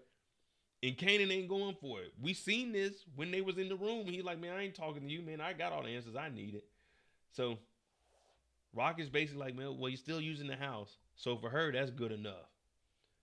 Now, we going to move forward because we don't see Rock again until Rock goes and talks to Stefano. Now, this is a key moment here because she's talking about taking over for what Quan is doing. She's talking about I can't go nowhere. She know I can't get the lower prices. It's Stefano. He already has a relationship with Quan. So we heard that Quan is putting 20% on. Quan think he Donald Trump. He 20% tariffs. That nigga didn't say a 5% increase, 10, 15, 17, 5. That nigga said 20%. So if it costs $100, it's $120 from here on out. That $20 will whoop a nigga ass. Hey, let me be honest with y'all. Is to you guys, like, let's be real right now. We all adults.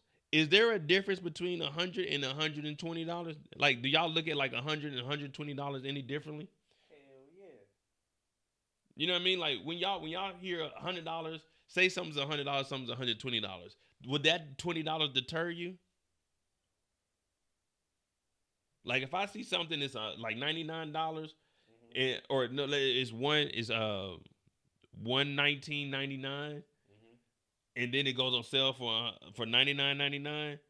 I'm trying to get it for $99.99, and if it goes back to $119.99, I'm not buying it. I'm like, man, that's too expensive. That $20 makes it different for me. Let me see. Put a 1 in the chat if 120 and 100 don't make a difference. Put a 2 in the chat if it does. Yeah, let me see who putting 2s. I want to see how y'all living out here, man.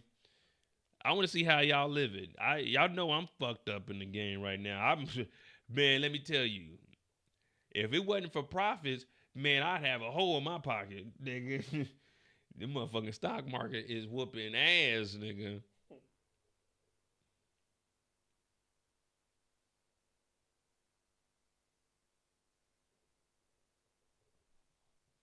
I don't even remember the numbers. Is it 1 that it is a difference, 2 it ain't? I don't even remember what the numbers were. I think 1 was it does make a difference, 2 it don't make a difference. Somebody knows. Yeah, well, anyway, matter of fact, I got a Bose speaker upstairs right now. There's a Bose. I got that old Bose speaker when they first the portable speakers first came out. I got this Bose one, and it was $199. No, it was $249 originally, and it was on sale for Black Friday for $199. Shit, my ex bought me that motherfucker. That's when I told y'all that I got mad. Now I wasn't mad at the speaker. I was just mad at comparison in the gifts, because I bought a MacBook. And she bought me that damn speaker that was on sale. I'm like, man, if I wanted the goddamn speaker on sale, I would have bought this motherfucker on sale. You know what I mean? Like, hey, man, it's $50 off. I was just waiting. You know what I mean? Yeah. But if I buy a MacBook and you buy a speaker, hey, man. When I hear music, it makes me dance. You got the music, now is your chance. Knuckle up. I mean, wait. Squabble up.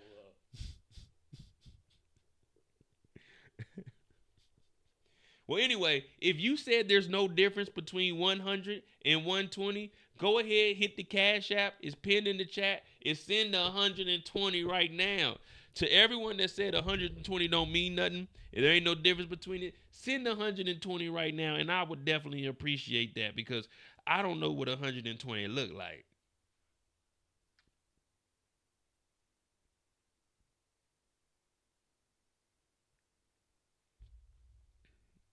Yeah. If 120 ain't nothing, send 120 over right now. You know what I mean? Let me see what we got. So that means $1,000, 200, 10,000, 2,000, wow, 100,000, what, 20,000, wow, a milli, 200,000, wow. 20% whoops ass. 20%, boy. So Rock tells Stefano straight up, what if I can find me a connect? So now who does Rock think she is? Goddamn Frank Lucas? Like, she talking about, I'm going to go find some poppy fields. What if I do? He's like, nigga. Yeah, all right, if you do, then good luck. I'll cut you a better deal. So, all right, Rock got that in her mind. Let's get to the action, man.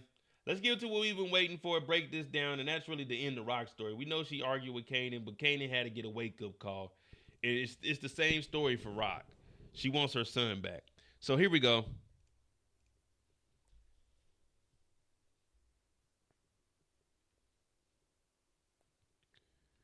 Rock is sitting down with Andre. And the truth starts to come out, guys. I don't know if you heard or not, but let me run this back one more time. I don't know if you guys heard or not. Well, the FBI... Listen to this crazy shit right here, guys. Listen to this. Well, the FBI is willing to offer you what amounts to be a get-out-of-jail-free card. The FBI, not the police, not the made up feds, FBI. Federal Bureau of Investigation. Finding Bullshit Incorporated. That's what the FBI is. And they told her we got to get out of jail free card. For you to use at any time in exchange for information that could be used to prosecute Mr. Marchetti.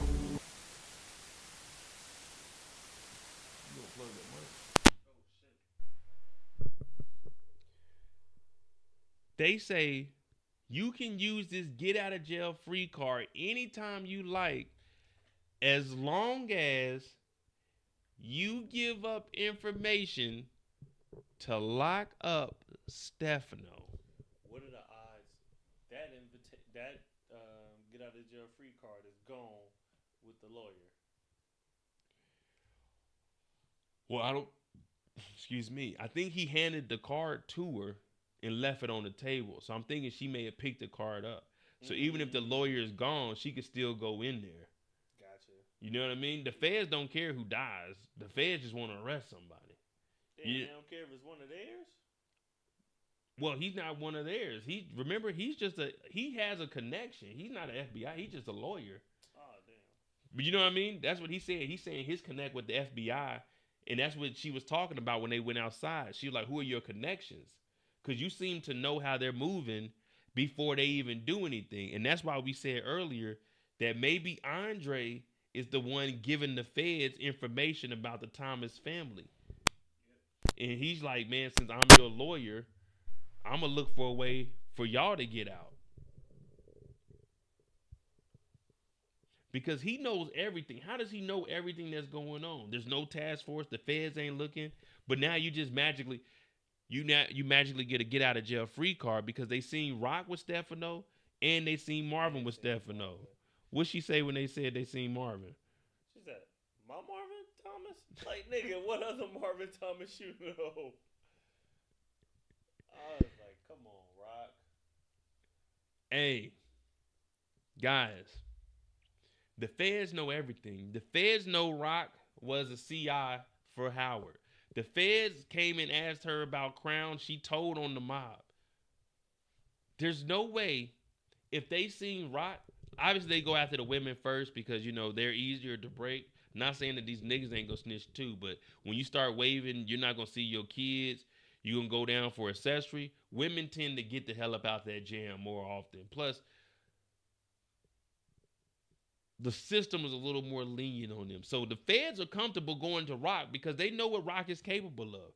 Rock gave information about the mob already. So why not go to Rock and tell her, look, here's a get out of jail free card.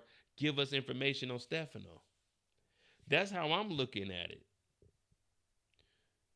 And it makes me wonder in the OG power, Kanan went to go see his mom. Everyone was thinking either she's alive or she's dead.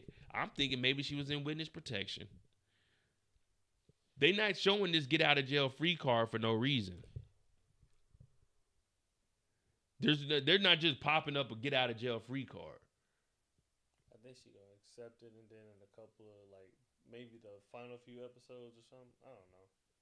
Well, she's in season 5, so it might be something that they just they bring back later on. Season 5. Now they got to figure out how the lawyer died. Blah blah blah. So she gets this get out of jail free card, and that's the last time we see old Raquel because she goes outside and she's basically asking for the information. Who are you connected with? Now, this is Rock's perspective, and we can't really go in on her because let's be honest. None of us are turning down a get out of jail free card. I'm going to be real with you. Sitting here as a man right now, a get out of jail free card.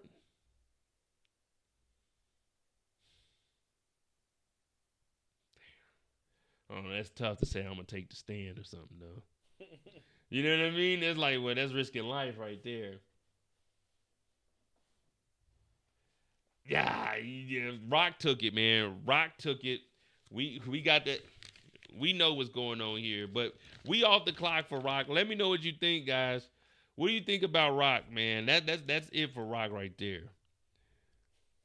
That's it for Rock. That get out of jail free card that's fucking crazy, man. Before we get off the clock, hey Rock, I don't know what you own, but this ain't it, man. Like a get out of jail free card is just crazy to even hear. A get out of jail free card, you have to do some extreme snitching. I can't say, hey, Trill stole some bubble gum out the 25-cent machine by shaking it. You know what I mean? You're not getting out of jail for that shit. I can't say, yeah, man, that nigga Dotmo, I seen him at the vending machine. He done knocked all the shit out of there. You're not getting out of jail for free to that. Nigga, you got to lock somebody up to get out of jail for free. You got to turn in a body to get out of jail for free.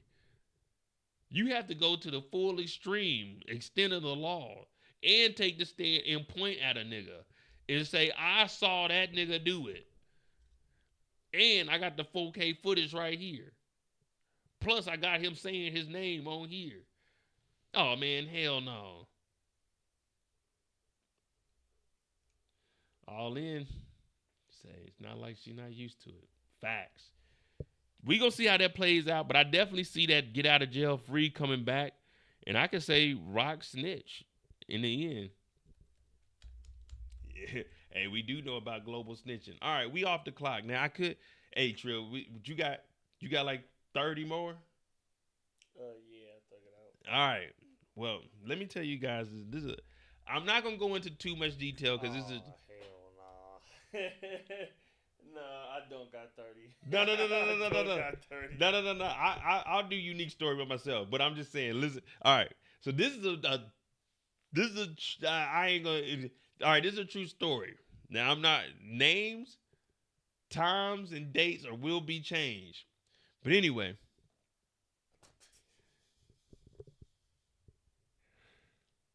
I'm just gonna tell the story. We off the clock right now. This is a true story. But the times have been altered, the dates have been altered, and the people have been altered. All right. One night, somebody's riding in their car. They just got off work. They cruising. You get a little bit hungry. Tonight, I feel like fucking my stomach up, so I'm going to stop and get some Taco Bell. Now, when I say I'm talking about them. This is not my story. But I get off work. I'm going to Taco Bell. I'm about to pick me up. Let me get a number 7. That chicken quesadilla. Y'all got them nacho fries? Let me get the nacho fries with the extra. Can I get extra cheese in there too? And let me get a chicken chalupa. Yeah, one of them chicken chalupas. Yeah, I know it's processed food, but I'm hungry as a motherfucker. I just worked at 12. Now, I'm in line. La-di-dee, la-di-da. I'm waiting on my food. The car in front of me, I'm looking out in the car in front of me. They robbing Taco Bell. They done reached through the window and then grabbed all the money up out of Taco Bell. They drive off. What I do is I hop in the whip. Well, I'm already in my whip.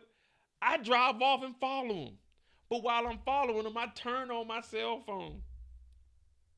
I turn on my cell phone and I'm following them. They bust a right. I bust a right. They bust a right. I bust a right. And I'm recording the whole thing. They ain't got no license plate or nothing on the vehicle. I'm following the whole thing. They bust the left. I bust the left. I'm following, but then I realized, I'm like, wait a minute. If I turn on the next turn with these motherfuckers, I know they know I'm following them. So I break, and I go back to the Taco Bell. I go and get my food, and I'm talking to the people. Well, by the time I got back, the police showed up. So the police showed up, and they asking the people at the Taco Bell, what do? For some reason, my mind tells me to show the police the information I got. So I give a statement along with the people that got robbed. I go down to the police precinct with the cell phone. I give them the phone. I don't think nothing about it. I sent them the footage. Let's say 6 months pass. In the mail, I get a letter. I open up the letter. It's a subpoena. Subpoena for... The fuck is this? A subpoena for a witness. A witness for what? The footage you have provided will be used in the court. You are subpoenaed to come and testify on the stand. Failure to show up to this subpoena will result in a warrant for your arrest and contempt of court. Wait a minute. Wait. When I gave the footage to the police, I told the police I didn't want to be involved in this. But now they send the subpoena out and I got to be a witness. You got to take the stand. Now you got to take the stand. These niggas done been in jail for 6 months. They angry. They waiting to get out. Now you about to get on the stand. They gonna show your footage and say, here go your footage right here. Exhibit A. A motherfucker followed you for 3 blocks. Now you can't get up there and plead the fifth because you're not incriminating yourself because you ain't on trial, so you gotta answer the questions. I plead the fifth, Your Honor. The judge gonna say you better shut your ass up and answer that motherfucking question. You provided that fucking footage. You better answer that question, nigga. So now you up there. And if you don't cooperate, guess what? You handed over footage showing you speeding, running stop signs and stoplights, chasing after some niggas that didn't have license plates. Plus, you were driving with a non-hands-free device. So you gotta cooperate. You gotta take the stand because if you don't show your dumb ass up, you're gonna have a warrant for your arrest. And if you do show up, guess what? The 2 niggas that got arrested for that robbery with your footage, they know who you are now because they get to know who their witness is. And not only that, you went back to the crime scene. So while you know, when the news, they show the highlights of somebody robbing, they say, here goes the people robbing. And then you'll see the car behind and they'll say, this civilian behind here is a hero. They chased the car down. They got your whole license plates on national TV. Now, everybody in the city know you the person that turned in the damn footage because you had to take the stand, because you had to cooperate, because if you don't cooperate, then they gonna hit you on the moving violations. Then you're thinking about, all right, if I do testify, I can't stay in the city because my license plates is all around the city and we don't know what these young niggas is capable of. The city talking about giving you an award for being a hero.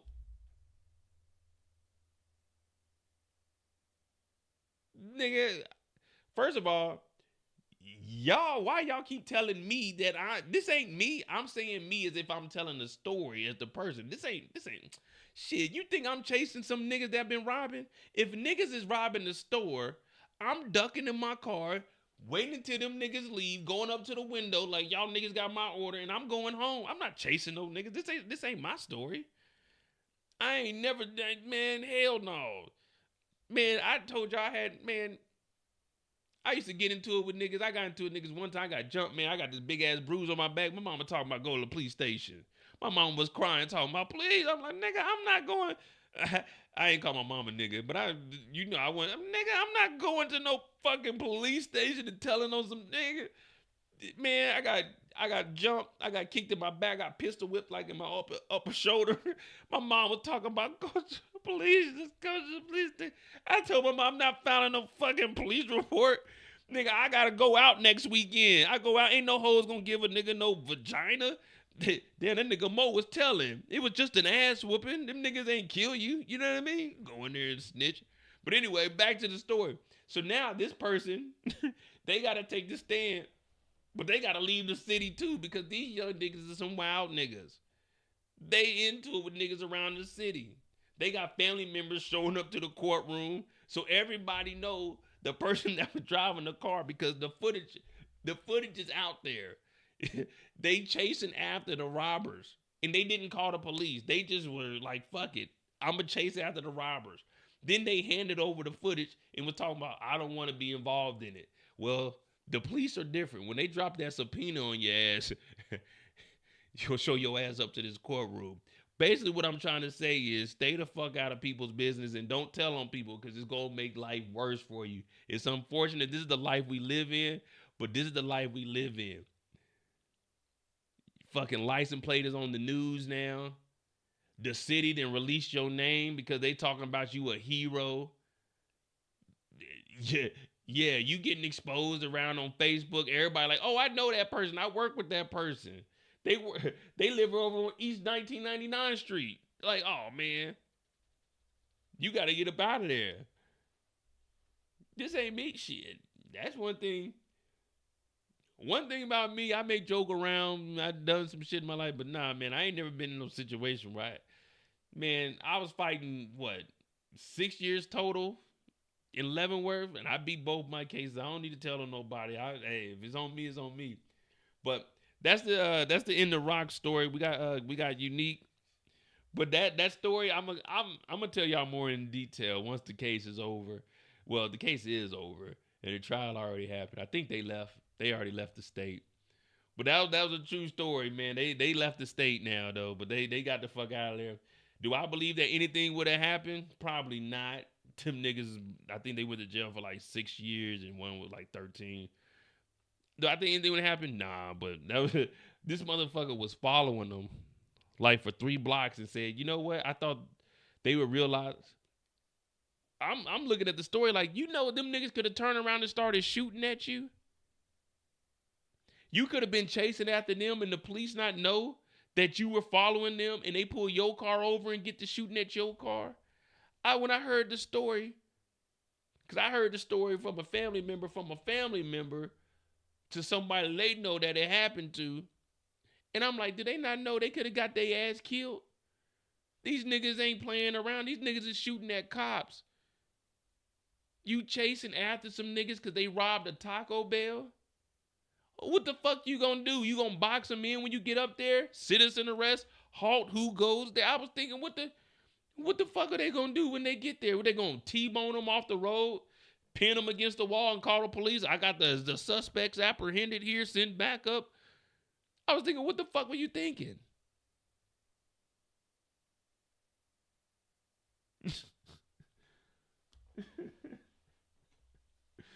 All right, we got...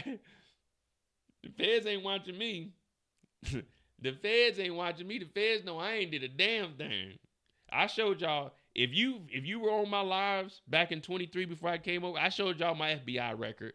My FBI record had 2 things on there. It had 2 things on there, and one was getting removed, and the other one said no actions were taken.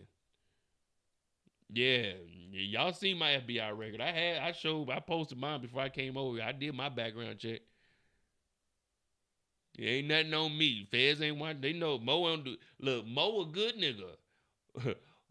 I'm what Marvin is supposed to be. I was a good nigga. I get on these lives. I get on here, do my thing. I drink my yak. I tap dance for the people, yo. Hit that like button. Hit that subscribe button. We got Unique story, and then we're gonna get the hell up out of here. All right.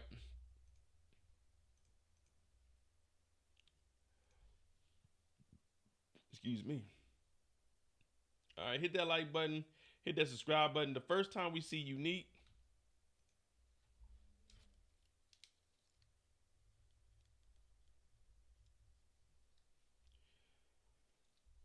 oh, 4:30. Oh yeah, we good. 5 hours.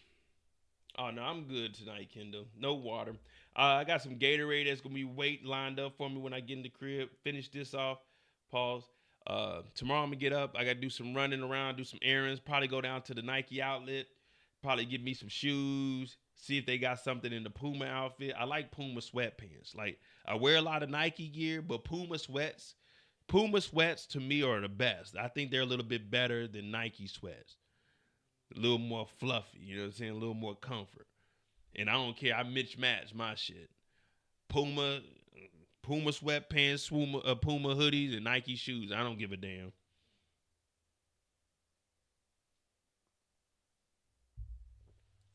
Don't sleep till Brooklyn, guys. All right, here we go.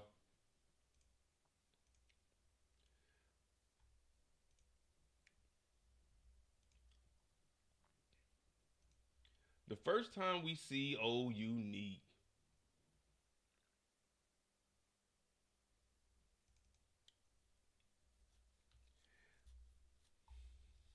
Now, I made a mistake for the first reaction. I forgot all about the Ronnie situation where Ronnie made Pernessa leave. So the eviction was really the eviction to Unique. Because obviously, Ronnie made Pernessa go back with the mama. Unique was stanking in a damn junkyard where in reality he wasn't even down there before that night. So Unique got his ass whooped and climbed out of there that same night and went to early Tyler because he was sitting over there the whole time between the time he got knocked out till episode 1. So when he gets here, the eviction notice is to him because Pernessa ain't here and Ronnie, he's RIP, so nobody's been paying the rent. And when no one pays the rent, the city comes in. Now, this sounds bad, but this is an opportunity to my black folk. You got to do the same thing that the white people do. When one of these houses, they get an eviction notice, usually it takes a little bit of TLC on the inside. That's that tender love and care. Sometimes it is going to take a little bit of restoration.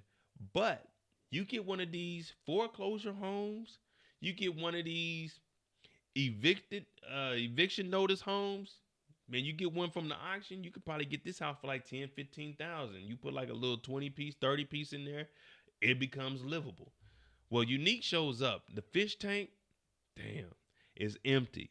The water is gone. Now, I'm always looking for symbols. So obviously we know who works at a fish store. Stefano double crossed. Well, he didn't really double cross Unique. He actually gave him an opportunity. But with the water being gone and them showing the fish tank, he's got to empty the tanks out up at the fish store. But he gets here. There's toys on the floor, trash everywhere, and he's looking around. Now, what really stuck out to me was chess, not checkers. It says chess, checkers, but the game is chess, not checkers. So what I'm taking this as is you got to start moving with a plan and a strategy. So we know what happens at the end of this episode. That's like a knight or a rook on this chessboard.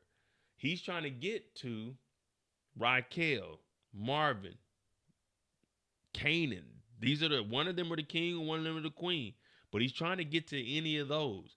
And sometimes you got to make those sacrifices. So that's what I was looking at. This chess is chess, not checkers. Checkers is here, and Unique has been playing checkers. It's time for him to boss up and play chess. Start moving with a purpose. Then he punches a hole in the damn wall. I'm like, oh man, this nigga going crazy. This nigga Unique is different.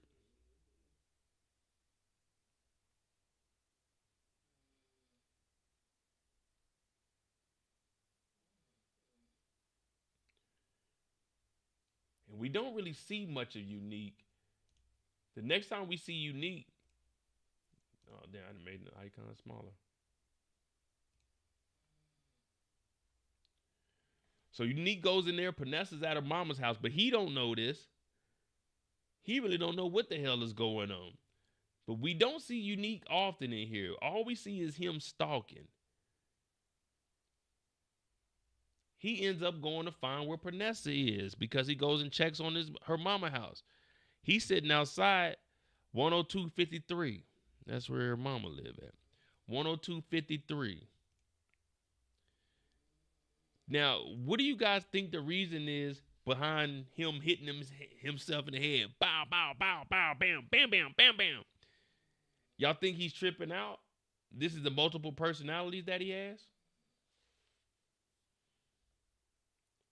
Because when I was looking at this, I said, damn, man, he losing it, man. He should have pulled up on Pernessa, but I guess he didn't want to scare her with his face, though.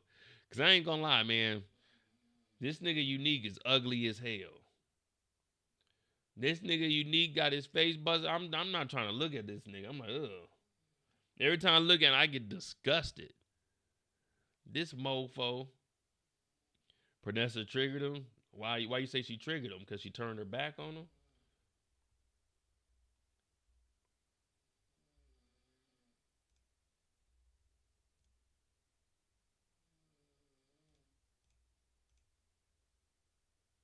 That's CTE. The vet said he could go into rages. Yeah, well, they said he could go into rages. They said he had multiple personalities, anxiety, aggression. I'm going to say bipolar because bipolar is only 2. Shit, he got that multi-oler. You know what I'm saying? He got that multi disorder. Man, you don't know, you never know what you get from him. One day he a preacher, the next day he a car salesman, next day he a dope man, next day he a hitman, next day he an assassin. Like, you never know what unique you gonna get, especially not nowadays. So Unique is tripping out. He sees Pernessa, but he doesn't say nothing. He doesn't even get out the car. I'm thinking Pernessa done moved on. Pernessa done went with a guy that's gonna really like look out for her, take care of her. A nigga like me. Never get tired.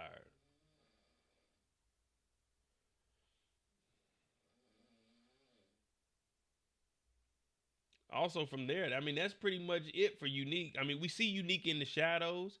We see Unique watching Rock. But that's pretty much it for him, though.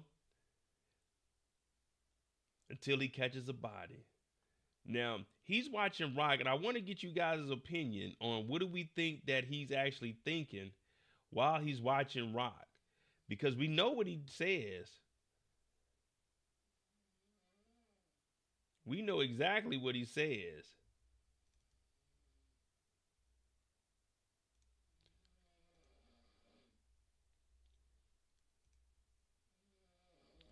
Unique looking out that window, and he's watching. Now remember, this is when Rock is asking Andre, who are your connects? You got a lot of connects. Who are they? Let me know. He's like, nah, man, if I let you know that, then who am I going to be, man? Ain't nobody going to be, you know what I'm saying? Ain't nobody going to really be fucking with me.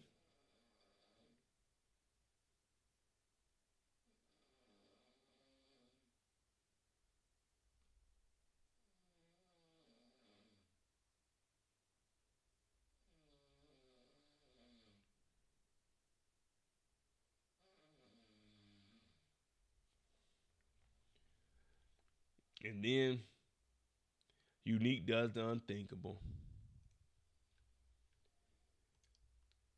He follows Andre to the house. I'm like, what the hell, Unique?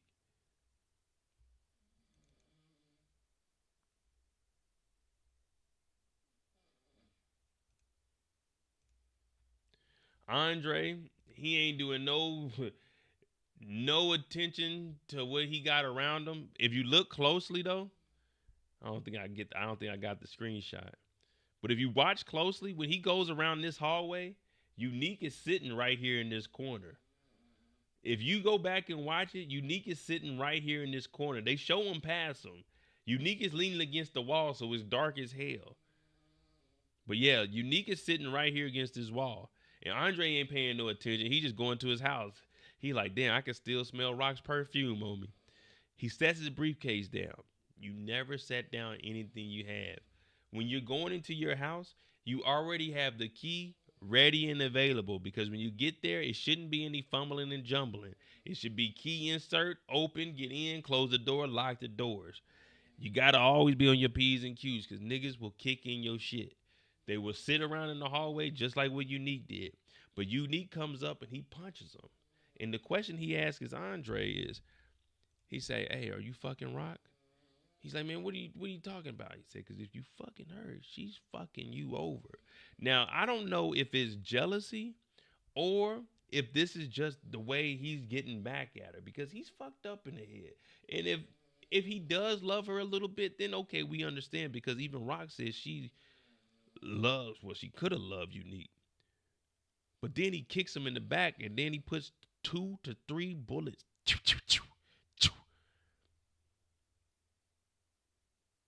We don't know if Andre is the feds.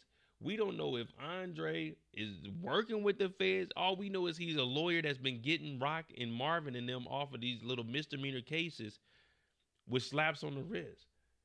But I don't think it's because Unique is jealous. I don't think it's because Unique is jealous. You know what I mean?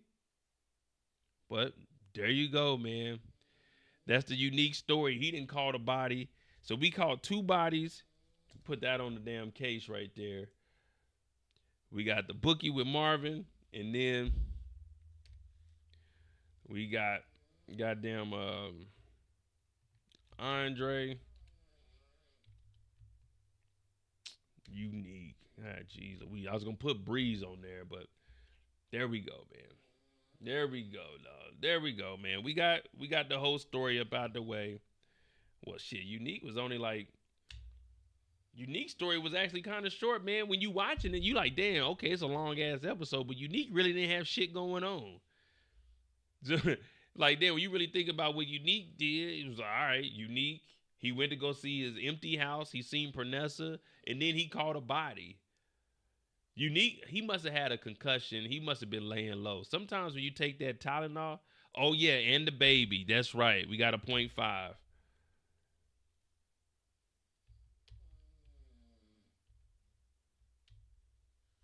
We got a 0.5.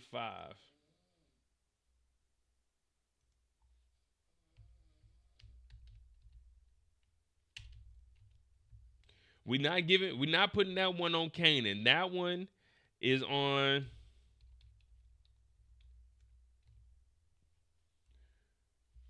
That's on Crystal. We're gonna put that one on Crystal. So the body counter right now for season 2 or season 4. The body counter, we got The Bookie by Marvin. We got Andre with Unique. Kanisha is by Crystal. So there we go. Yeah, Kanisha, we got that. So that's the bodies we got. What do we think about Unique though? Was this necessary? And I'm looking at it as Unique only did this to let Rock know I'm back. I ain't playing around with your ass, girl. It's as what's the name once said, girl, give me that. Girl, you know what I mean? So I don't really know as far as what we got going on here. But this is where we are.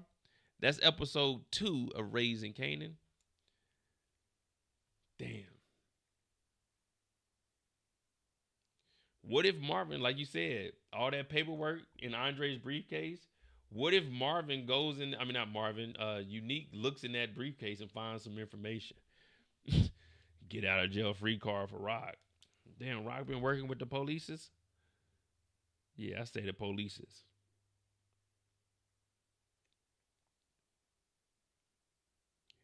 Damn. Overall, I definitely gave this episode an 8. I liked